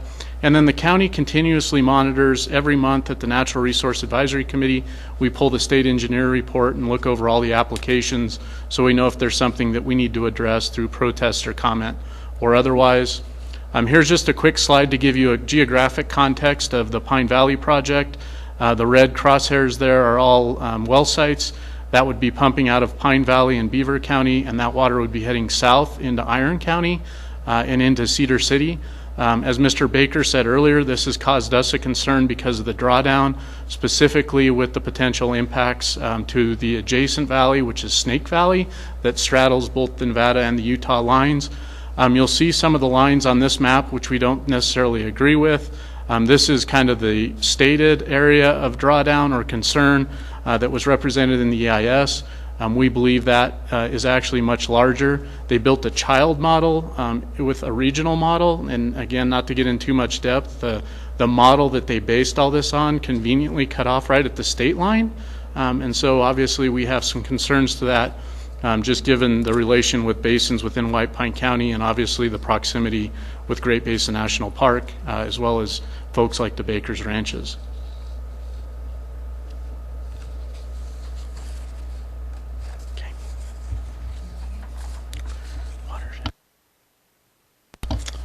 Just to round out, watershed restoration as it relates to wildfire and fuels reduction. We have the opportunity to work with a lot of BLM and Forest Service districts throughout the state and in some cases out of state. I will tell you firsthand that Ely and White Pine County are tremendously lucky to have a very proactive Forest Service here as well as a BLM. They have resource management plans that allow them to plan and treat at a watershed scale, so very large scale, and both have been tremendously active in reducing fuels, implementing fuels reduction projects, implementing sage grouse and wildlife improvement projects, and I can't tell you just how much the county appreciates and supports these continued efforts. So just what something like this will look like on paper, so those of you traveling back to Vegas this evening or tomorrow morning, as you turn at Majors Junction, you'll notice there's a large planned restoration and treatment unit, and what that might look like the next time you come to Ely is something like South Steptoe Valley looks like. Some folks will see these plans and the acreages associated with them and fear that we're doing a clear cut or a complete removal. That is not the case. The BLM and Forest Service are very good at treating in a mosaic pattern to make sure resources are balanced, cultural resources are protected or avoided, and it's really mimicking what a natural fire regime might look like. It's just a fire surrogate. So again, the county's very supportive. One more video link for you. We did a series of videos over the summer kind of as background on why this is needed throughout the state, or at least where the pinyon and juniper woodlands are. So just a plug for a couple more videos if you want more background information on this issue, and I'm certain that the BLM will be addressing it as well as the Forest Service after us. Lori Carson, for the record. I just wanted to go ahead and expand just a bit about how fortunate that White Pine County is to have the relationship that we do have with our federal and state entities here. They engage us. They come to the table. They attend our natural resource meetings and give us updates if they and are readily willing to go ahead and answer any questions that our advisory board has. They're extremely proactive when regards to fuels reduction. Both BLM and Forest Service are working together to go ahead and make our county safer in regards to fire. And they also, when they go ahead and they cut up and thin the wood, they will stack it by the road so that our community can go easily and have access to that firewood, which is a huge help. Personally, I appreciate this. Since I have lived in Ely, I've not yet to live on a road that isn't dirt for no less than a mile. So I do appreciate that. I do have a lot of the natural resource around me. Fire is very costly to the land, the wildlife, let alone monetarily. So we support our federal and our state entities in their efforts. Jeremy Drew for your record. Just to wrap up on a couple of other issues and themes that kind of tie across all of these categories. For us in White Pine County, access is really of paramount importance, whether it's for recreation or supporting multiple use. Access is almost the first thing I comment on, whether it's a renewable energy project or some other programmatic issue or program. We talked earlier about the two key expansions going on at the mines, both Robinson and Bald Mountain. The county's involved in those. We talked about some of the special land withdrawals and designations. While the NASA proposal that Ms. Wickman spoke of isn't in White Pine County, we are the closest population center, so that has a socioeconomic effect if that were to go through, even though it's in Nye County.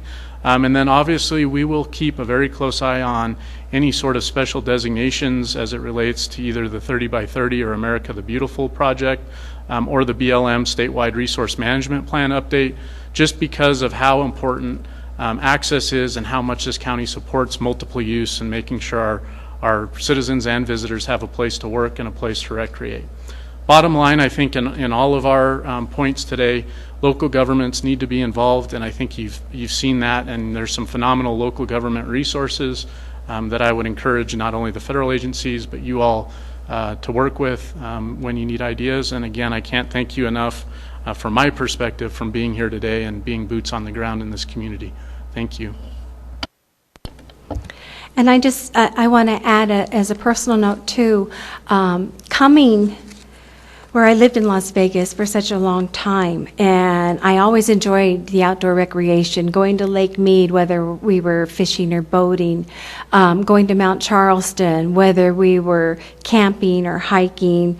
And then when I was 16, I went on my first hunting trip out, deer hunting up in outside of Austin, Nevada. But not one time did I ever think I have access to public land. And public land, I was not familiar with the term. And so the importance, what did that really mean to be able to do what we do? And so it wasn't until I started living my life up here and then becoming a commissioner, and the absolute need, whether it's for recreation, it enforces the lifestyle, it is a key to our tourism and our economic development. And so this is something that we watch closely and truly care about. So with that, I'll close and we'll open it up to any questions. And thank you so much for allowing us this opportunity to present. Thank you. Thank you both so much for being here and for presenting to us. Are there questions from members of the committee? Senator Goycochea. Thank you, Madam Vice Chair. Senator Goycochea, for the record. The PAN project out there, Calibre, I think they've changed their name to. Now, they've got a new expansion, and I don't see you have it listed in there. I think they call it Gold Rock. That is in White Pine County. It will be on our list, Senator. Jeremy Drew, for your record. All right. Other questions from members of the committee? I have a very important question for the committee this evening. If we were to have dinner in Ely, where should we go? I was, Senator Goycochea, did you want to? Members are welcome to weigh in as well. This will probably be the most robust discussion of the day. I've noticed there, it depends on what you want. We have Mr. G's, which actually has really become very popular, and I've heard that their food is very good. We do have the Jailhouse, which is kind of a steakhouse across the street. I have not eaten there many times. You would be surprised. I don't go out to eat much. Most of the time, when we had the ranch, I lived more than 30 miles, or approximately 30 miles out of town. Now I only live about 6, so I can go home to lunch. So I didn't eat in town very often. There's, for a more casual, and the food is absolutely excellent, and you can get some libation. Which you also can do at Mr. G's. You can go to Rack's. It is a local hangout, and it's. I'm trying to think it's not a dive. I'll just say it. Thank you. It's nice. Thank you so much. And that was partially in jest, but we actually will take your suggestions, so thank you for that. And thank you again for your time here and your presentation. I actually forgot that I had a more serious question to ask you as well. And I did want to ask about those, the multiple wild horse, what do you call them, herds? Okay, so the herd management areas, are those geographically designated or designated by herd, or kind of both? For the record, Jeremy Drew, and thank you, Chairwoman, for the question. So those particular herd management areas were designated, I believe, and Jared can correct me when he comes up, but by the BLM Resource Management Plan. And I believe they actually combined, they used to be herd areas when they were originally designated when the Wild Horse and Burro Act went in. So at this point, they were formally dictated and set up in the RMP, and there were some herd areas that dropped out, and the primary reason for that, especially in the southern part of the district, like in Lincoln County, is there wasn't the feed and really the water to support robust herds. So, okay, so if the herds disappear, the management area disappears, kind of, and vice versa. If the horses move into another area, the management area doesn't automatically expand to that section too. You now just have horses outside of their herd management area. Yeah, for the record, Jeremy Drew, that's correct. And so really what they did when they did the resource management plan is looked at the resources available to the horses and designated those HMAs based on where there was adequate food and forage and water resources. Technically, if the horses move outside of those areas, they're supposed to be removed, and I think the Act says immediately. That certainly has not happened, and we have had cases, again, this tends to happen a little bit more on the Lincoln County side, where horses that aren't in a designated HMA but are having a robust population expansion end up on highways and everything else. And a lot of times it gets to a case where it's a safety concern and there's an emergency gather that happens. Got it. Thank you for clarifying that. Oh, we'll go to Assemblymember Watts first and then back to Senator Goycochea. Thank you, Madam Vice Chair. I just wanted to thank you for the presentation and for all the work that you're doing. Also, thank you, Mr. Drew, for your service to the state as a member of the Wildlife Commission. in the past. One of the things I wanted to bring up really quick was just to go back to water, and in the same vein as Commissioner Jones, kind of putting beefs on the record. Just really want to emphasize that in the past, when there were concerns about projects in basins kind of straddling the Nevada-Utah border, Utah, I thought, was very diligent. We had, of course, the passed Lincoln County land bill that required both states to sign off on projects that would impact those basins. And ultimately, they did not sign off on some of those projects that would have impacted Snake Valley. And to your point around some of the modeling just arbitrarily cutting off at state lines, I think it's important that our neighbors to the east follow the kind of that same approach as they look at developing their water resources along that border, and that there should be some consultation and sign off from Nevada before they would pursue those projects. So I'm just putting my 2 cents on that on the record. Thank you. Thank you, Assemblymember Watts. I agree with you. And Senator Wickichia. Thank you, Madam Vice Chair, and Senator Goycochea, for the record. I'm going to move back to the wild horses again, and again, that was my statement. When Elko County was up doing their presentation, comply with the act. Clearly, the act was as defined with the passage of the Wild Horse and Burro Act. It said you will establish HMAs, which is herd management areas. They had to hold the number of horses that was present with the passage of the act. If they were outside the NHMA or moved outside, they were to be removed. Again, we can live with the wild horses in the state if we live with the act. And I just want to reemphasize that. And the only other point I was going to make is, as a politician, never volunteer where to eat. You should have passed that off to Jeremy. Thank you. What are you Madam trying Chair. to say, Senator? Lori Carson, for the record, let me disclose I do not eat very often in town. Well, thank you both again. We really appreciate your time and your presentation. And that brings us to the next item on our agenda. We're going to have a presentation from the people. Oh. Is Lincoln County not on the list? It can be, Mr. Lister, if you're prepared.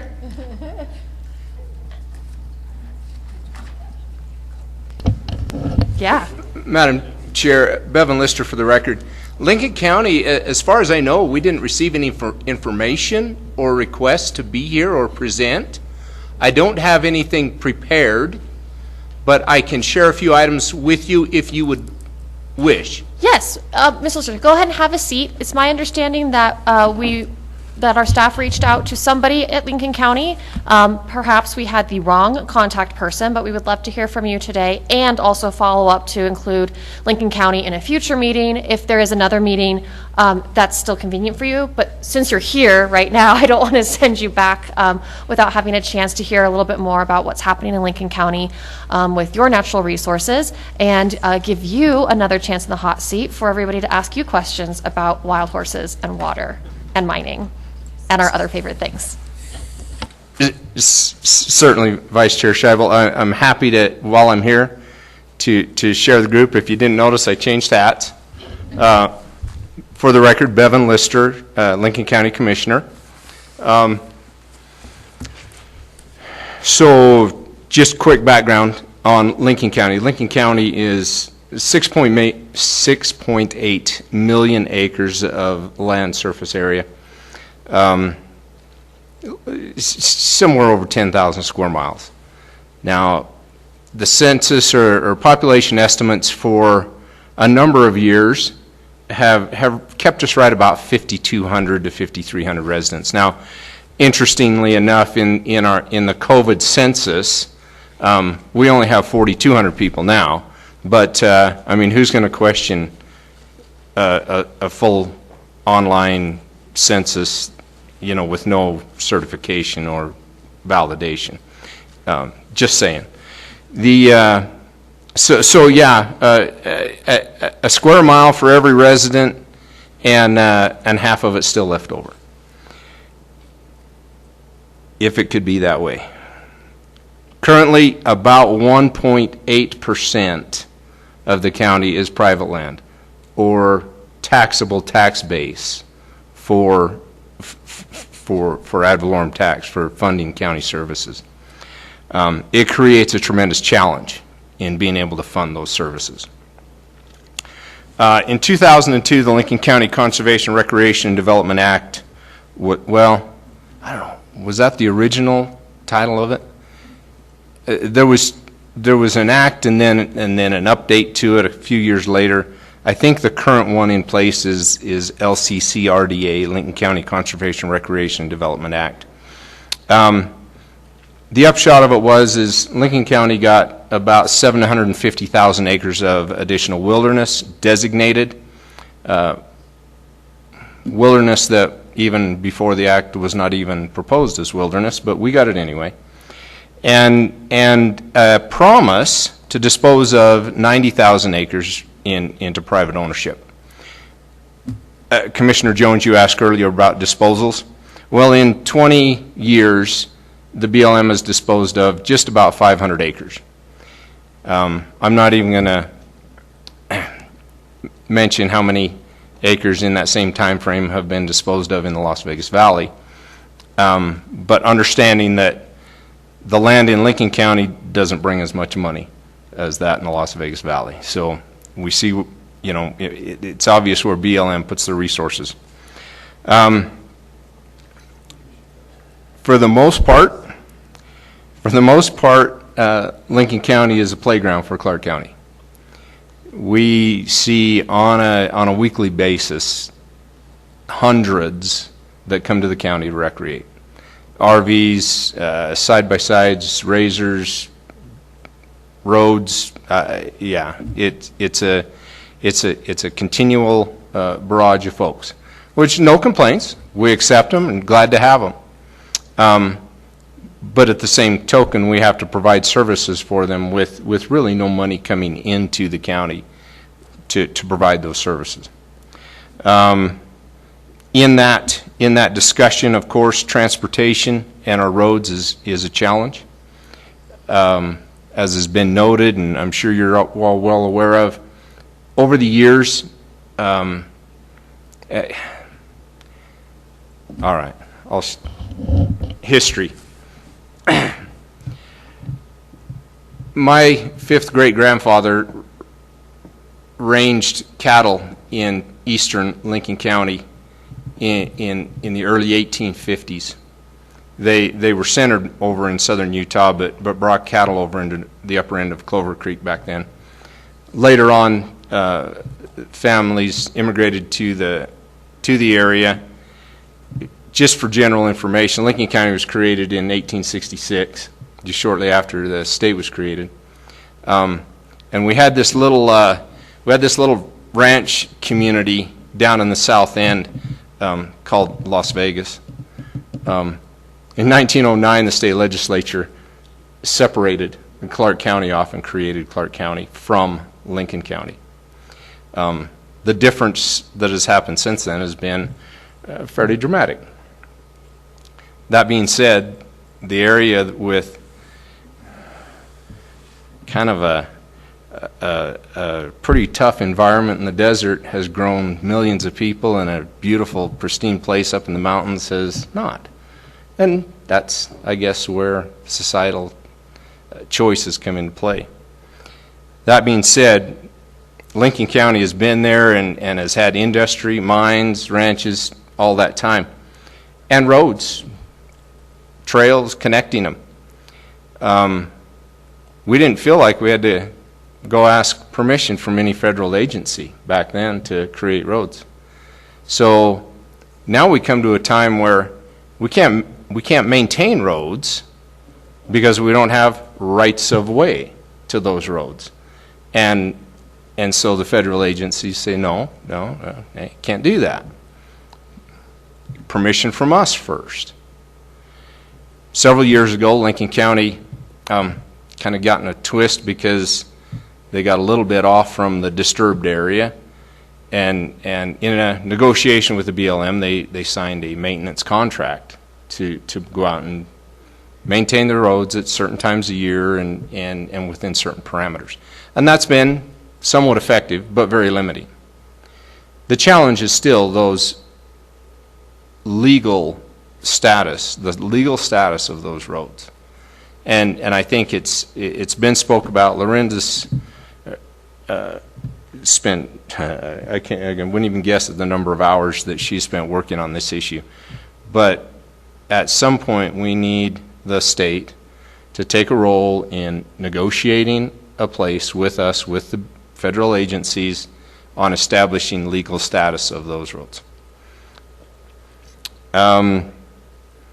With that, I'll move on to a couple of other. You've heard some about sage grouse, but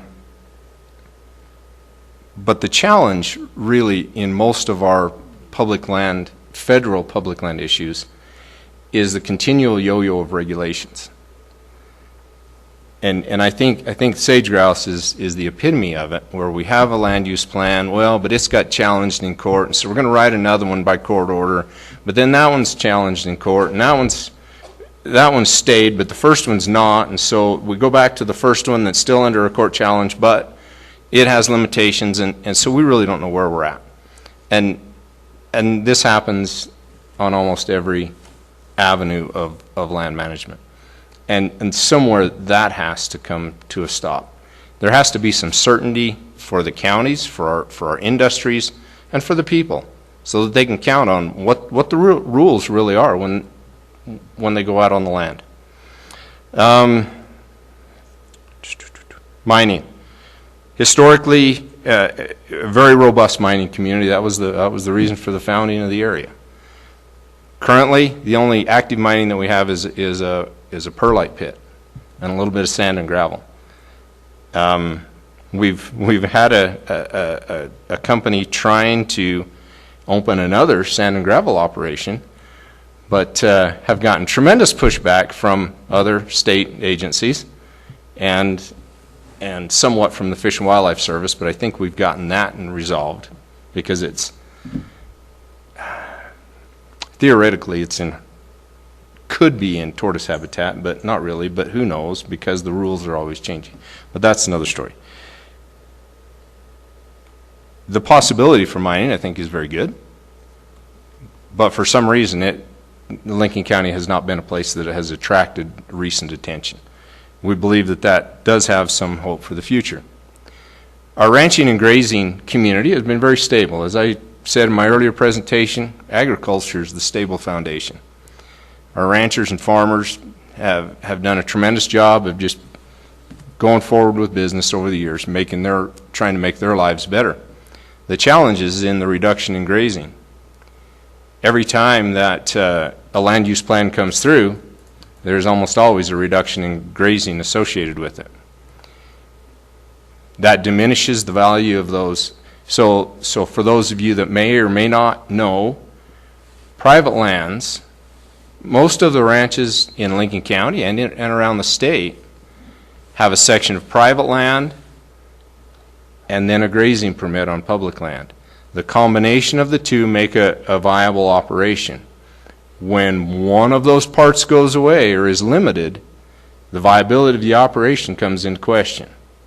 So if you lose half your grazing permit, all of a sudden you really can't afford to maintain that home place, the ranch, the farm, where you're growing your hay to feed the cattle in the winter. So what do? You sell it for houses, right? Because that's where the money is at. So it's a tremendous challenge when we face these continual reductions in grazing permits, at the same time watching feral horse populations grow, watching elk populations grow, at other non-indigenous species grow, yet our grazers and cattle producers lose out. Now we're going to mix into it renewable energy. So back, I don't know, it's been 12 or 15 years ago, the BLM brought a proposal to to segregate about 200,000 acres in Lincoln County for solar energy zones. After a lot of discussion and pushback, they pared that down. I don't even know where we're at now, Jared. 40,000? 50. Okay, so about 50,000 acres that they're looking at for solar energy zones, which is well and fine. But that's land that's going to come out of some grazer's permit, because they're not going to go on the mountainside that there's not much to graze on. They're going to go out in the best of the grazing land to put the solar energy field up, because that's the easiest to get to, right? That's most friendly to the renewable company. There's issues, there's challenges, and some potential conflicts there. Where that goes will have an effect on on our ranching community. Wildlife, tremendous wildlife resources. We have people from all over the state and all over the nation that come to visit us. Fabulous mule deer and elk populations, a very robust and growing antelope population with the whole plethora of other species that enjoy the high mountain country that we live in. We welcome those folks and invite them to come back, invite them to come buy a place and stay, add to the tax base. But we're severely limited by our ability to provide services because of the tax base, and severely limited in the amount of land that we have to ask people to come move into. When you've only got less than 2% private land in a county. I talk to folks from back east. I'm involved with NACO, and they look at me dumbfounded. They can't understand how you could even have a government with a tax base like that. Well, it's a good question. I'm not sure. It's sure hard to keep deputies on the streets. And then one last thing, on the recreation side of it, I've had good conversations with Robbie McAvoy from the Ely office, and as well as John Raby from the state office, BLM. We see more and more, and I think Lorinda talked about it, some of these multi-district recreation events, races or trail rides that encompass a larger part of the state. And the challenge is trying to reconcile the different land use plans and have that event try to meet everybody's rules. Now, we have some hope in this new statewide planning effort that some of that stuff will be reconciled, and that we'll be able to have these events go through a direct planning process. But that's yet to be seen, and at this point I'm not even sure we got funding or direction for the statewide plan, do we? I guess you'll talk about that later. But anyway, that's one more piece I'll touch on. Public land involves more than just federal public land. We have a tremendous amount of state land in the county. 5 major state parks, one minor one, there might even be one more, but I can't think of it right offhand, as well as a number of federal Fish and Wildlife Agency properties. And they create some challenges.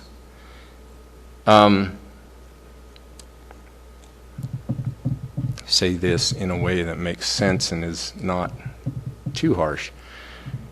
Our state agencies that own and manage lands don't have much regard for local government.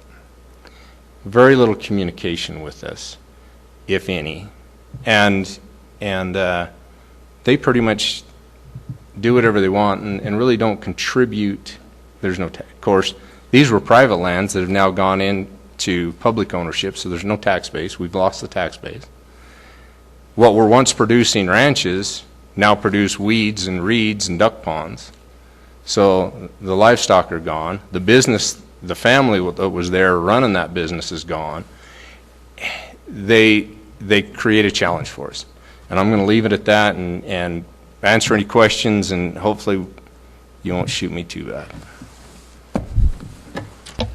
That was a great presentation, and we appreciate it. I think you helped give us some insight into Lincoln County in particular, and I will ask my members if you have any questions.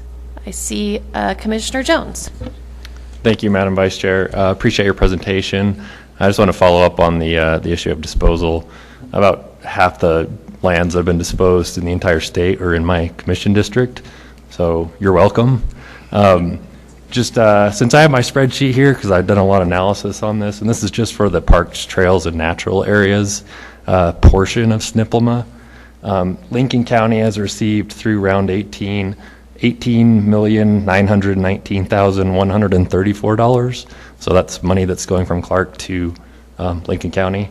And on a per capita basis, Clark County has gotten $305 on a per capita basis, and Lincoln County has gotten $4,205 per capita. And just for our White Pine folks, it's $6,310. So I just want to say I appreciate your concerns, happy to work with the BLM, but also you're welcome. All right. Other questions and comments? Go ahead, Assemblywoman Hanson. Thank you, Vice Chair. Thank you for being here and doing that presentation off the cuff. That was good. My family's from Lincoln County in the late 1800s, so hard rock mining came from Wales. When you mentioned that grazing permits will be pulled, and you mentioned renewables, what are the other reasons that sometimes they no longer can have a grazing permit for that allotment maybe next to their ranch? If I understood you right. Maybe I misquoted you. No. I'm just wondering what other circumstances they take them besides renewables. Sure, I appreciate the question, Bevan Lister for the record. So over the years, in the 1992, I'm going to try to think of the right term here. The land use plan passed in the Ely district in 1992 reduced all of the grazing permits by 30% on average. Some of them a little more, some of them a little less. And in the grazing part of it, the reason was for forage availability. There was, lack of forage is why the permits were reduced. In another section of the plan, it noted that 30% of forage was being reserved for wildlife. So in two sections of the plan, in one it says we're going to reduce your livestock grazing by 30% at least or more because there's not forage available, but over here we're going to increase the amount of forage available for wildlife.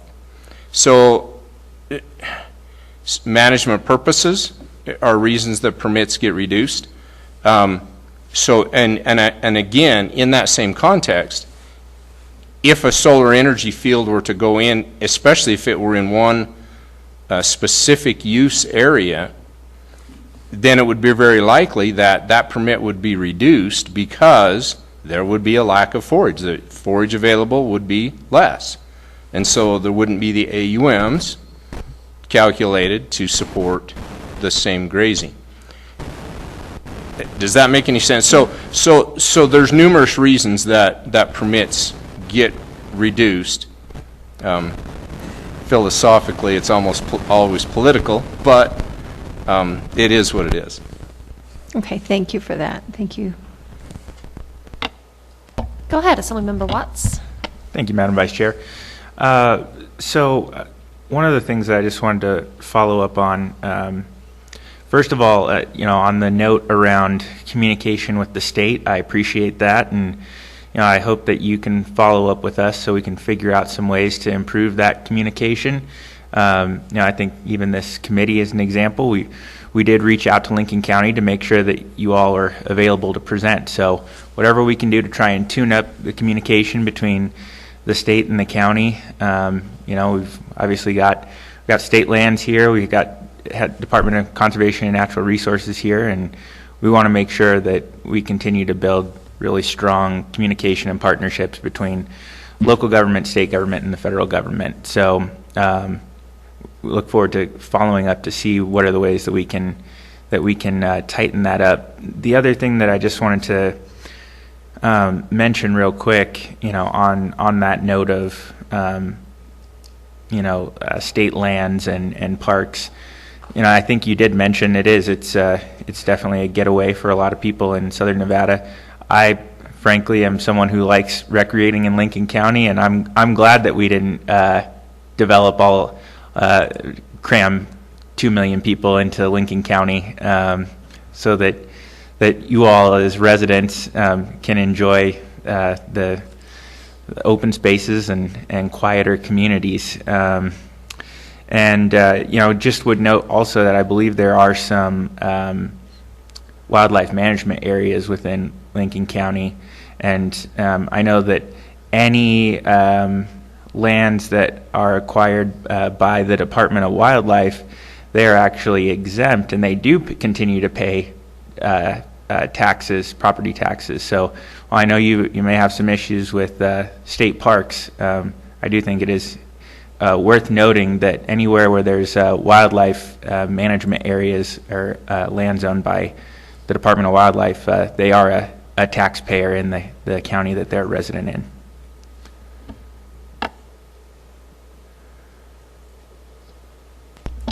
Go ahead, Senator Goycochea. Thank you. Comment on that. NDOW pays property tax only if that property was on the tax roll, and they pay it at the rate it was at the point they purchased.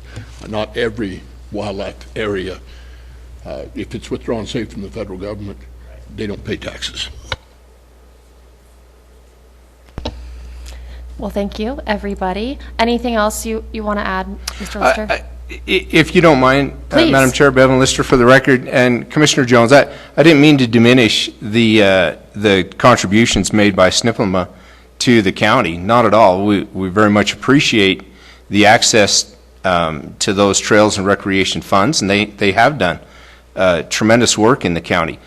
I was just meaning to compare the amount of land sold as far as disposals. It is severely limiting to us to have such a small amount of private land, and that's the only point I was trying to make in that. But very much so, I thank you, and it's a great contribution to certain aspects of the county. All right, thank you. And if we could get your contact information, I'm sure we have it, but before you leave, so that we can reach out to Lincoln County again, that would be fantastic. And we appreciate you being here and joining us today, so thank you. And I think at this point, we will move on to presentations from our federal partners, starting with the Bureau of Land Management.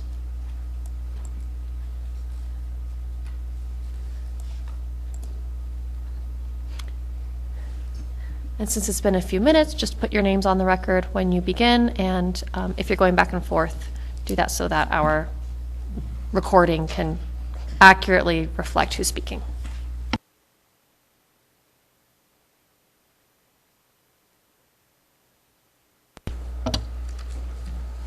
Madam Chair, thank you for inviting the Ely District to provide an update on some of our many projects currently underway on our district.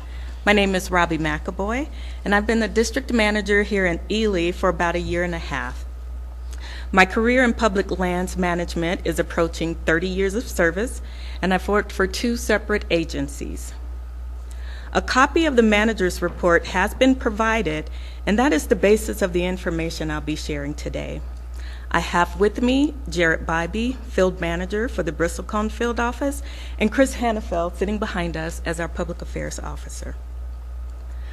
Over the past few years, interest in energy development on the Ely District has increased.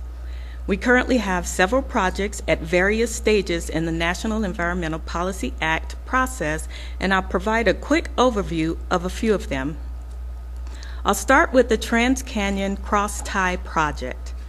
The cross-tie 500 kV transmission line, as proposed by TransCanyon LLC, crosses multiple BLM jurisdictions and National Forest System lands as it leaves Mona, Utah, and ends at the Robinson Substation here in Ely.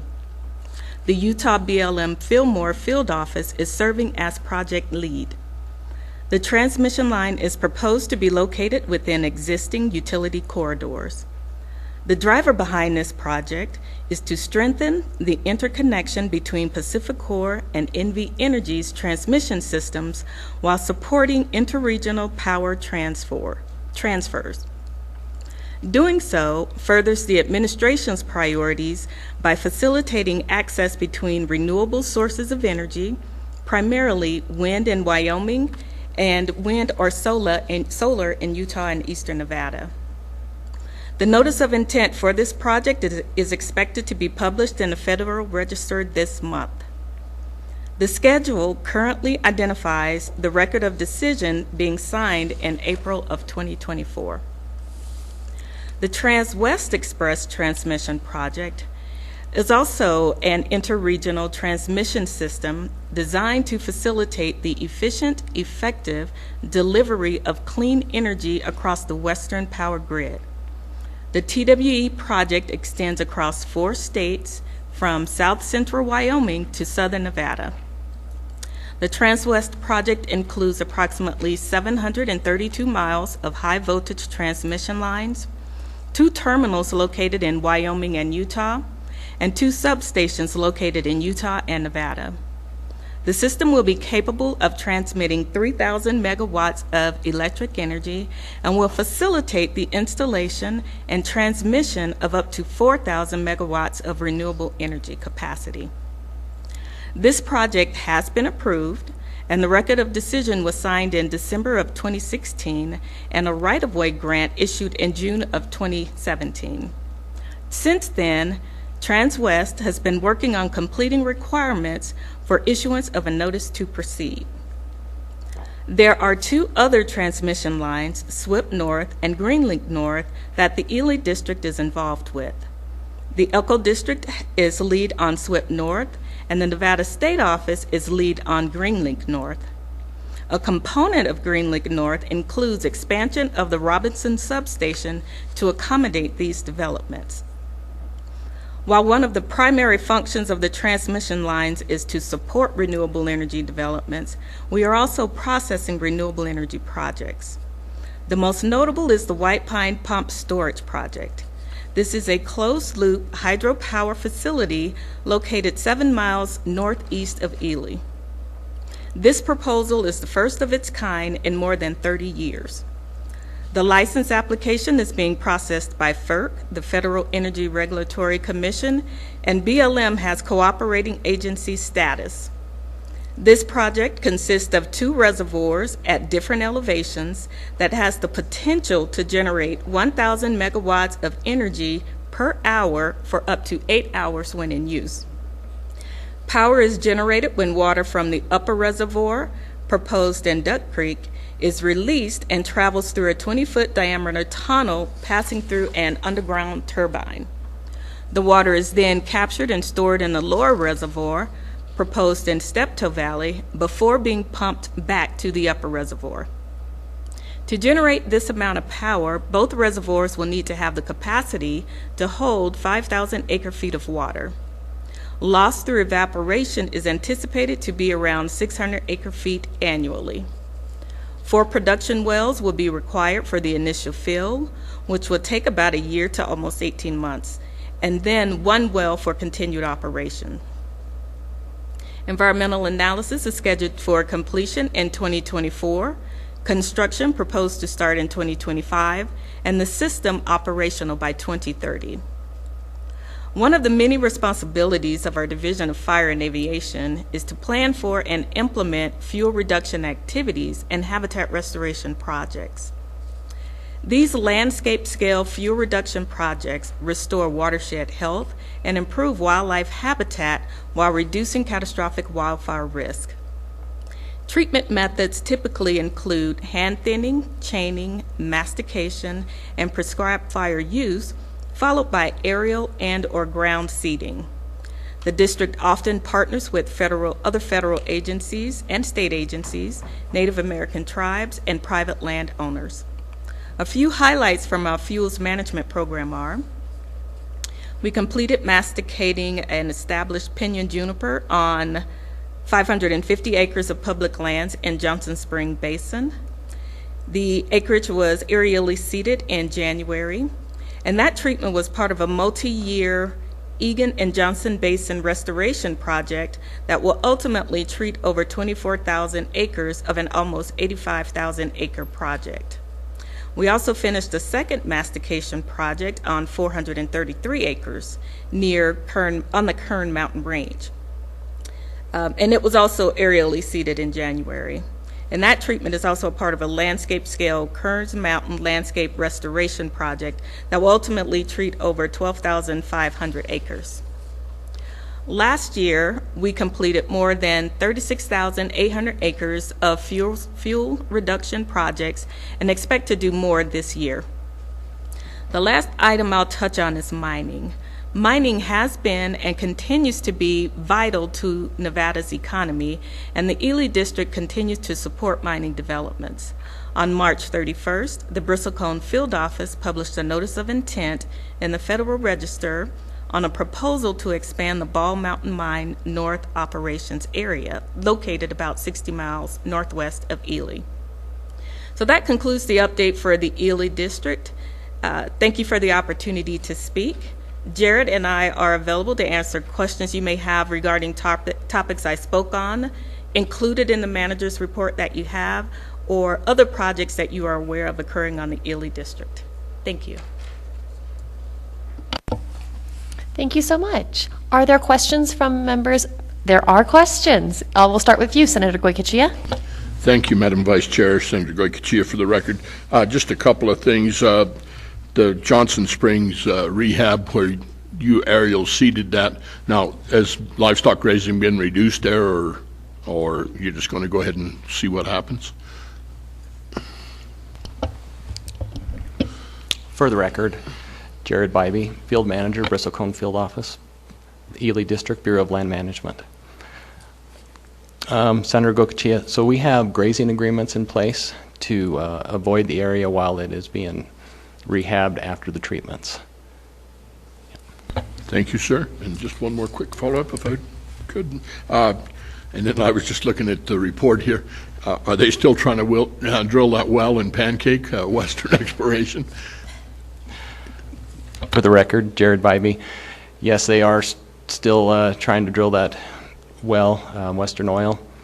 Right now, they are in sage grouse timing restrictions. They are in what is called diligent drilling, which means that they were in the process of drilling even though the term of their lease had expired while they were drilling, so they have an opportunity to finish to the depth of that hole under their application for permit to drill. The sage grouse timing restrictions are lifted for that location on June 15th, and they plan to commence drilling after that. Thank you, sir. Thank you, Madam Vice Chair. Assemblymember Hansen. Thank you. And thank you for being here and your patience at the very end of the meeting. I had a question about masticating, just curious actually. Do you do it in-house? Like, do you guys buy the equipment? Does BLM buy the equipment and somebody's trained to do it, or do you contract out for that? For the record, Jared Bybee. We do both. So we do have our own machinery. It does take a lot to maintain it because, as you can imagine, that is pretty hard on it when you're masticating trees. We do that more site-specific on smaller projects, but our larger projects, we most definitely contract that type of work out. Oh, good. And then if I could just follow up, and this is a really important question. Mr. Bybee, are you related to my hometown Spark City Councilwoman Charlene Bybee by chance? For the record, Jared Bybee, that is my aunt. Oh. I just wanted to, I was hoping you were going to say so, because I was proving to the committee, everybody is from White Pine County and Lincoln County.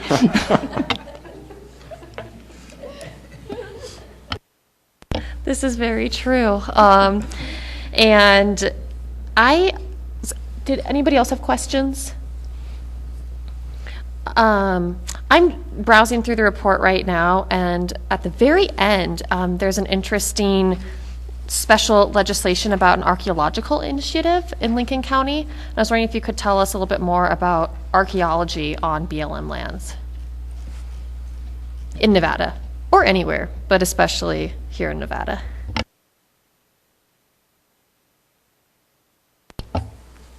For the record, Jared Vivey. Yeah, what's that item there, the Lincoln County Archaeological Initiative? So that is a subset of the legislation from the Lincoln County Conservation Recreation Development Act and also the Lincoln County Lands Act. So that is a specific program to study, protect, and enhance archaeological resources in Lincoln County. And does the BLM work on a lot of archaeological projects? I'm seeing nodding heads behind you. Yeah. It's something that makes complete sense that I don't think we've talked about very much in my short time at the legislature, but I think it's really interesting to think about. So thank you. Go ahead. Yeah, for the record, Jared Bybee.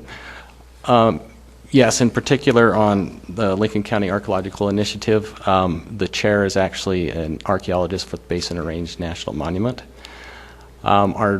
Everything we do requires a cultural inventory and requires concurrence with the State Historical Preservation Officer. So we do a tremendous amount of archaeological work. That's great to hear. Thank you. All right, I am not seeing any more questions from our committee members. Again, we appreciate your patience through this meeting and thank you for being here. We will hear next, and that's your, okay. We will hear next from the local United States Forest Service. You notice no horse questions there, Jared.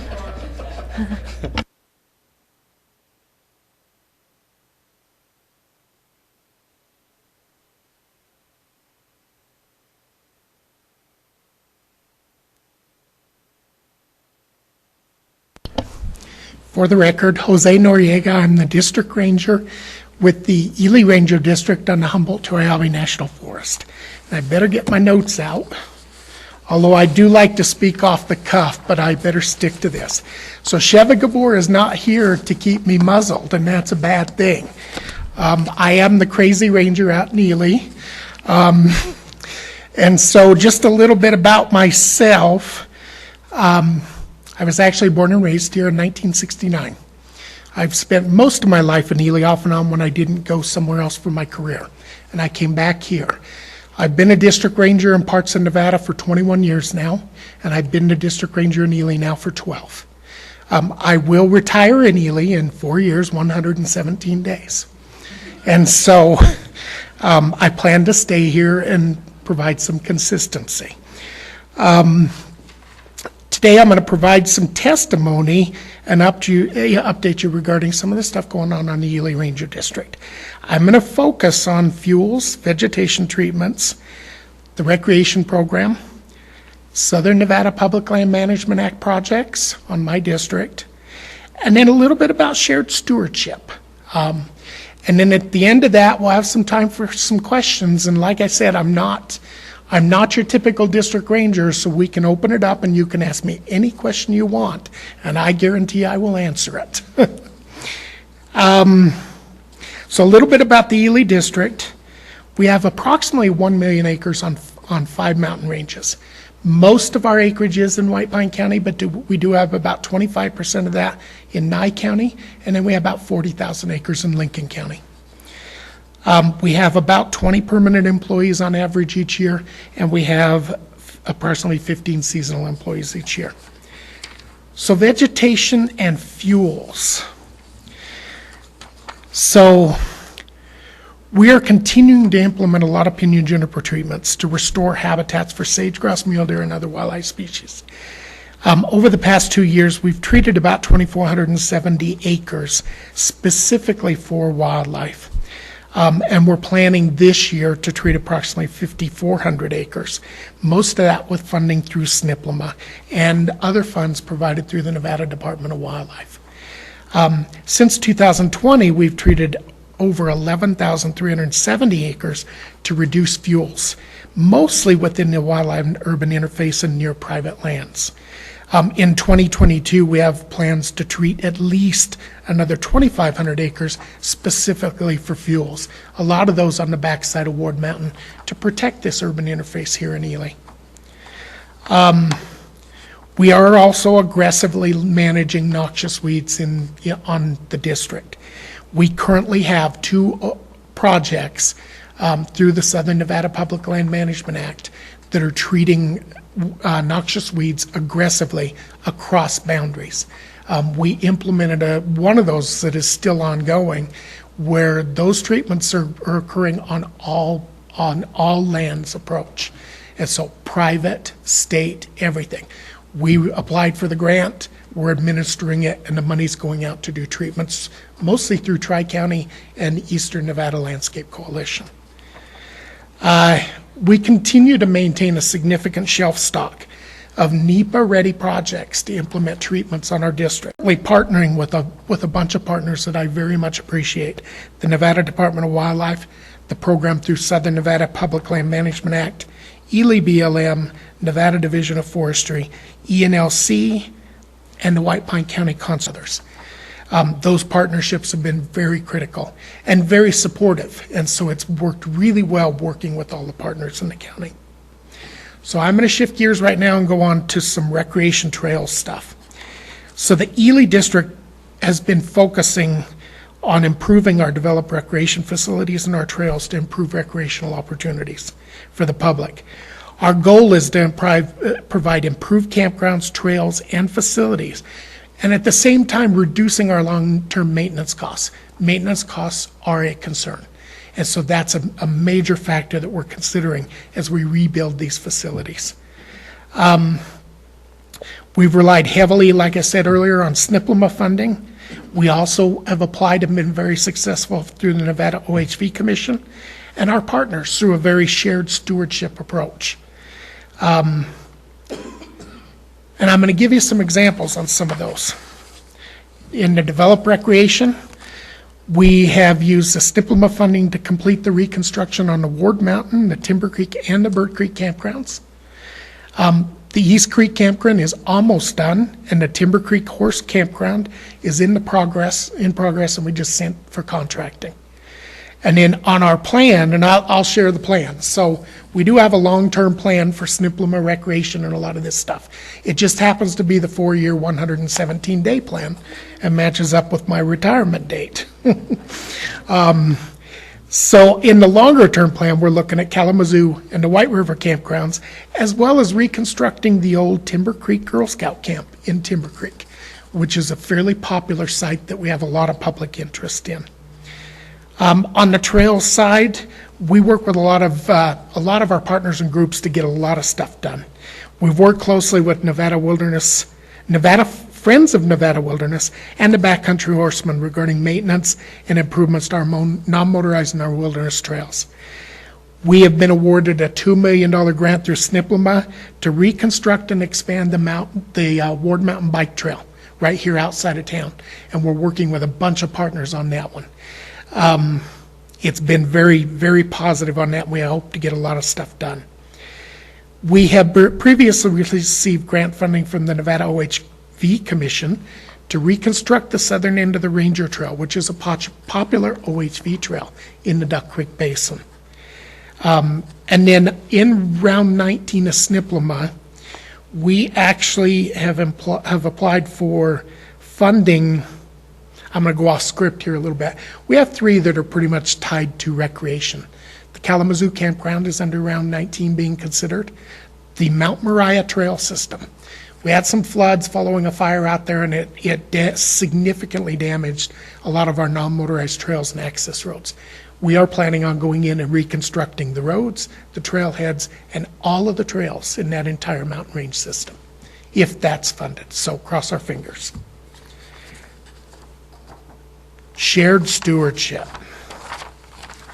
I don't know how many know what shared stewardship is, if a lot of you have had much contact with it. There's been a lot of press and stuff. The governor and the agencies signed the fire and fuel shared stewardship here several years ago. And just recently in March, the governor and the agency signed a recreation shared stewardship. So out here, oh, Chev had beat me on this one. Out here we practice some redneck shared stewardship. And it's really good being out in a rural area like this where I know the community and have a lot of the interests of the community at heart. And we're able to do a lot of things already even without that agreement and a shared stewardship approach. I know in March, just this last month, Colin Robertson came out and my agency as well as BLM and all the partners in the community met. And we had the opportunity to talk about tourism and recreation in the county, and that was a very productive meeting. Since then, we actually are going to schedule a follow-up meeting here locally to talk more with the partners on a more one-on-one informal setting. That's where I like to do my business, is in that one-on-one informal and work with people. So we talked about Rhine 19. We also submitted a bunch of projects under NLRP. And I'll just touch on those. A few of those, the South Shells Restoration Project and the Illapa Restoration Project, as well as the noxious weed treatment phase 2. The South Shells covers both private and Forest Service lands over here from Kalamazoo all the way to Connors Summit on the Shell Creek Range. And we're looking to work with all the partners out there to accomplish fuels treatments, habitat, wildlife habitat improvements, the whole works at a landscape scale. Illapa, oh, Jared's probably cussing me on this one. Illapa is another one of my pet projects, and it's a joint project with Ely BLM. And we'll do some things out there across BLM and Forest Service boundaries. And so we've submitted it. It is still in the running. We'll hopefully get some funding on that. And it does all kinds of activities. And I'm going to share some here. Pete's probably going to throw something at me, but I'm going to do it anyway. Part of that project is kind of a little pet project for me, where the permittee landowner and water rights holder in the basin has approached us and wants to transplant beaver back into that watershed. And that's part of our thing, to restore beaver, to use a natural process to kind of restore the watershed conditions out there. So it's definitely one of my pet projects. So other partners I want to mention in the fuels arena as well, fuels and wildlife. I definitely mentioned Nevada Division of Nevada Department of Wildlife. They have been awesome to work for or work with. And I will share some examples on the shared stewardship approach that we've already been doing with them in the past. They are able to come up with some funding to do some treatments on us to improve wildlife habitat. We've completed the NEPA and the surveys.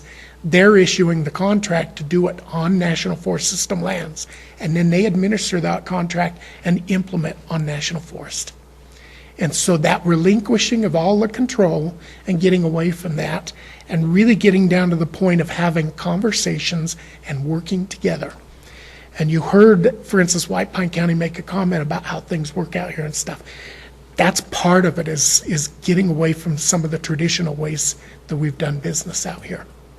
I'll share another example, because Sheva's not here to get me in trouble either. Road maintenance. Our funding for road maintenance is not there anymore. And roads wash out, and things happen, and we have private landowners that can't get access to their private, or permittees that can't get to their improvements and so forth. I right now work, people come to me, and instead of going through a big bureaucratic process and all that, we talk about it, and then I will issue them an email or a letter or something, and we set the sideboards. And if they have the resources, they go out and do the improvements to fix the road. Because I can't get my road crew out here to do it. We just don't have the capacity or the funding to do it. Same thing with county. I'm Martin Trout, and yeah, he knows my cell phone number, and we're on speed dial with each other with the road department. So when the county road department needs some help or has a question or wants to do something, they call me and we get it done in a very expedited manner. So with that, I'm going to open it. Well, first I'm going to mention, I would have done a PowerPoint, but me and my flip phone couldn't figure out no, I know how to do them.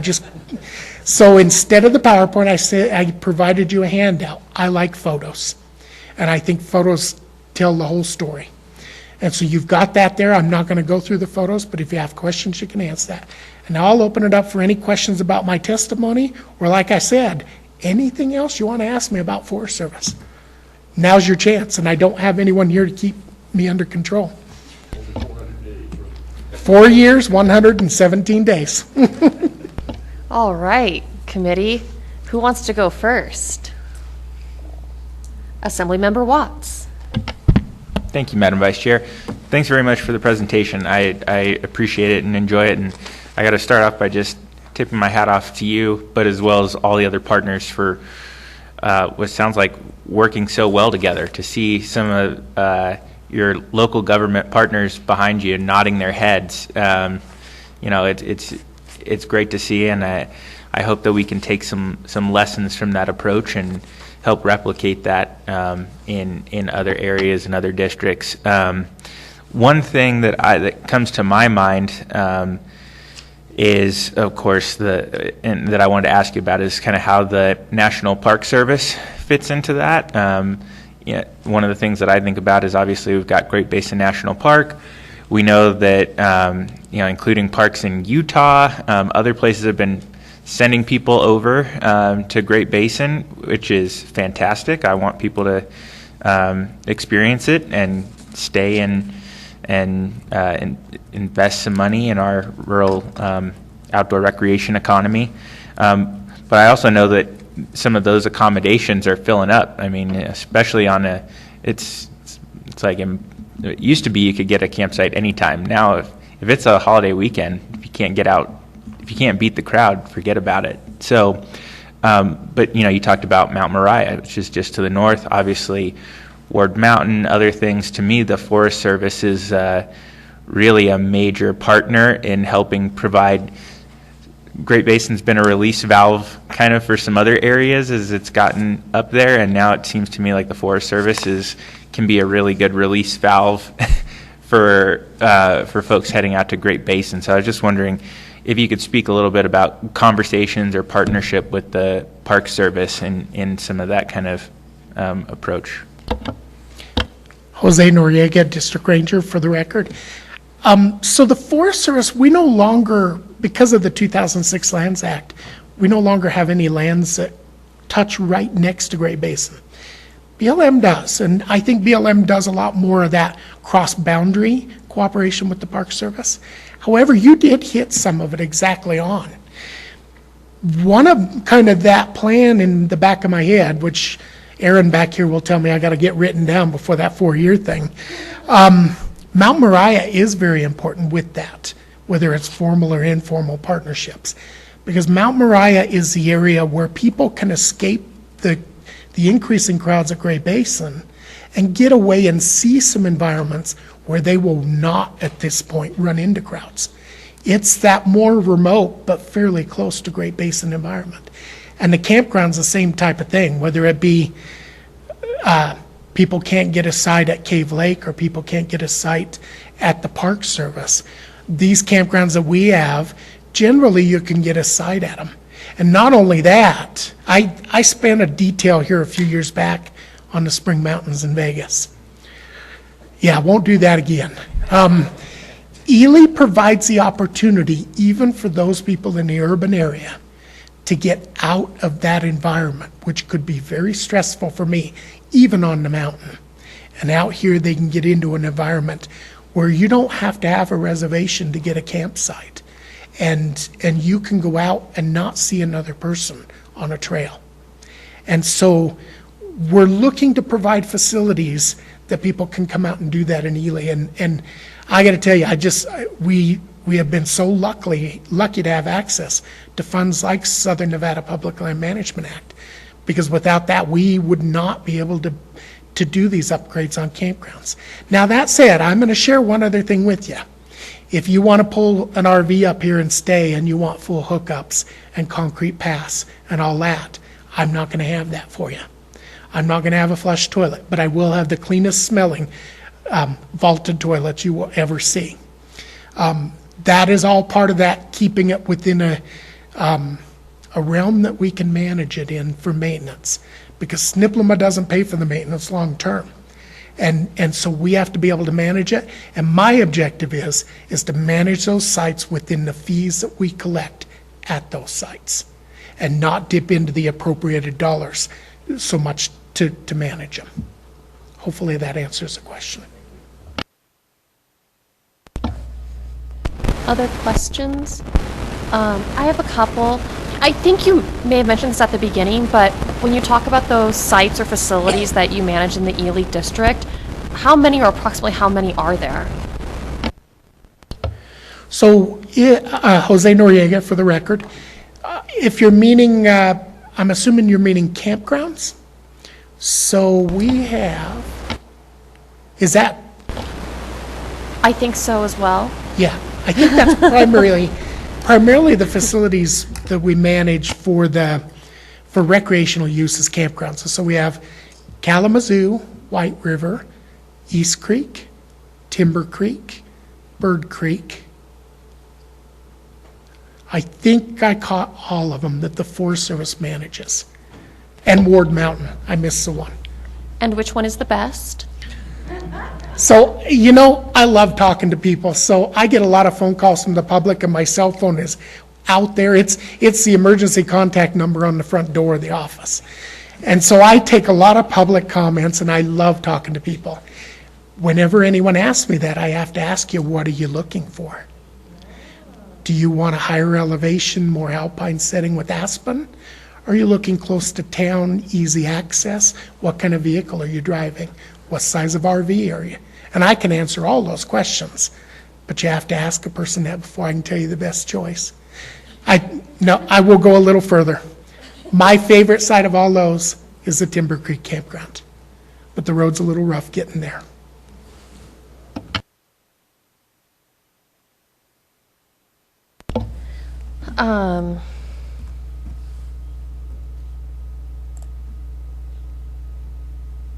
And can you just clarify for the committee and anybody else who might be listening in, on the forest lands, obviously there's camping, there's hiking, is there also hunting and fishing? Jose Noriega, for the record, yes. National Forest System lands were really similar to BLM. So most all the uses are out there: hunting, fishing, hiking, OHV use, all of that. And actually, that's part of our whole big plan. When you look at our array of SNPLMA projects, we actually have SNPLMA projects trying to provide opportunities in all of those different segments of every interest out there.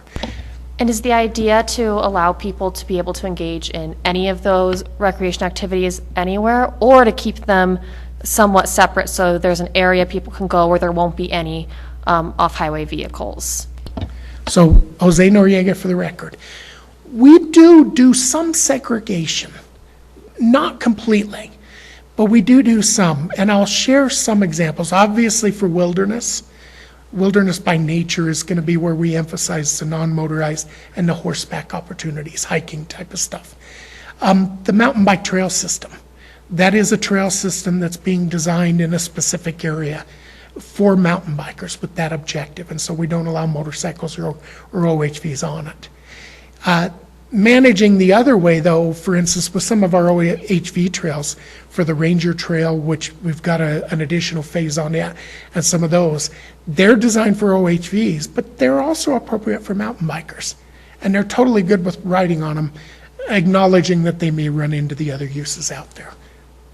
Got it. That makes sense. Do you have many or any problems with people coming out to participate in these activities who are unprepared, and then I'm guessing either the Forest Service or the county or somebody has to foot the bill for rescuing people, essentially?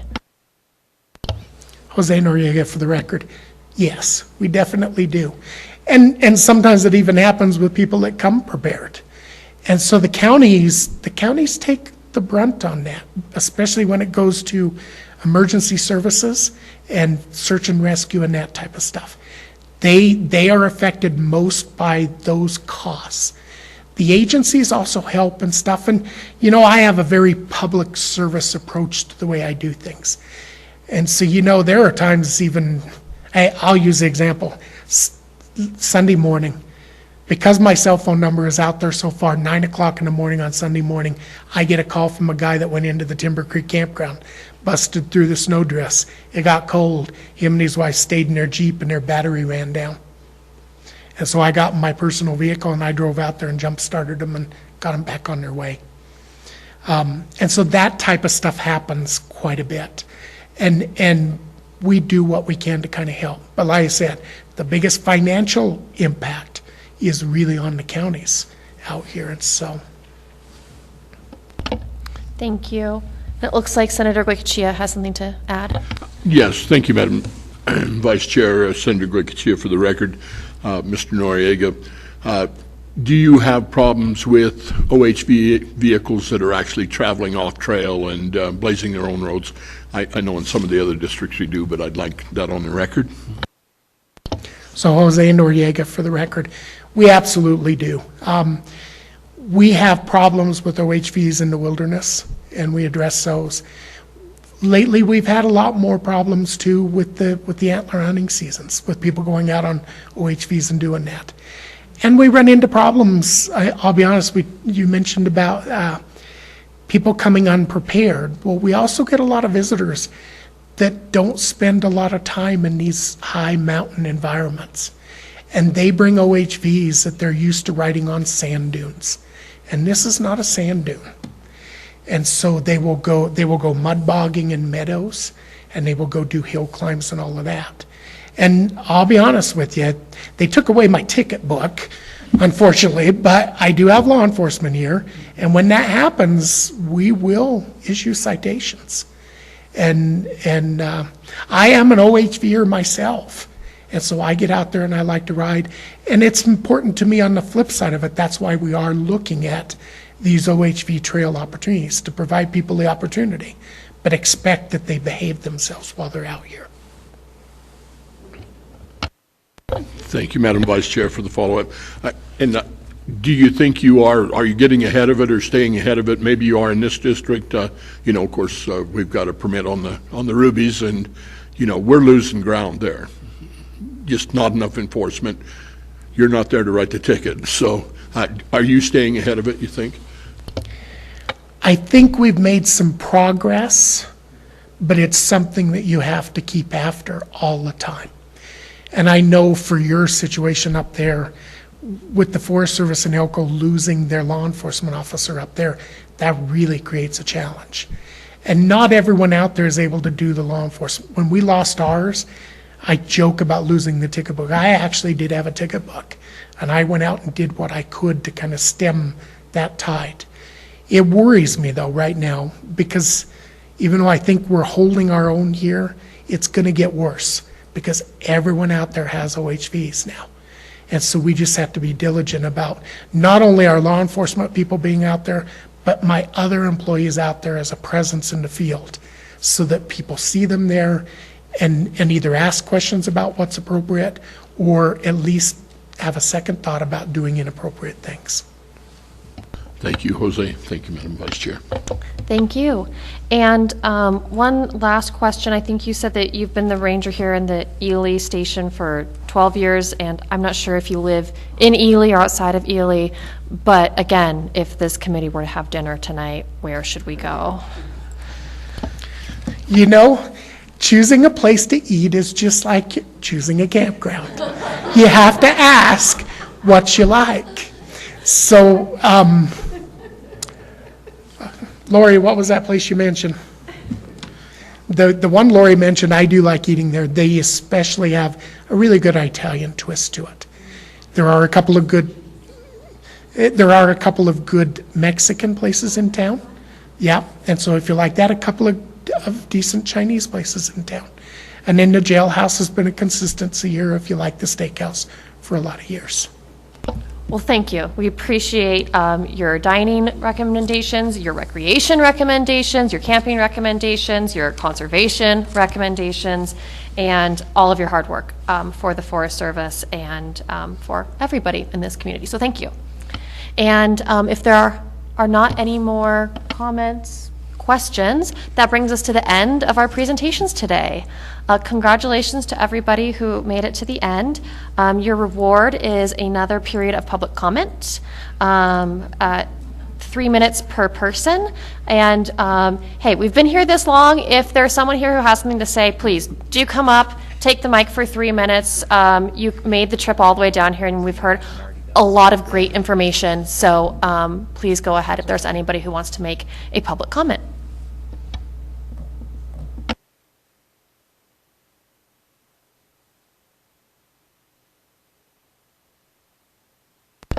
All right, looks like there's no more public comment, so that concludes our meeting.